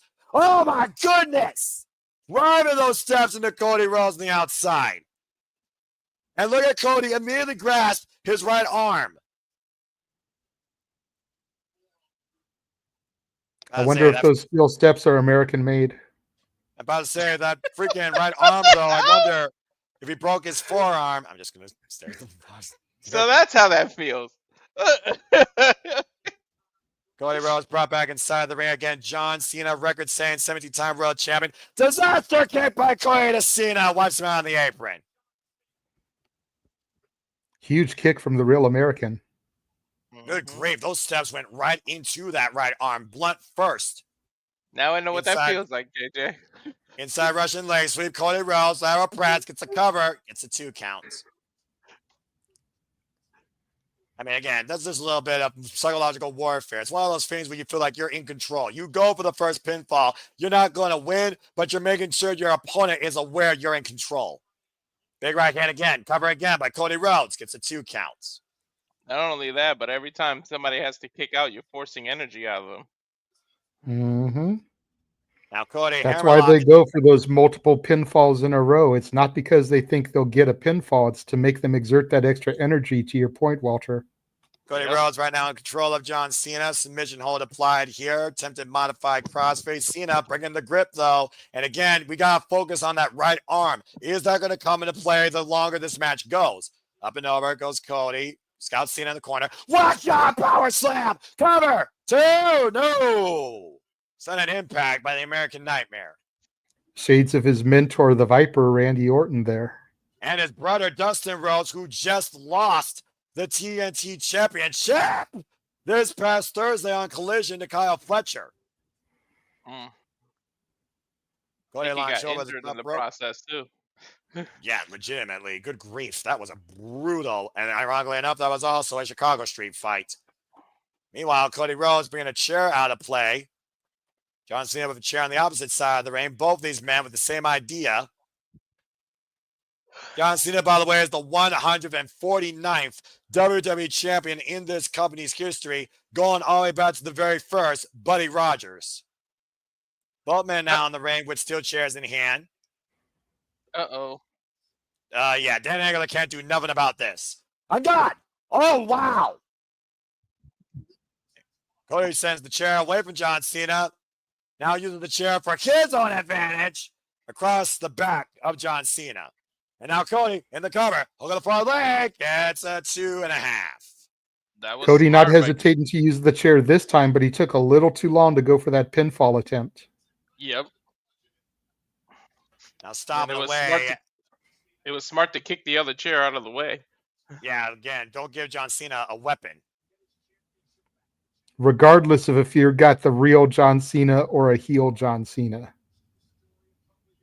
Now wedging that chair between the top and middle turnbuckle. We talked about, again, Cody Rhodes' story back home to WWE when he became from undesirable to undeniable to fucking undisputed. Now looking to abuse John Cena. Oh, face first goes Cody in that steel chair in the corner that he set up. Swing and a miss, and JJ. It's one. Goddamn buffering. Oh, man. Boy, how many times have we seen this over the years? I think it's Peacock because it's happened to me like 3 times already. And right now, John Cena might look at the lay in the 5-knuckle shuffle. Every one of us here have called that more times than I can count. Now pumping up the George looking for the AA. And Cody You can't see me. Mm-hmm. Cody Rhodes right now seems to be a step ahead of John Cena, going with a little bit of flip, flop, and fly, if you will. But on the elbow, the point of the head. And now Cody looking for the Cody cutter. And now Cody goes in the cover of the far leg. Kick out 2.5 by Cena. Take a look at the replay here, guys. Bam. And let me know if you see that, by the way. Good grief. Cody Rhodes is lots in here tonight, guys, in this fight. He is not holding back anything here, it seems, tonight. I don't think neither one of them are holding back. Oh, John Cena got caught on the shoulders. Attitude adjustment connects. Cover to retain the title. Kick at 2. Shit. You see how quick and easily he could do that move. That's to JJ's point. Cody and Cena are not going to put the other down easily here in this street fight. The sidestep. Yeah, big boot caught up there. Right to Cody. Now Cody might be looking for that avalanche Cody cutter, super Cody cutter off the top rope. Instead, turn the moonsault. Cover now on Cena to again the title kick out at 2 again. You said pulling all those stops. So when's the last time you seen Cody do a damn moonsault? Been a while. And right now, of course, that wasn't full-on body-on-body either. Disaster kick again connects to John Cena. Cover now to regain the title. Lyra press, and Cena kicks out again. To your point, JJ, constant assault, constant quick pinfalls, wearing down his opponents.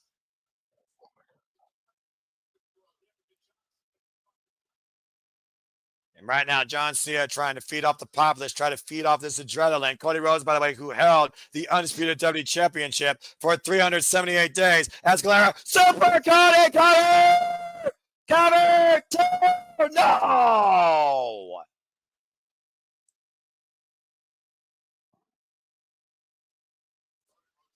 Woof.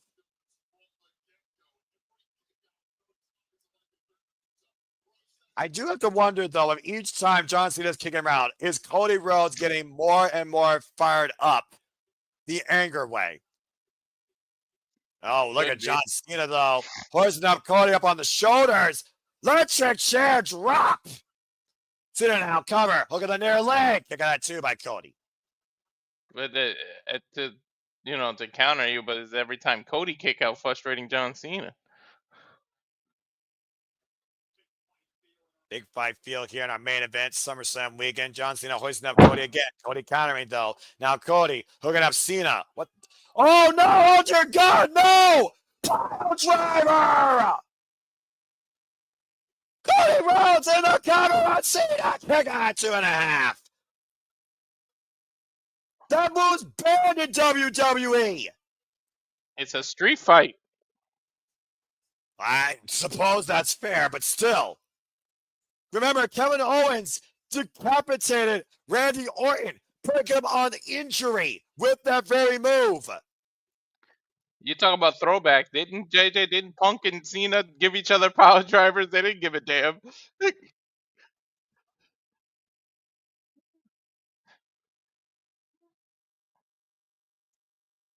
Right now, Cody Rhodes here fired up.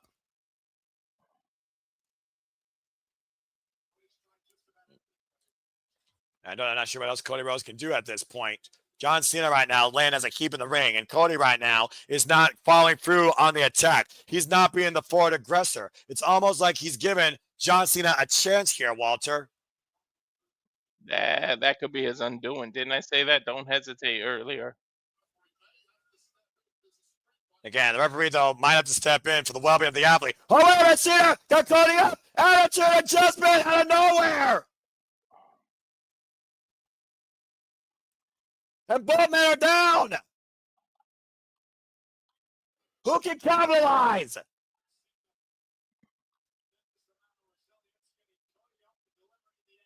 Well, now what do we do, Walter? I don't know.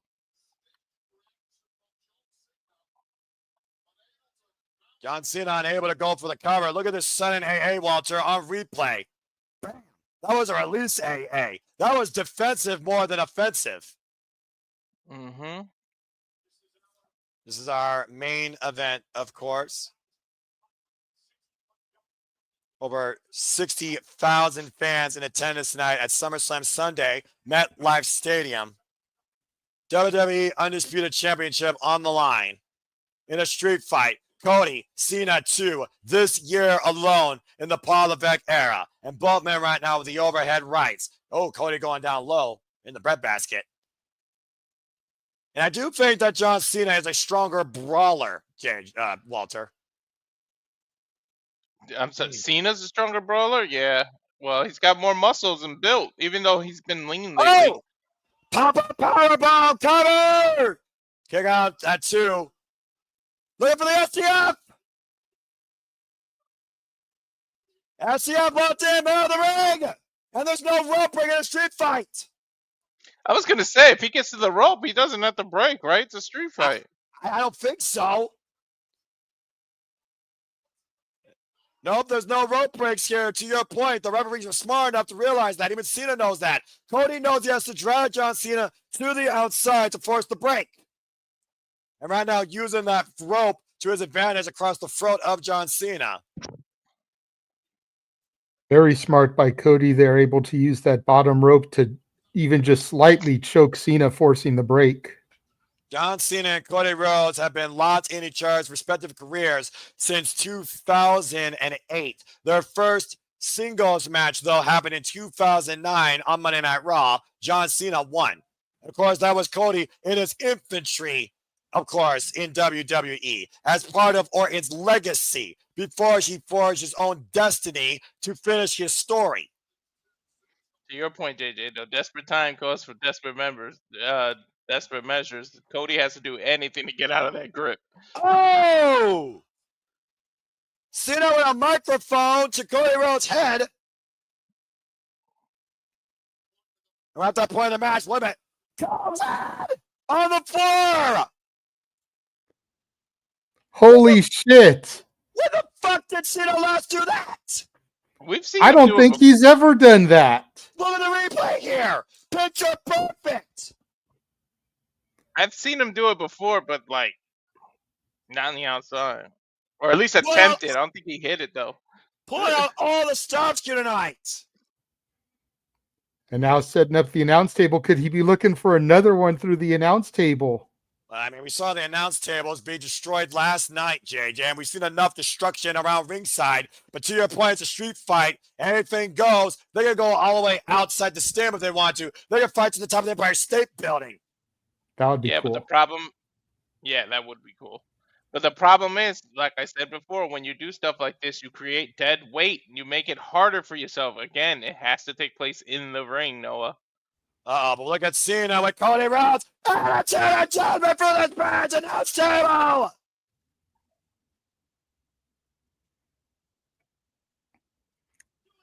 Doing everything he can to make sure that Cody Rhodes remains only within a reach of the championship. But you see my point? Now Cody's dead weight. I mean, again, the pinfall and submission to both y'all's points has to occur inside the ring. Like that's why Cena's rolling him until he gets closer to the ring. That way he doesn't have to exert as much energy to get him in there. But we also know how strong Cena is. He used to do fitness. I think at one point John Cena wanted to even be a bodybuilder, to your point, JJ. Dude, at one point he was the strongest man in WWE aside from Mark Henry, I think. Cover now. Look at the leg. Is it over? 2 9/10 for John Cena. Take another look at the replay, guys. To your point, JJ, remember this man picked Edge and Big Show up over his shoulder at WrestleMania out of the corner turnbuckle. That takes some strength. Mm-hmm. For real.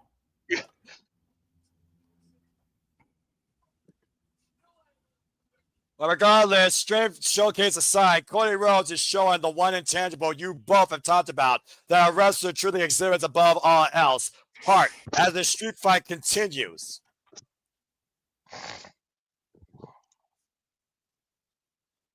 It's like John Cena's freaking fired up here tonight. Cena, though, torso first, in the top turnbuckle. Cody Rhodes has the hook. Cross Rhodes. Cover. Can we get the title? Kick out 2 9/10 by Cena. Yeah, you knew it wasn't going to be just one Crossroads. If it took 3 to put Roman Reigns down to capture the title, it's going to take at least 2 on Cena. To be fair, though, Roman Reigns held that title for 5 years straight, while John Cena's held this title for 17 different times in his illustrious career. But to your point, we are talking about the GOAT of WWE versus somebody that wants to be the captain for the foreseeable future. At least 2. Yeah, I would say even more than 3. Well, again, what does it take to put a man down in a street fight versus a wrestling match? A bullet. Yeah. Hey, it is I New don't know. Jersey. Think of that.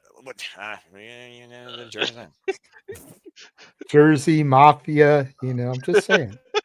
Right? I'm sure there's a lot of bodies buried under the boardwalk. Yeah, accurate, not also not copyright. Cody Rhodes right now with John Cena perched on the top turnbuckle right now, looking for some high-risk offense out of the corner. John Cena right now, dangerous situation. Cody Rhodes looks like he's trying to jockey for control. Cena, though, finding back, though. Greco-Roman knuckle lock on the top. Headbutts to the heart with a smile on Cena's face, looking up the American Nightmare, sending him down to the mat. And now Cena left alone in the corner. Off the top rope. Might be looking for that big leg drop. Across the back of the head and neck. John Cena hoisting Cody up. Another emphatic attitude adjustment. Coming to retain the title. Kick out at 2 again by Cody.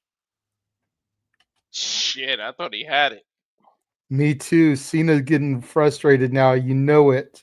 Look at the replay here, guys. Watch where the leg lands. Right across the back of the head and neck of Cody Rhodes. And then the AA. Double whiplash impact. Still 2 9/10. I haven't even seen him do that leg drop in a while. It's been a while since Cena did that. I would argue, JJ, that John Cena has not pulled out these big stops since he's come back to WWE. I agree.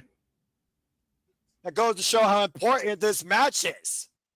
Well, he didn't want to get the pops out of the crowd, so I guess now that he's, changed. The real Cena. Yeah.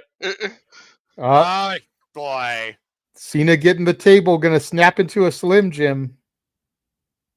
Haven't we seen enough of those broken tonight?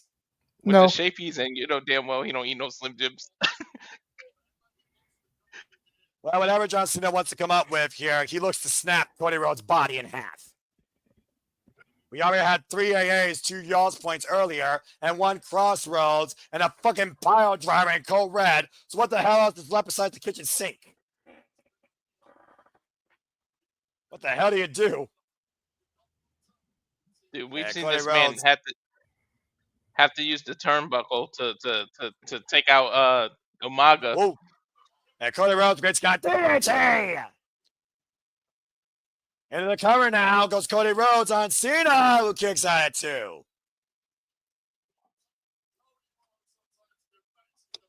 Woo. Great awareness by Cody Rhodes playing defensively there, flipping the table away from an attempted AA. Now Cody looks to rearrange the furniture. They say sometimes the best offense is a good defense. The amount of punishment both these men have endured so far, and I don't think they're ready to let up. As this WWE Championship street fight match continues here. Of course, Cody Rhodes, former multi-time AEW TNT champion, WWE Tag Team, WWE Intercontinental. Woo, John Cena able to stop it. Woo, and Cody able to stop himself. Cena hoisting up Cody up on the shoulders. Cody lands on the apron though. Ooh, falls to the floor. And now brings John Cena to the outside once again. Shot to the back of the head. Now driving John Cena. Oh boy, here we go. Over the barricade. Out into the WWE Universe. Both these men are going. Oh, giving John Cena a cold one. I don't think that was a vodka. Or a whiskey. Now they're outside the actual ring area, This is the part where it gets good, JJ, when they're in the crowd. Mm-hmm. Oh, Cody sent into a barricade by all that structuring. And Cena and Cody fighting amongst the masses that have defined their careers over the last 20 years. Oh, wow. Cena catching that trash can, and Cody and Cena coming to blows here. I'm not sure who's going to get better at this exchange. Going even further away from the ring. And a heavy rag to the back of John Cena. I mean, at this point, you just throw the match out the window. Just fight. Let him fight all night, I guess. Let him fight till Monday. Who the hell Fight cares? forever. A definition. And Cody Rhodes driven into that guard ring. And now Cena with a guardrail into Cody Rhodes. Using anything you can that's not glued down. Cody just got railed. Oh, man. And again, driven up against the WWE Universe. And once again, John Cena in firm control. Here we've seen John Cena with vehicular punishment. Drove men through spotlights, through stages, through vehicles. And Cody with the suplex to Cena through that guardrail, buckling under John Cena's spine. I think JJ's got my playbook over there. Look at the way that guardrail's bent, guys. Oh, jeez. You know, when spine meets steel, steel always wins, right? Yeah, there's always only one winner when it comes to steel versus the human body. So the guardrail stole a victory? Cena trying to crawl away for some sort of reprieve. I'm just going to focus on the monitor. I'm giving Walter a taste of his own medicine, Noah. I can tell. and you're doing a phenomenal job, apparently. And I'm just looking at the monitor as two men are fighting literally in between the staging. Look how high that stage is, by the way. Dadgum. Right? John Cena driving Cody Rhodes face first to that stage equipment. Cody Rhodes They're now under being the driven. stage. What the hell? They're underneath the massive. This is where Cody came out. That's the elevator. They're going to come up through the hole there. Yeah, but who's going to come up on top? Cena and Cody Rhodes are somewhere underneath there, to your point. Watch it be the Rock that comes out. There's smoke right now coming out. Is someone on fire? Oh, what the hell? John Cena with Cody Rhodes up on the shoulders. Look at this shot. Is that a rising villain or a rising hero? We'll find out. The look on his face said the former rather than the latter. And right now, John Cena with Cody Rhodes on his shoulders. Oh, no. John, don't do this. Oh, the AA on the stage. Dang, he barely did But it doesn't matter. Pinfall or submission has to be in the ring. Yep. He pretty much threw his ass. Screw it, AA. He was like, boom, like some luggage you throw. I mean, Cody Rhodes isn't a light human body, to be fair, either. That guy's all muscle. And that stage, of course, has no give, JJ. You hear that thud? Jeez. Friggin' reinforced walkway to a 220-pound man with no give. Yeah, I think Cena's starting to regret it because now you got to drag dead weight. Yeah, indeed, John Cena right now needs to come up with a game plan to bring Cody Rhodes back into the ring. And that is a long way. Might just literally drag a dead carcass. Once again, John Cena hoisting up 220 pounds up on his shoulders. Marching his way down to the ring. The fact that John Cena can do this deep in a match, JJ. Giving Cody an opportunity to catch his breath, though. Come back too. Cena going all the way down from the ramp, dragging Cody Rhodes back inside, just inside underneath the ropes.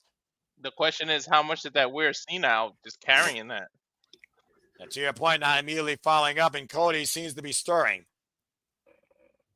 And Cody Rhodes got John Cena, sends it through the table. Cody played possum the whole time. And now Cody with Cena again, Crossroads.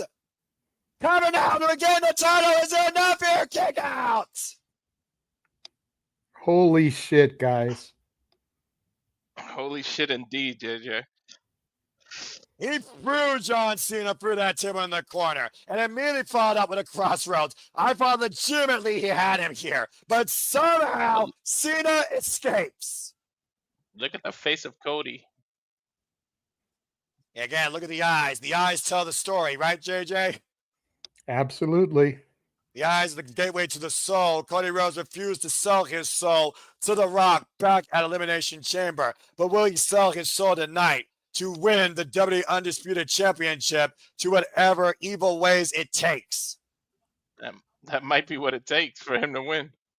The low bridge by John Cena. Cody Rhodes sends Cody to the outside once again. How many times have we written off John Cena, though? There's a reason why we call him Big Match John. Oh, and Cody with a chair to Cena's face. Well, now Cody's been part of some big matches lately, too. Yeah, not just in WWE. How about we talk about his journey back home to WWE, starting a wrestling company, Ring of Honor World Champion. He's been involved through fire, through hell, through steel cages, through anarchies in the arenas, through freaking stampedes in stadiums. Wait a minute. No, I mentioned it earlier, what he had to do to beat Umaga. Look what Cody's doing. And to your point, John Cena, one of the dentist fights of his life, lead had to choke Umaga out with a turnbuckle. And the steel exposed. How bad does Cody Rhodes want to win that title? Oh, right for John Cena's face. Again, whatever you need to do to win, you have to do it here. You can't show any signs of weakness. The killer instinct has to take over. Cody measuring his man, but again, reluctancy all across the face of Cody Rhodes. Just again, JJ, Cody. He's trying to kill his hero for the title. Cody's starting to hesitate. Modeling himself after John Cena, modeling himself after his hero. You willing to kill your hero? And again, using the steel turnbuckle. 7-Eleven's open, guys. You can't look at this man as your hero. You got to look at him as your opponent, your opposition. You got to look at him as the one you have to beat to win the championship. It's as simple as that at the end of the day. But Cena's not going to quit. He never gives up. Mm-hmm. Well, he already got hit in the face twice with that steel turnbuckle, though, JJ. Choke him. Makes it back to his feet, drop toe hold. John Cena now, tapping Cody Rhodes. STF applied, and the ring rope wrapped around the throat of Cody. Did I call it or did I call it? It's been too many throwbacks tonight. He has to do whatever he has to do to win the championship. Cody Rhodes trying to find a way out of this. Gets his arm underneath him. Grabs John Cena's head. Now Cody Rhodes the submission hold. And literally traps John Cena. Choking him out right now with the ring rope. This is my script. John Cena and Cody Rhodes both trying for position with a ring rope in between them. Between certain defeat and sweet victory. Get to the midsection though. Went low. Now John Cena hoists Cody Rhodes again. Cody Rhodes, though, hooks John Cena. Again, Crossroads. And he ain't giving up this time. He ain't letting go. Another Crossroads. That's the second one, JJ. Mm-hmm. He's looking for the hat trick. Cody Rhodes looking for the trifecta to finish the story once again and connects. Covered by Cody. Cody Rhodes has won the what? John Cena just kicked out of the hat trick. Are you fucking kidding me? I told you guys it takes more than the freaking 3. Cody is in utter disbelief. JJ, you fucking called Cody last year off that finishing his story. He didn't beat John Cena. There's a reason John Cena's the GOAT, man. Cody, Fucking real. I don't still know how think good there's something more coming. Yep, What else do you have left? What the fuck else do you have left? a person. I don't know if you guys Mhm. can read lips, but Cody literally said, "What the fuck?" Took the words out of my mouth. Now Cody grabbing the title belt. Oh, man. The title that Cody held so near and dear. The key to being the captain. Once again. JJ, how What many do you times have did to he do? hesitate? How many That's times your did he point. hesitated with this before? Yeah, exactly. Multiple This is times. literally WrestleMania. Cody had the smoking gun in hand and refused to pull the trigger. Will he pull the trigger tonight and regain the undisputed WWE Championship? John Cena unaware. Cody, though, unable to execute. John Cena, attitude adjustments. And again, he's not done. Hoisbell Cody again. Second attitude adjustment. And Cody tossed the title to the wayside. He's going to do it his way, the real way. John Cena hoisting Cody Rhodes up to the top turnbuckle. It's gonna go for an avalanche. AA. Oh boy, this might be Cody's undoing. From the second rope, John Cena hoisting up Cody Rhodes up on the shoulders. Avalanche adjustment. The cover to retain. And Two. now. Holy shit. What the fuck, guys?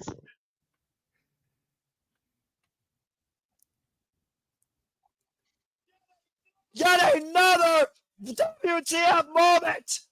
John Kitty. Cena with the ultimate of attitude adjustments. And Cody Rhodes kicked out. This match Kitty. continues.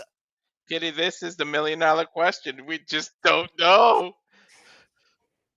Can you beat Superman? Can you beat an immortal? If you have kryptonite, I mean, at this point, JJ, who has more doubt creeping in their mind right now? John Cena or Cody Rhodes? Probably Cody, if I'm being honest. Because he's already lost to Cena. And once again, John Cena pulling out the lumber, another table. My God, this is insane. The damnedest WWE Championship match I've called in a long time in this company. this is a main Somehow, event, guys. some way, I don't think neither of these men are done yet with their reserve. John Cena right now putting out the table. Of course, John Cena has been undue for these tables multiple times as well. You hear the polarizing chants running out for John Cena to define his career over the better part of 2+ decades. They've gone to every level you can go here. Maybe it's time to reach a final boss, huh, JJ? I'm just saying. At least your ultimate attack, if nothing else. Good God. John Cena right now, once again, looking to hoist up the American Nightmare out of the corner. Powering up Cody Rhodes to the top rope again. Now Cena hoisted up to the second rope, once again in the mount position. As if that wasn't enough, putting Cody Rhodes up on the shoulders for another avalanche AA. Attempt for a table. Cody Rhodes fighting back though. Elbow strikes, side of the head, able to escape. Cody Rhodes right now with John Cena perched. Now Cody, what the hell? Hooking up John Cena, springing up like a cat. Cody and Cena trying to control. Oh my God! From the Avalanche top rope, Cody Cutter. Avalanche Cody Cutter through the table from the top rope. Cena face first. Cody hit his John Lee knees might be too. out. You see John right now just blinking his eyes right now, trying to get his vision, trying to get his bearings. And Cody again, reluctant it seems, in the background. Saluting him. Yep. Final salute. Who you're about to die. I salute you. Crossroads by Cody. Cover 2. It's on over. It's over. It's over. Cody Rhodes is once again undisputed WWE champion. Step 1 of what I said is complete, JJ. Mm-hmm.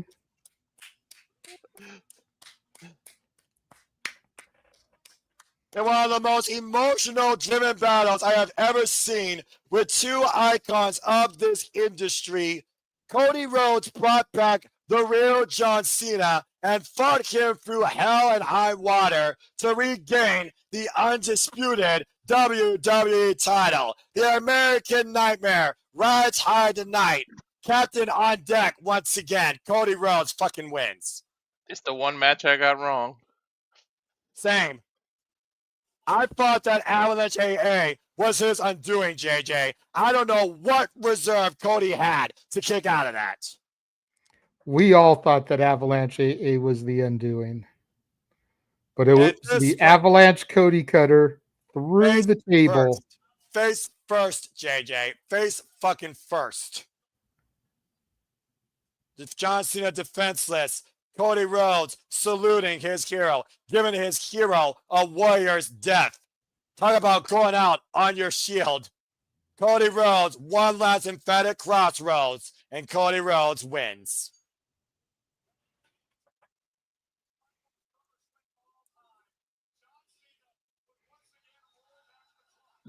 Where do we go from here, though? Where the hell do we go from here? One thing's for certain, we definitely got the real John Cena tonight in his final SummerSlam ever. And honestly, I don't think John Cena never fought better. Cody Rhodes, though, is once again undisputed WWE champion. This is definitely Cena's best match of this run.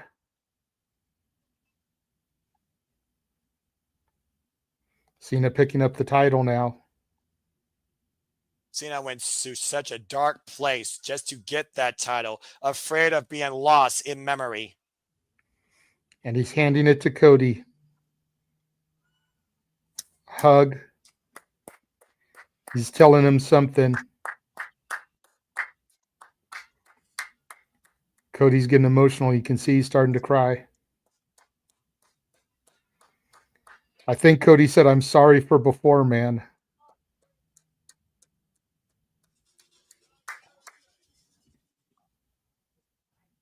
If that's not a passing of the torch forevermore, I don't know what is. For the last time, John Cena main event SummerSlam. It has come full circle as Cody Rhodes' hero endorses him, as Cody Rhodes is once again the undisputed WWE champion. I got a feeling in the pit of my stomach it ain't over, man. I don't know, man. To the man that will carry WWE now and forever, to the man that carried WWE then. John Cena, Cody Rhodes. Cena's got money for a lawyer. That's all. All I'm saying is Cena's got money for a lawyer. Good God. They laid everything on the line and then some. They put their very souls on the line tonight, JJ. Mm-hmm. But I'll be interesting to see Raw tomorrow and see if what Walter said becomes reality. Well, right now, tonight, Cody Rhodes leaves the ring to John Cena. But there is 4 months left, to your point. The timeline on the last time is now still isn't over. Number 17 may be done, but John Cena has yet to be done. But we don't know what's going to happen. The one thing we do know is this is Cena's final SummerSlam. What a way to go out. Thank you, Cena, indeed. Saying no, thank you. That's what John Cena's always been about. It was never about him. It was always because of them. Come on, Cena, don't get me emotional, man. Too late.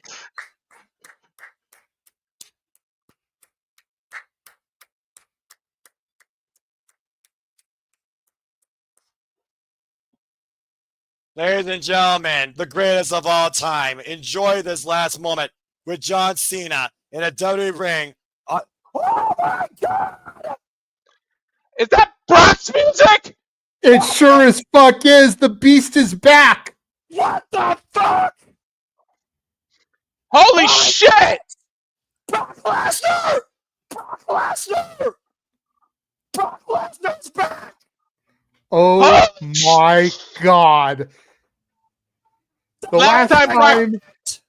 This is SummerSlam 2014 flashbacks. Yeah, no kidding! How about we talk about it? Hell Brock yeah! Lesnar literally suplexed F5 fucking count John Cena 16 damn times in one night! Brock Lesnar's back! The last time he came back was against Cena. That's fucking crazy. Oh my God! Well, dude, if you really want to think about it, one of Cena's biggest, oldest rivals is that of Brock Lesnar. They were both in that 2002 OVW class.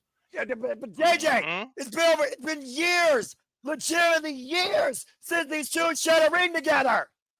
That's the problem. Cena legit looks like he is Cena Ghost. John Cena is Ebenezer Scrooge and Brock Lesnar is Jacob Marley. And, hell yeah. JJ, what do you usually say when Brock Lesnar enters the building? Well, here comes the pain. Oh no, John Cena is a dead man. God, I hope Jeff is not watching this right now. What's the PTSD Jeff Meacham scale at? Probably about a 17 out of 10. Guys. Oh God. Hey, one thing I gotta say, Triple H didn't lie. He did not lie. Yep, he topped last night. Brock fucking Lesnar is back. And he's face to face with John Cena. Uh-oh. The vest is coming off. I don't think Brock is here to exchange pleasantries or just stare at the man in the ring. Well, I mean, the last time we saw Brock, he endorsed Cody Rhodes as he left. At SummerSlam 2 years ago. Is it at all possible? And I know highly unlikely in all likelihood, like Aaron would say. But is it at all possible Brock will just get in there and give his flowers? Nope. Up on the shoulders.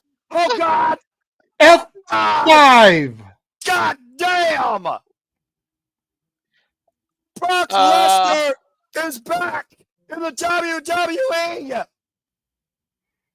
Brock's back, baby. Oh, woo-hoo. Dear God. Good luck to the entire locker room and to Cody Rhodes. God damn. Triple H said it was good. We ain't done yet. It's going to be big. Well, John Cena may be done by the end of the year, but we're far from done with the fallout from this evening because Brock Lesnar's fucking here. What the hell does this mean for the future of the WWE Championship? Who the hell fucking knows? For now, though, for Walter Cruz and JJ Williams, I'm Noah Foster. The Beast Incarnate is fucking back in WWE. Thanks for watching SummerSlam with us. We'll see you shortly here for the shenanigans wrap-up for the weekend. Thanks for tuning in. Cut the fucking feed. What the fuck? Brock Lesnar! When Triple H said it was going to be big, I didn't know he meant 6'3", 280 pounds. And a living, breathing weapon. Yeah, to Noah's point, we're not going to go too deep on this right now. We're going to cut the stream here. We will see you guys in about 15 minutes for a special Sunday shenanigans. Thank you all for tuning in. We will see you momentarily to give our thoughts on all this. Lesnar! Noah, say it. That's no wrestling. Yeah, that's professional wrestling, and that's lethal. Brock Lesnar's back. Damn it!